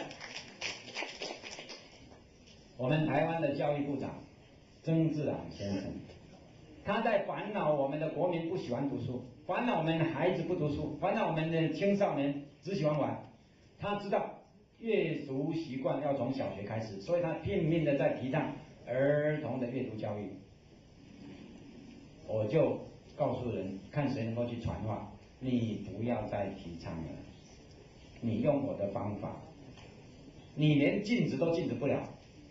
有很多老师教了读经以后，小朋友的语文能力一提升，介绍他们看书，越看越喜欢看，理解力越来越高，他的这个知识量超过老师，他们还是喜欢看。下课的时候，老师看全班怎么都不动，老师非常生气，因为他们都在看书，下课就看书，老师很生气，就说我数到3不出去的我就处罚，1、2、3，大家往外面跑，拿书去外面读。这一种孩子，老师不窝心吗？老师在烦恼什么？这种孩子还要教他数学吗？还要教他自然吗？还要教他社会吗？还要教他语文吗？老师根本不要教书了。但是老师做什么？老师只说孩子啊，往前走，孩子啊，你的前途比我好，孩子啊，你赶快读经。所以老师只做一件事，读经，然后再做一件事，鼓励他多读课外书。老师不费吹灰之力，人才从此培养成功。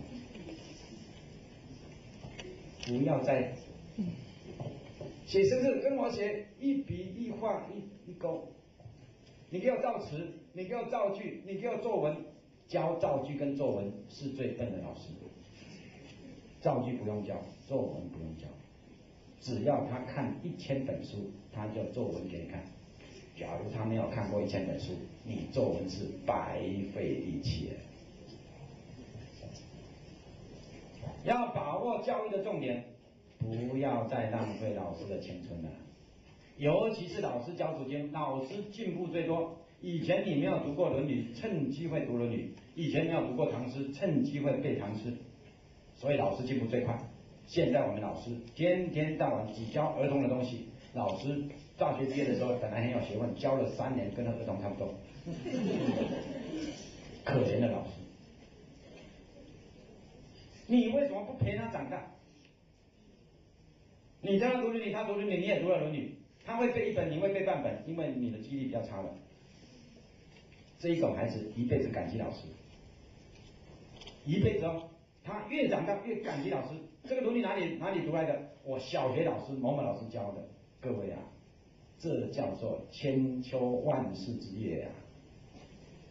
你教他国语做什么？他自己读就好了。然后你教他看书，越看越多，1年看1000本书，这是正常的。6年之内看完6000本书。什么叫6000本书？中国没有书给他读了，这叫6000本书啊！现在我们台湾有读经的孩子，但家长很烦恼，就是不知道去哪里拿书给他读，因为没有书了，图书馆的书通通读完了，小学还没毕业啊！你知道吗？为什么不做这种教育？你还讲给他听，我来分析给你听，这叫什么文法断义大义？你分析做什么？他都比你厉害了。你教他作文做什么？有学问就会作文，没有学问教他什么看听感想做起承转合，没有意义的，没有意义的。不要做没有意义的事啦，各位老师。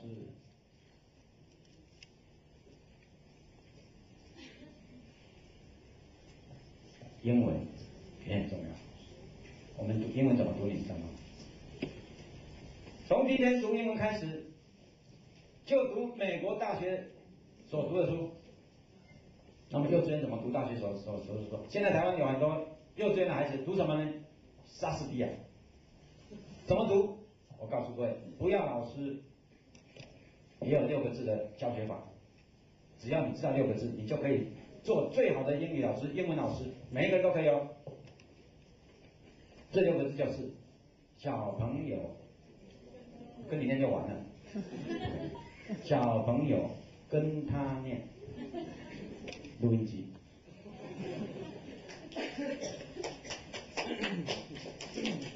听一遍，鸭子听雷公不懂，2遍不懂，3遍不懂，10遍有印象，20遍跟着念，30遍50遍很熟，100遍会背，让他这一课或者这一段这5句好了，让他听200遍，一辈子忘不了，终身受用。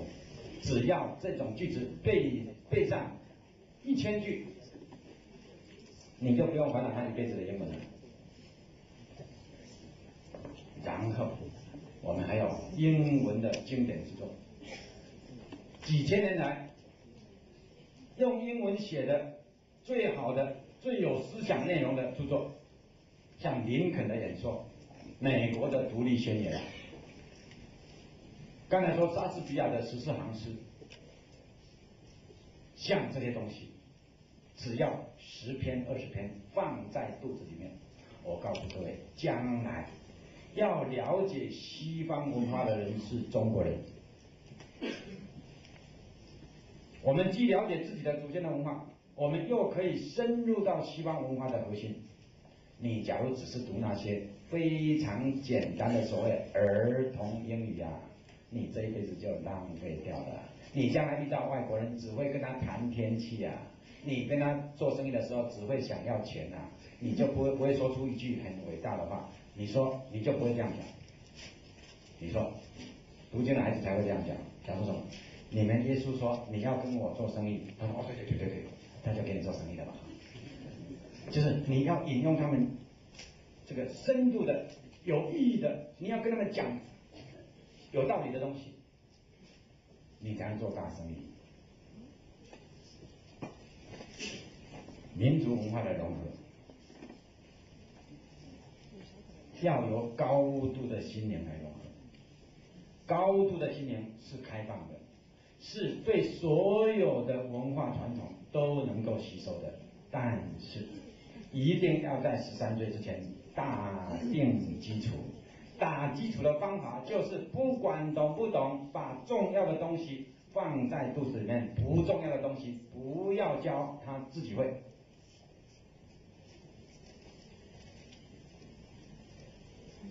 相信了就做，不相信10年以后你再后悔，来不及了，来不及了。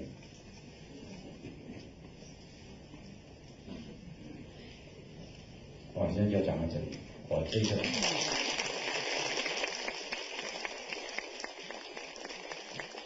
不为任何的目的，知识分子的良心。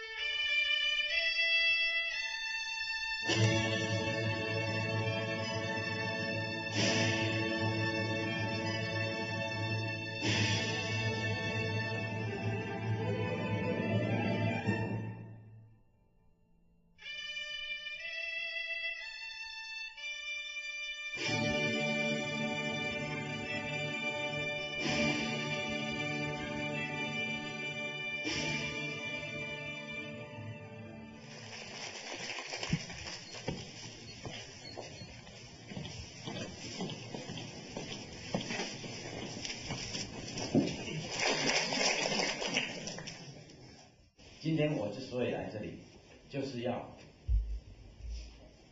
说明一件事情，请各位老师这一辈子务必要记住一件事：教育是非常简单的事，教育是非常轻松愉快的事，要培养人才是不费吹灰之力的事。所谓的老师要有爱心、恒心、耐心，这些3心2意是不需要这么强调的。我们只要了解教育的本质，本来一个孩子他就是那样的纯真纯洁，他的品德，我们只要不破坏他就很好了。本来一个孩子生下来潜能无穷，我们只要不障碍他就不错了。所以有许多老师，有许多家长一直在残害，一直在障碍我们的孩子，所以使我们国家没有人才。从今以后不要再那么努力了，不要努力去障碍我们的孩子，千万拜托拜托。要知道怎么样做到这么样的愉快轻松，跟小朋友一起成长。我们今天有大概2个小时的讲座，在这2个小时之前，我请大家先看一段录影带。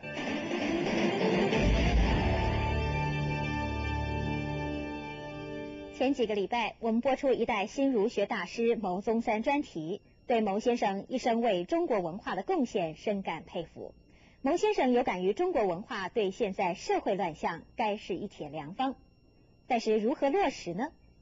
现在他的嫡传弟子王才贵就正在推动一项文化运动，从根救起我们未来的主人翁。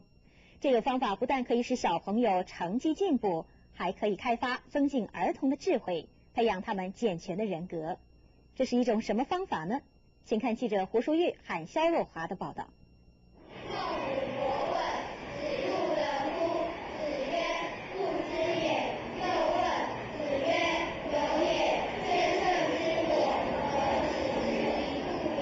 这里是国语实小4年4班，他们的分组活动是朗读《论语》唐诗300首。这里是台北市中正国小4年2班的小朋友，他们每天的早自习也都是在读诵4书。红剧场看里两小无嫌菜，而这里是吴兴街的一个社区妈妈家里，小朋友下课后聚在一起，也是在读老子、庄子、论语、唐诗。这些一般人认为深奥难懂的中国经典，小朋友不但朗朗上口，有的甚至能背整本老子、半本论语了。自己到处呢去学。全省目前初步估计，大概有5000个小朋友正在接受读经训练。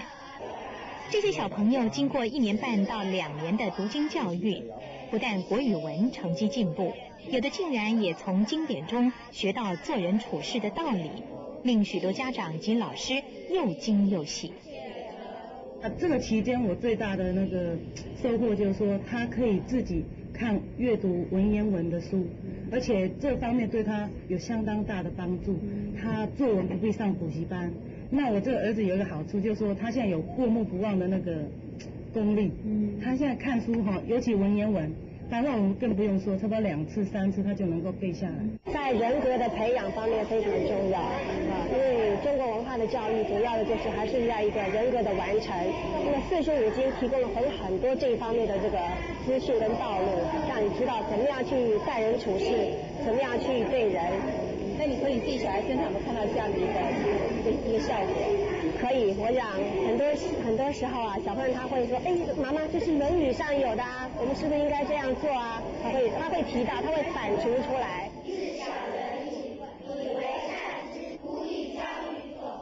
王泽平不是小学老师，他是个热心的家长。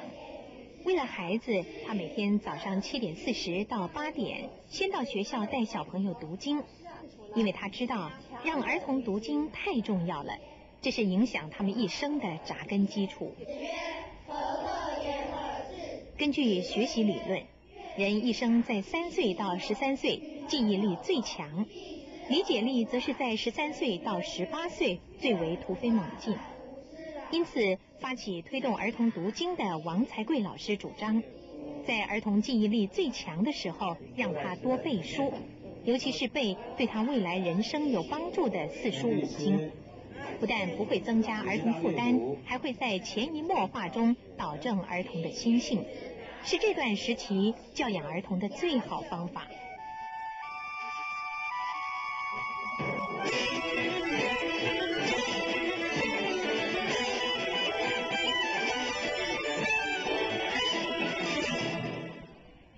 这几年来，台湾社会正致力在推动本土教育。事实上，我们还观察到了，另外有一股与众不同的复古风，也正悄悄地吹向了台湾。您恐怕不知道，全台湾有100万个小朋友正在参与读经计划。这些小朋友虽然年纪小，但是读起了4书5经来，可还是有模有样的。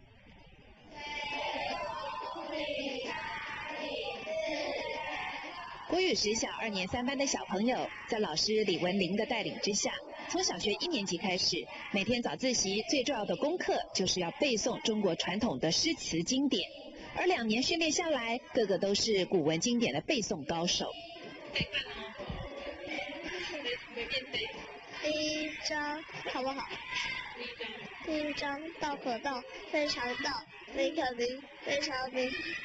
明天地之始，有名万物之母。故常无，日以观其妙；常有，日以观其教。此两者，同出而异，同谓之神，神之又神，众妙之门。因为我觉得一个孩子呢，从出生到小学5、6年级，应该是父母能影响他的最重要的时期。那如果在这段期间，父母能够给他们这样。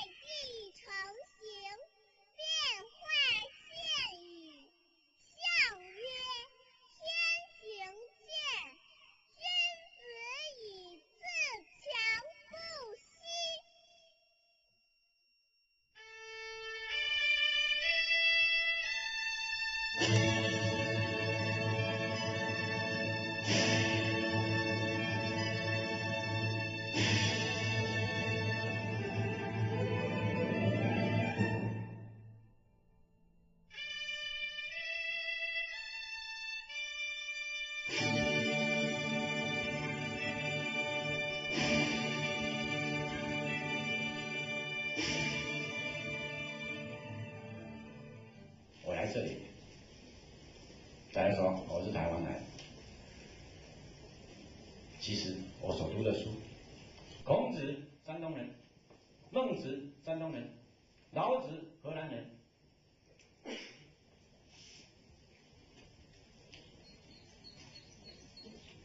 我到四川去，有杜甫的草堂，无限的这个思古之幽情就产生了。所以这里没有任何的瓜葛，只有一种东西，就是人性，就是你跟我的诚恳。我们要注意的，我们怎么把这个已经断了的这个断层，我们怎么把它接起来？其实我们自己也可以努力，但是我们已经来不及了。虽然来不及，大家也不要太伤心，因为中国有一句老话，说死马当活马医，我们自己也可以稍微努力，但是你不要太努力，因为你的努力不会有大成就的。补救可以，不要想要成为大人才啊！我们的大人才在我们的下一代那边，不要浪费了它，因为这种高度的文化教养必定要在13岁之前完全的完成。怎么做？你首先这个工具上要养成他能够读经史子集的能力，就是要文言文的教育。你说它里面有糟粕，中国的传统有糟粕，有糟粕是一回事。如果你说有糟粕，也要一个有功力的人才知道它有糟粕，不可以随便乱讲。所以你要发扬它，你要有能力；你要批判它，你也要有能力；你要咒骂它，你也要有能力。所以，首先我们培养这种能力，然后我们从阅读当中，我们渐渐的融入其中。也可以说，古人的智慧渐渐开发我的智慧，尤其是我们现在所推广的这种教育，他所读的内容都是永垂不朽的智慧之作，叫做经典著作。这些经典之作，让他耳濡目染以后，他不会变成一个三家村的小里小气的一些顽固分子。这些经典之作本身就是一个开放性的、一个高远的理想、一个开阔的胸怀。你要涵养你的性情，你要增长你的智慧，你要提升你的眼界，你要增进你的道德勇气，都必须靠这些永恒的著作来启发你。我们不是跟着孔子走，乃是我们读孔子的书来启发我自己内在的信念。如果孔子讲的话不是我内在信念要的东西，我可以不要孔子。我们是凭这样的精神来读书的。但是孔子讲的话，如果是千秋不朽呢，它还是新的，所以未曾老去，它还是有活力的，未曾死去。只要有人类，你就必须这样做，不是孔子叫我们这样做，而是你自己本身就希望这么做，只是这些书再来唤醒你。所以经典是唤醒人性的著作，不是来压迫你，不是来宰制你，不是来奴役你。千万要认识这一点，要不然我们就不能读那些书了。孔子说：“巧言令色，鲜矣仁。”一个巧言令色的人，他的心灵一定是不干净的，一定是不诚恳的。这种人你要小心啊！当孔子讲这句话的时候，是在2500年前，他是在山东讲的。但是2500年之后，我们在北京的人就可以巧言令色吗？你巧言令色就是有仁德了吗？你就可以去交巧言令色的朋友吗？不是的，我们还是嫌疑人。如果一个美国人，他巧言令色就好吗？不是的，他巧言令色照常嫌疑人。这叫做经典。这种话为什么我们不去读？杜甫说：“国破山河在，城春草木深。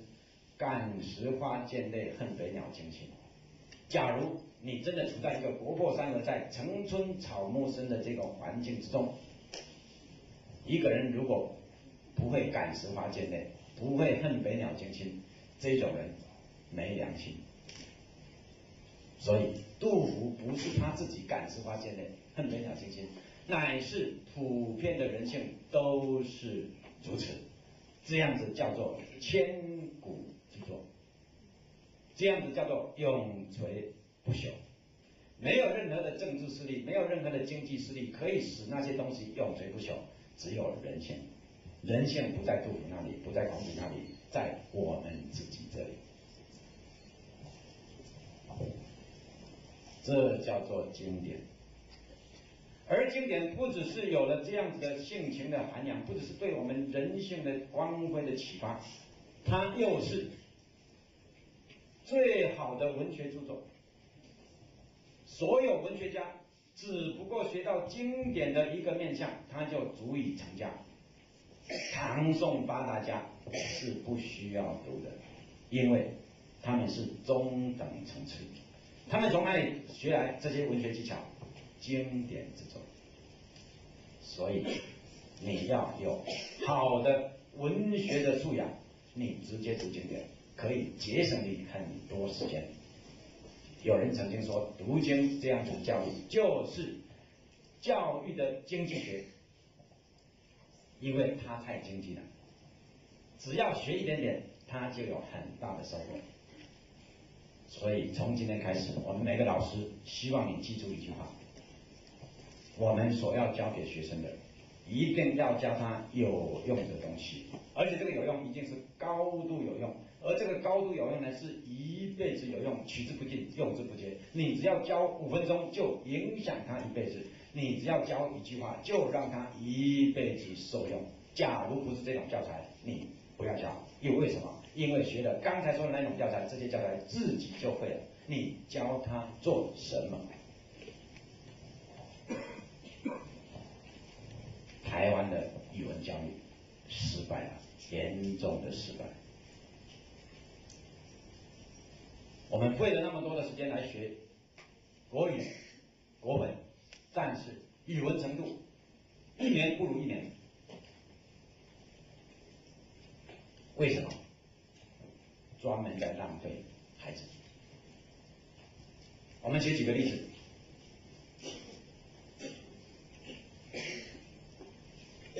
我们的小学，他认为小学生懂什么？小学生只懂什么呢？小学生只懂得他身边的生活。于是我们要生活及教育，教育及生活，所以我们又要教他身边的这个语言。所以他懂得什么？小猫小狗。所以我们的教材叫小猫叫，小狗跳，老师找，小朋友找。我的书包里有书也有笔，天这么黑，风这么大，爸爸捕鱼去。小华、小明、小英的故事讲了6年，这3个人在6年之内阴魂不散。学了这3个人的故事之后，一个人到了13岁升上初中了，他的心灵里面除了认识2000多个中国字以外，他的心灵当中有4个字可以形容：一无所有。完全浪费。现在我举另外一个例子，这不是我说的，这是唐德刚先生，他反省胡适之他的所谓白话文运动。胡适之先生是鼎鼎有名的名人，他自己接受美国哥伦比亚大学的邀请，在他晚年的时候用英文讲自己的一生的经历，叫做自传，不是口述自传。因为是英文，但是这个很有历史价值，所以他就叫他的学生唐德刚，现在在美国纽约大学当教授，唐德刚，他把它翻译成中文。在翻译的时候，唐德刚一面翻译一面就下注解，就对于胡适先生的功业有一些这个评论，在讨论到民国8年五四运动，民国9年白话文运动的时候，唐德刚先生这样说，我念给大家听啊。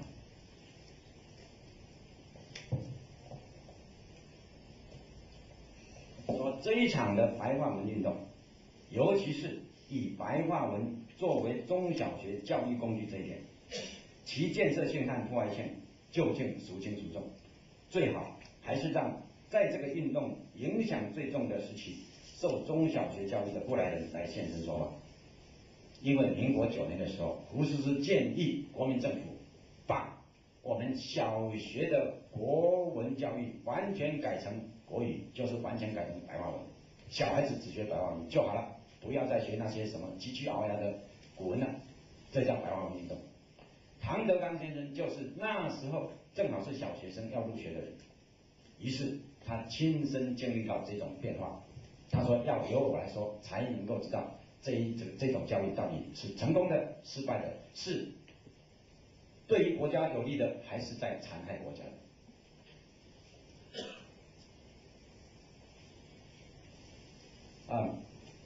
笔者本人就是吴先生所称许的当年新学制受教育的小学生之一。不幸我是个乡下孩子，距离我家最近的国民小学就是公立小学，公立小学一概都照政府的办法教白话文。这小学也在10里之外，我们上不了公立小学，只好在家里祖父开一个私塾来教我们几个亲戚的孩子。我祖父是革命党，他的这个头脑是很清的，所以他有许多的改良，不是按照一般的私塾教育，但是在国文这一科，他却规定我们要背诵古文，作文也要用文言文，不许用白话。我在这个私塾之内读了7、8年之久，我的国文就从床前明月光一直背诵到若击鼓地摇。若击鼓地摇是尚书，尚书号称急趋鳌牙，所以把尚书都背完了，大概45经啊、诸子百家都背完了。所以最后连《左传》选粹和《史记精华录》也能整本的背。在我们这些同学当中，除了2、3位实在念不下去之外，大多数的孩子都不以为是辛苦，最后在家长的鼓励之下，竟然也主动去读《资治通鉴》和《昭明文选》这些大部头书。那时候他几岁？11岁。在我们12岁那一年春天，家人为我们送我们上初中必须有一张小学文凭，所以就把我们插班到公立小学去。我还很清楚记得我们在公立小学所上的第一堂国语课，就是有关早晨和公鸡的白话诗。他的诗是这样子的：喔喔喔，白月照黑屋，喔喔喔，只听妇人笑，哪闻穷人哭，喔喔喔喔喔喔。那时表兄和我3个人都已经会背诵全篇《项羽本纪》，就《史记》的一篇文章，项羽本纪很有名的文章。我去数一数，总共9200个字，他们全篇会背。但是上国语课的时候，我们还是要和其他6年级同学一起大窝尔特窝。在我们楼下就是小学1年级，他们的国语课我也记得几句：叮当叮，上午8点钟了，我们上学去；叮当叮，下午3点钟了，我们放学回。那时小学生们念国语还有朗读的习惯，所以早上早自习，晚上晚自习，只听了全校的孩子一边喔喔喔，一边叮当叮，好不热闹。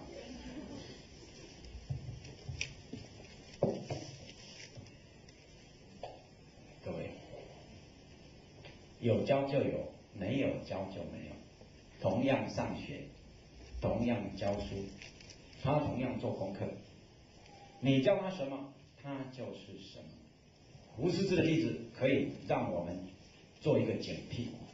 胡适之4岁就开始读古诗，6岁上私塾就开始背古文，到了9岁的时候读了3年古文，他自己就能自己看古典小说了。所谓语文教育，语文教育嘛，能够看古典小说，这个语文程度已经高了。2年之内，他偷偷的看完30-40本古典小说，一辈子的作文基础就奠定了。9岁，11岁的时候，他的老师就正式教他读古书，因为已经读了4年的古书了。以前读的是背，现在是自己读，已经有能力自己读了。老师教给他的第一本书叫做《资治通鉴》，11岁就读完了，到13岁就把《左传》读完，把《左传》读完了，大概这一辈子中国书都读过了，以后就是复习、综合、创造。任何以前中国读书人都在13岁之前把所应该读的书全部读完，一些重要的书都放在肚子里面。假如没有这样子的教育，这一辈子不要想要成为一个所谓的大人才，就没有了。大人才就跟这个人分家了。胡适之接受这种教育，他也没有变成书呆子。以后他的记忆力很好，学英文学得很快，所以19岁考公费留学，20岁出国去，到了27岁在哥伦比亚大学拿哲学博士。他凭什么拿博士？他写了一篇文章叫做《先秦名家研究》。诸子百家已经很困难了，名家更困难，没有高度的文言文基础，能够研究先秦名家吗？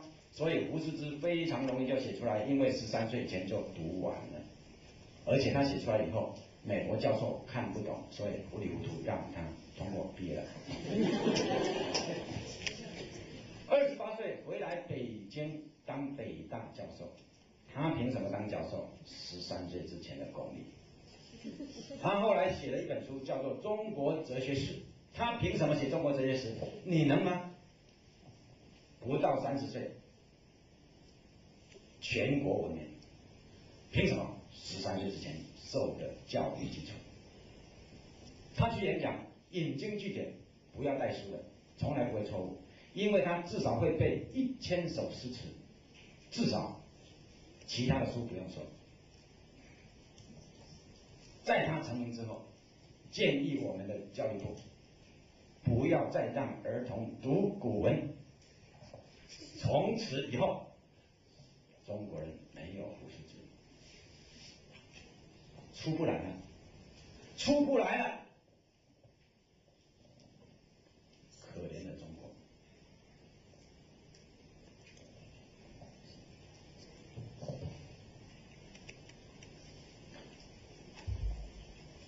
胡适之读古书长大的，你不是要写白话文吗？白话文不是写得很好吗？胡适之读古书长大的，徐志摩、朱自清，白话文不是写得很好吗？读古书长大的，钱钟书、沈从文，读古书长大的，鲁迅、老舍，读古书长大的，林语堂、梁实秋，读古书长大的。什么叫做白话文？不好好思考这一点，万事不得超生。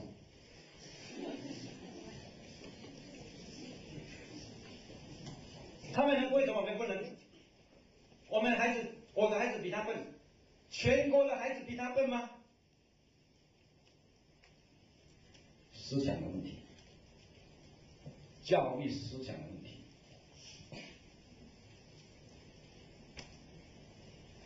一个孩子，你教他什么，他就学什么。一个孩子的基本学习能力是吸收的能力，是海绵式的吸收，整体的吸收。你教他什么，都放在肚子里面，懂不懂？不懂，但是不懂就没有用吗？你看看胡适之好了，长大就有用。一个人会长大的，学的这些不懂的东西，他有70年去懂，你怕什么？但是现在不学，一辈子就来不及了。什么叫做生涯规划？这叫做读书教育的生涯规划。你要知道，现在所学的不是现在要懂，但是一辈子有用。而现在不懂的学习是不是很痛苦？我们来检讨这件事情。假如觉得很痛苦，不要学了，我们孩子太痛苦了。假如不是呢？你怎么说呢？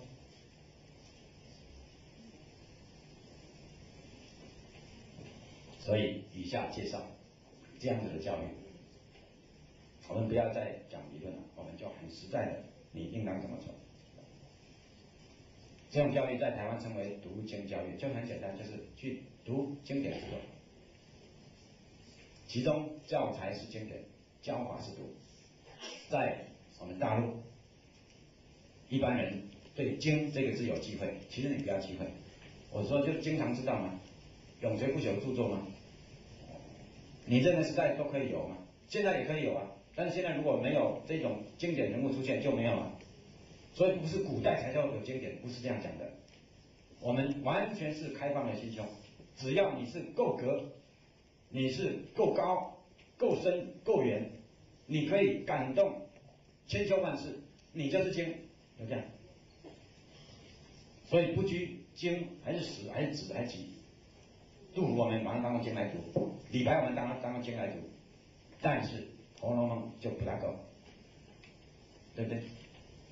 但是它在小说是经典之作，不过它比起杜甫、李白还差一点，我们就这样来选。将来选前面去做。所以要选择教材是很简单的。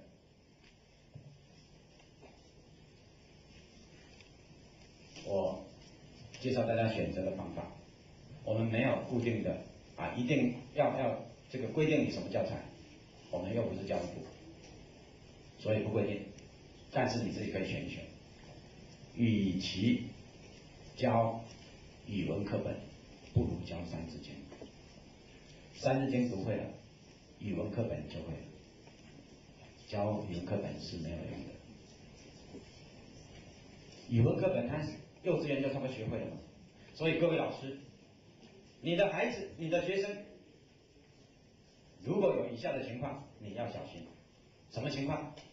就是我们刚开学的时候发下语文课本，他当天就看完，而且看完3遍，他能够跟他的母亲讲语文课本里面的故事。我告诉各位，你这本课本就不要教了。怎么办？明天再发一本新的语文课本，要不然你在浪费孩子。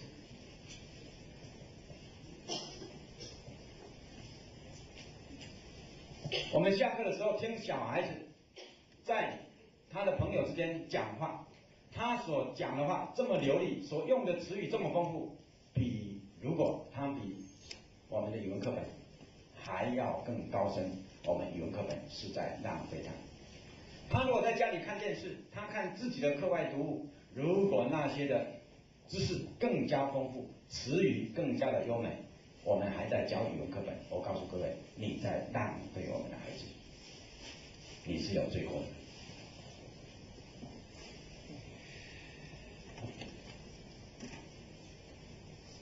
所以，我们应该知道，学了高度的表达，低度的表达自己就会，不要学，你可以节省很多时间。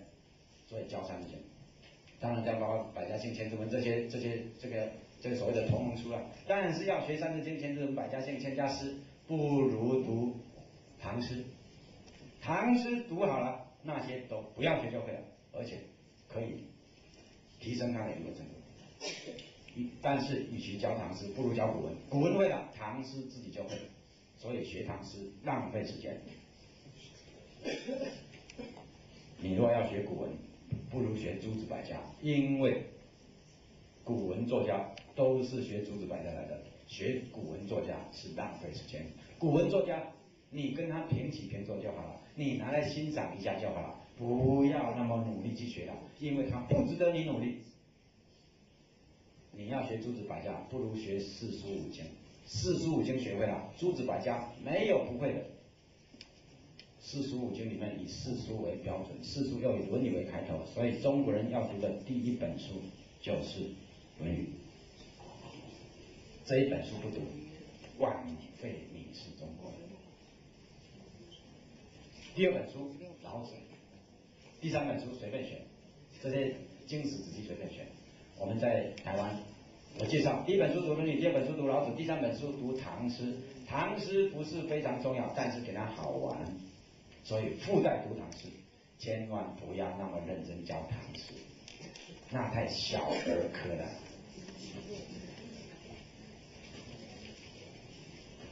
好，教材就这么选。你说那怎么办？我怎么教？假如今天我只讲到这里，吊胃口，那简直是空中楼阁。我又不是专科出身，我又不是读中文系。我自己以前也没有很深的这个素养，我怎么可以教你？所以现在各位，今天我们来这里，最主要是学到教学法。这个教学法呢，只要2分钟就可以学完，而且保证每个人都会。所以等一下我们这个演讲结束以后，我们这个大门关起来，我们要测验，谁不会教就不准谁回家。我们一定要保证每个人都会教，要不然我们何必来这里坐2个小时呢？但是大家不要担心，只要你听2分钟，我保证你会，不会算我的，不会算我不会教，这所谓名师出高徒。为什么这样子困难的书，这样子这个高明的书，而教法会那么简单呢？我刚才不是讲过了吗？凡事合乎人性，凡事顺乎自然，天地之间本来就是很简单的。所以我们的教学法就是顺应着儿童的心理，然后依照教育的本质，应该这样教，所以我们这样教，并不是说因为我们老师都很差，所以我们这样教，不是，是本来就要这样教。你的程度很好，也要这样教，何况你程度不好。所以这种教育本来就如此，本来如此。好，我现在讲，我们怎么样去教学呢？我们只要会讲一句话，就可以当读经的老师，就可以指导他文化的这个进度。不管你是老师还是家长，你可以把这句话交给你的同事，交给你们的家长们，同样讲这句话就可以教读经，而且教一辈子都这样教，效果深远，儿童一辈子都会记得你，都会感激你。这句话只有6个字，这6个字很简单，请各位注意，就是小朋友跟我念。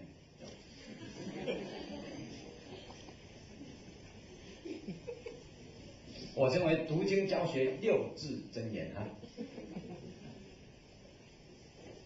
那有的老师这个听起来很愉快，这种愉快呢是有一种嘲笑的味道。这样子还要你讲，我们老早就这样教了啊。但是我现在要分析一下，我们大部分的人对这6个字并不了解。首先，你为什么说小朋友这3个字？很简单，不要说小朋友也可以，说一声喂也可以。什么？引起注意，引起注意才能学习。而一个老师、一个家长是很容易引起学生注意的，而且越注意的学生，注意力越集中的学生，他学得越好。所以我们要时常引起他注意，时常叫小朋友，时常叫他。这个一个善于这个教导的老师，一定时常呼唤，叫做耳提面命。所以你以后常常要叫小朋友，隔一段时间他们已经不注意了，就叫一声小朋友，一定要常如此。那一个新的老师去到一个新的班级，他不知道哪一个人可以当班长，我告诉你很简单，站上讲台，忽然喊一声小朋友，那个抬头最快、眼睛最亮那个可以当班长。老师讲了小朋友还在那里东摸西摸，还在流口水的那一种，不要给他班长，因为他一定学不好。所以小朋友只是提醒他，而一个小朋友是善于这个集中精神的。虽然他集中精神的时间不能维持很久，但是他善于被引导。我们大人就不一定了，像我们在这里讲的口沫横飞，我说各位老师还是这样，为什么呢？没救了。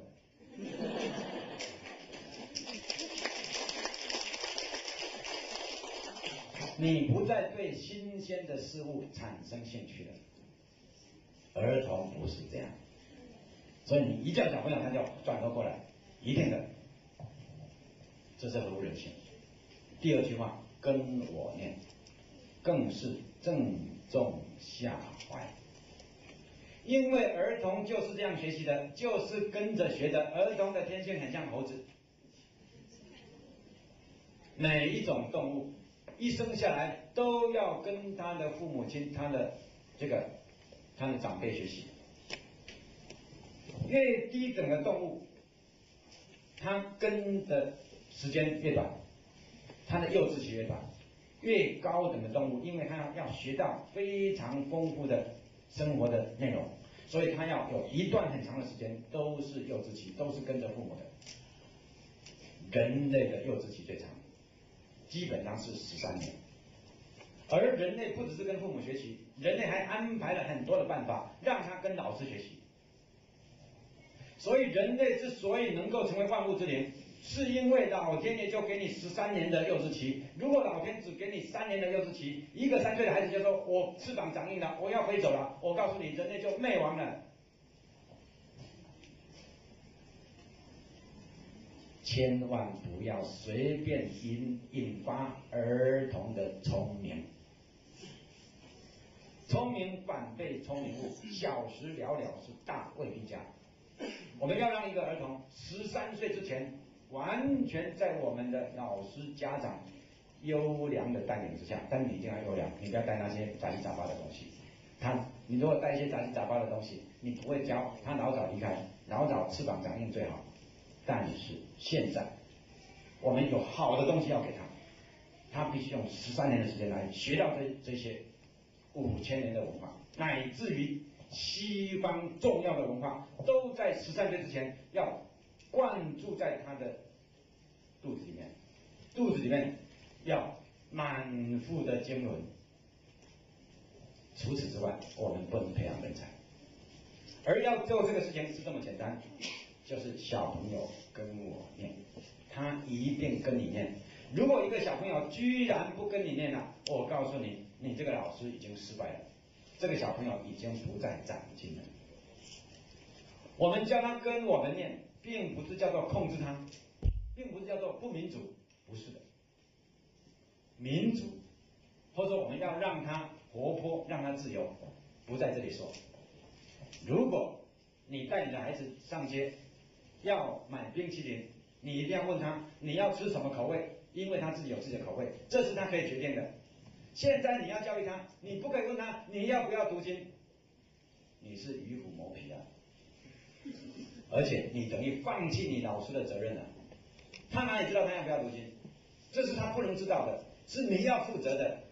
家长跟老师要负起他一辈子的责任，这叫做真的民主，这叫做真的多元化。观念不一样，场合不同，就要用不同的观念来面对。心灵不可以太狭隘。好了，讲到读经，就是小朋友跟我念。现在很多老师都说，我们天天都在说小朋友跟我念啊，所以这句话没有学问啊。小朋友跟我念6个字没有学问，但是说了这句话以后，你念什么可能给他跟就有学问了。现在我们想，老师，尤其台湾的老师，怎么说呢？他也是站上讲台，小朋友跟我念小老鼠上灯台。小朋友念什么？当然念小老鼠上灯台，念了6年，4个字可以形容，你们都知道，一无所有。他跟你念这个做什么？他在3岁的时候老早就念完了，他跟你念这个做什么？我们要提升一个人的心灵的程度啊，我们要加深他的心灵的分量啊。你还叫他学小老鼠做什么？这是他在日常生活中他跟小朋友在一起就学完的事情，为什么要放到课堂来教？小华、小明、小英的故事，他自己看课外书就已经看得比我们多了，为什么要在学校里面教？你不是在浪费吗？我们只教高度的，那些低度的自己就会。所以从今以后不要再浪费孩子。小朋友跟我念什么呢？你说小朋友跟我念，你就开始念学而时习之，他一定跟你念学而时习之，他不会跟你念成少小离家老大回，不可能。所以请各位老师今天回去就开始实验。假如你实验失败，不要听我的话；假如你实验成功，你要好好的反省了，而且要告诉其他人，我们不要再浪费孩子了。你今天回去就找到一个孩子，就说小朋友跟我念道可道非常道。他若忽然念成人之初性本善，这个孩子不能教，没有前途。但是你说小朋友跟我念道可道非常道，不管这是什么，只要他是你教的，保证跟你念道可道非常道。他不会跟你问道可道非常道是什么，只要他这样念，他就渐渐学。好，为了加深大家的印象体现，现在我们来实习，教学要实习，实习了我们才能够真正的这个往前走。现在每一个人实习他也浪费时间，我做老师，大家当小朋友，你不要跟我作对，你要当小朋友，学小朋友这样说。小朋友跟我念子曰诗300，一言以蔽之。一言以蔽之。曰思无邪。曰思无邪。啊，念得没有精神，这么多人。再一次，这个小朋友，你说他再一次，他也无所谓。你说他没有精神，他也无所谓。我们大人心里面就有反应了。你怎么说我没精神？我能跟你念一下就不错了。我告诉你，给你面子了。啊，这个我们大人很难教啊，所以我不喜欢教大人，没救了。小朋友不会这样子的，保证不会这样。好，所以来，我们再一次，小朋友跟我念：子曰诗300。子曰诗300。一言以蔽之。一言以蔽之。曰思无邪。曰思无邪。好，念得很好，老师很高兴。再一遍：子曰诗300。子曰诗300。一言以蔽之。一言以蔽之。曰思无邪。曰思无邪。好，大家看的书啊，1年级以上都可以看书。大家看的书，念错了没关系。子曰诗300，预备起。子曰诗300，一言以蔽之，曰思无邪。男生念一遍。子曰诗300，一言以蔽之，曰思无邪。女生念一遍。子曰诗300，一言以蔽之，曰思无邪。啊，女生念比较好，男生比较差。我们男生再一遍啊。子曰预备起。子曰诗300，一言以蔽之，曰思无邪。啊，男生念得很有进步，我们给他鼓掌。好，大家在一起念念。子曰预备起。子曰诗300，一言以蔽之，曰思无邪。第一排念一遍。子曰诗300，第二排念一遍。子曰诗300，第三排念一遍，第五排念一遍，第六排念一遍。大家在一起念一遍，上台念一遍，李师念一遍，然后站起来念一遍，坐下念一遍。会背的举手。只要1分钟到2分钟，他就会背。经过2、3天的复习，终身不忘，成为一辈子文学以及文化教养的基础。我们全国的国民，只要大家思无邪，天下太平。鼓掌。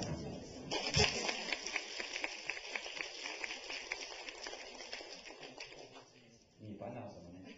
这一种书读1章不够，2章、3章、5章、10章、20章、100章，乃至于500章、1000章，你还要教我们的国语吗？你还要教白话文吗？尤其是幼稚园的小孩子，乃至于2、3岁的小孩子，你要教他认字，用这种方法最快。那些小孩子什么字也不认识，拼音也不认识，但是最好他有书，他书拿颠倒也没关系，因为我们人类认字不是认那个意义，不是用意义来认字，乃是用图案来认字。汉字具备有非常的明显的图案的性格，这一种的图案的认识可以增进他脑力的发展，这是日本人说的。日本有一个教授用汉字来训练儿童的聪明，因为汉字就是每一个方块不同的变化，你看这有多少的变化，所以让小朋友常看这些图案，他就会认字。会背书以后更会认字。你想象一个孩子，如果让我们教他《论语》，教他1个礼拜，他至少认2个字，子曰，至少认这2个字。后来一个字一个字会认，所以不需要教认字，只要教他背书。而一个儿童的记忆力是人生一辈子当中最好的时候，黄金时代，从出生开始就成长他的记忆力。这个时候如果训练他的记忆力，可以成长5倍到10倍以上，乃至于有的人能够过目不忘。现在我所看到读经孩子，具备有过目不忘，读2遍3遍就把一篇文章背起来的人越来越多。凭什么？凭有训练。13岁之后就不能训练了。所以我们利用他强大的记忆力，他还不能理解的时候，我们就自然的教他，只是记忆，不必了解。怎么记忆？就是反复练习。反复几遍呢？要看孩子的资质，但是我建议反复100遍。聪明的孩子反复的10遍他就会背了，反复到100遍，终身不忘。一般的孩子50遍会背，反复到100遍，终身不忘。资质比较差的孩子，反复到100遍他会背，但是他还是会忘记，没有关系。乃至于他一个字都不记得，没有关系，他至少比一般的人程度还要高。所以我们的最好的要求是他会背诵，但是要求背诵是不大合理的，因为我们有个别差异，有些孩子很快就背完，有些孩子背得比较慢，所以我们就不要求背诵，只是要求他反复的读，最好读100遍，假如能够读到50遍也不错。你这样教了以后，他的注意力渐渐的能够集中，他的记忆力渐渐的能够提升，注意力集中，记忆力提升，他的语文程度渐渐的增长，语文程度一增长，理解力就跟着增长。所以刚才说，我们有另外一种让数学、科学学得更快、更好的方法，就是增长他的内在的学习能力。要增长内在学习能力，必须按照人类自然的发展。人类首先发展的是语文，然后才发展思考。所以不要在这么小的时候训练他的思考是没有用的，违背天理。现在你训练他的语文，正是他的时机，大好时机。语文的训练，刚才说过，记忆力提升，对他一辈子的学习都有莫大的好处。考上北大、北师大的人，不只是他理解力好，记忆力他是高人一等，要不然考不上这种大学。记忆力什么时候培养？13岁之前。用什么培养？用语文来培养，不是叫他背数学公式，叫他背这些经典之作。语文能力好了，理解力好了，阅读能力也好了，他就喜欢读书。所以到时候老师只供给他课外读物看就好了。我们一个学期只教1本语文课本是不够的。我们除了这本语文课本之外，我们要让他一个学期最少能够看300本到500本的课外读物。所以，如果开始教读经的老师，你会渐渐发现孩子的程度比你越来越好。你是不够资格指导他的。我们不可以以为我们在指导孩子，我们不可以让孩子都在我们脚下，我讲给你听。我们不可以准备1桶水，然后舀1杯给他，我们不可以这样。我们自己只有1桶水，我们要指点给孩子1条河。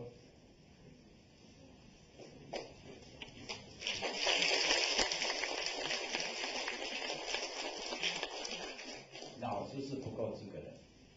老师的作用在哪里？那么老师是不是没作用？不是，老师的作用最大，在指点他的迷津，指出一条他的方向，所以叫做仙人指路。一个人迷路了，遇到一个人问路，这个人是神仙，他当然知道路在哪里，他用手一指，他就救了你的一命，不会摧毁之力。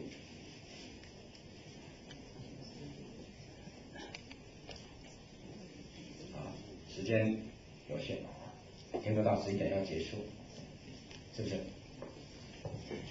还有几分钟，我就讲一些实际的例子来印证一下。这个各位回去做也能如此。首先，我讲的是我家里的孩子，因为这个大家比较亲切，因为刚刚看过电视了。我不是来这里宣扬，这没有什么值得宣扬的，就是因为亲身的体验，所以比较深刻。我有4个孩子在大陆是犯法的，有的孩子比较聪明，有的孩子比较不聪明。我的大女儿比较聪明，我开始教这些功课的时候又太慢了，千万不要太慢，越早越好。所以5、6年级才教他，他就很多自己的想法，太聪明了。我们学校又不教，我们老师又不考试，同学又不读，我干嘛要读啊？没办法，所以他只学一点点，但是学这一点点到了初中、高中就不得了了，他的作文呢不必指导，下笔千言，就只学那么几句哦。我的第二个孩子呢是男孩，是比较笨，所谓比较笨大家都知道，就是在学校里面就可以表现，1、2、3年级都是20-30年，都是后面的。老师以为他有自闭症，老师以为他怎么样，反正到了6岁还不大会讲话，到了7、8岁还流口水，现在。我第二个孩子男孩啊，我唯一这个男孩啊，所望者终身啊，所仰望者终身。那结果这个男孩是这样啊，但是我不紧张，因为我知道儿童心理，所以我不紧张。到了他3年级的时候，他跟他姐姐是5年级，差2岁。我教他姐姐的时候也教他，我怎么教他呢？我就拿一本书给他，说孩子啊，你这么大了，你应该读这个书了，拿去读看看。第1页读给我听，他就翻开了第1页。第1章道可道，非常道；名可名，非常名。无名，天地之样。把第1章50几个字都读完，都没有读错。我看第2页，第2章天下皆知美之为美是而已，又是60几个字，总共110几个字，他都没有读错。一个3年级成绩这么差，而且一个小子就在读老子这本书，老子小子读老子，而居然没有读错。你知道为什么吗？因为有注音。所以他没读错了，所以太简单了吗？老师何必那么浪费精神呢？就像我一样就好了。我是一个不负责任的父亲，但是你要知道，等一下你就知道，我是一个最负责任的父亲。我就这样教他，好了，说好你会读了哈，现在你去读，因为3年级小朋友下午没上课，他整个下午都可以，功课很快做完了。我说你去读，把它都读几遍，读到会背来找我。他读了1个小时才来找我，1个人还是不会啊，结结巴巴。我说不行。再背晚上来背，所以晚上我就要跟他问，他就很流利的，道可道非常道，名可名就背完了。于是我说了一句这一辈子最重要的话，这句你要知道，我说这一句话，我引为这一辈子最重要的话。我说孩子啊，从今以后每天背2章。老子。很好，老子81章，多少天背完？40天。刚才不是美国的学生在问我们留学生吗？你们的老子讲些什么吗？40天就全部会背了。我们的孩子有多少40天浪费掉了？40天背完，我从来没有指导过一次，只有说了那句话。背完了。就算了吗？不是，我知道人类会遗忘，咱们学教育都知道遗忘率，越早复习越好，所以赶快复习，一天复习10章，10章大概500、600个字，他以前都会背，现在把10章连起来背，轻松自在，所以每天背10章，8天复习一次，总共48天了，还要再复习第2次，20章连起来背，大概1000个字连起来背。你要知道，一个孩子能够在头脑里面存放1000个字，像长江大河。滔滔不绝，他的整个生命力就开拓出来了，一辈子的聪明就奠定了，1000个字就好啊。现在我们教小朋友背书，只说好，春门不觉晓，处处闻啼鸟，夜来风雨知花落知道，没了。红豆是南国是南外，只知千金多少钱，此处最佳处没了。我告诉你，浪费生命啊！1000个字连起来背，4天背完，总共52天。第3次复习，40章连起来背，2500个字连起来背，2天背完，54天，最后1天从第1章背到81章，老子5000言，一口气背完。从那一天开始，老子跟着他一辈子。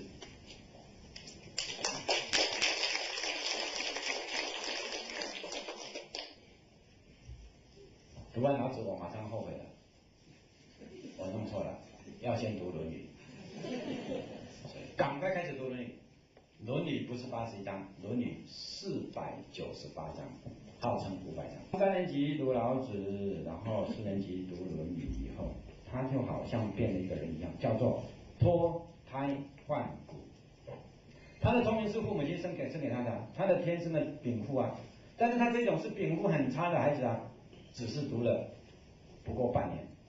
他就整个变了，连气质都变，里面变，气质变，他的头脑变，老师都非常惊讶，说这个孩子怎么现在就聪明起来了？5、6年级名列前茅，初中全班第1名，初2老师叫他去跳考高中，他到高中全校第1名，高中本来读2年要去考大学，我们教育部不准他考大学，所以第3年就浪费掉了，考上台大，考上台大以后读了3年大学，考研究所，台北2家最有名的研究所，政治大学研究所他考第1名，台湾大学研究所他又考第1名，考2个第1名。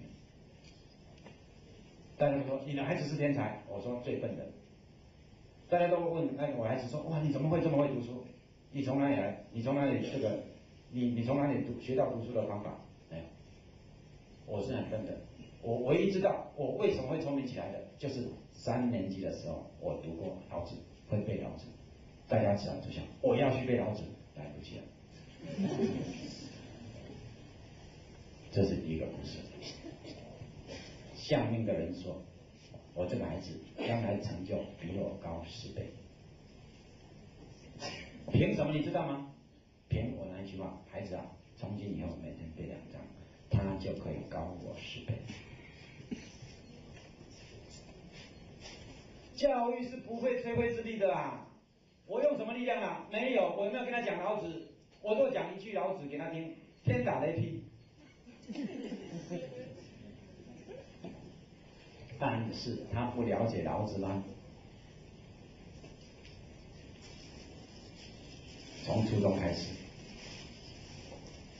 这个智慧渐渐产生。高中的时候能够引用，到大学的时候，他就能够用老子的思想去比对世界上的哲学家。凭什么？3年级的时候，9岁的时候，55天的教育。有没有叫他在家里专门读老子？没有，课余时间，就这么简单。有教就有，没有教就没有，这个没有是一辈子都没有，这才是我们最大的痛心所在。所以我为什么要讲的口沫横飞？为什么要讲的这么激昂慷慨？我们要救你的孩子，我们要救我们的国家。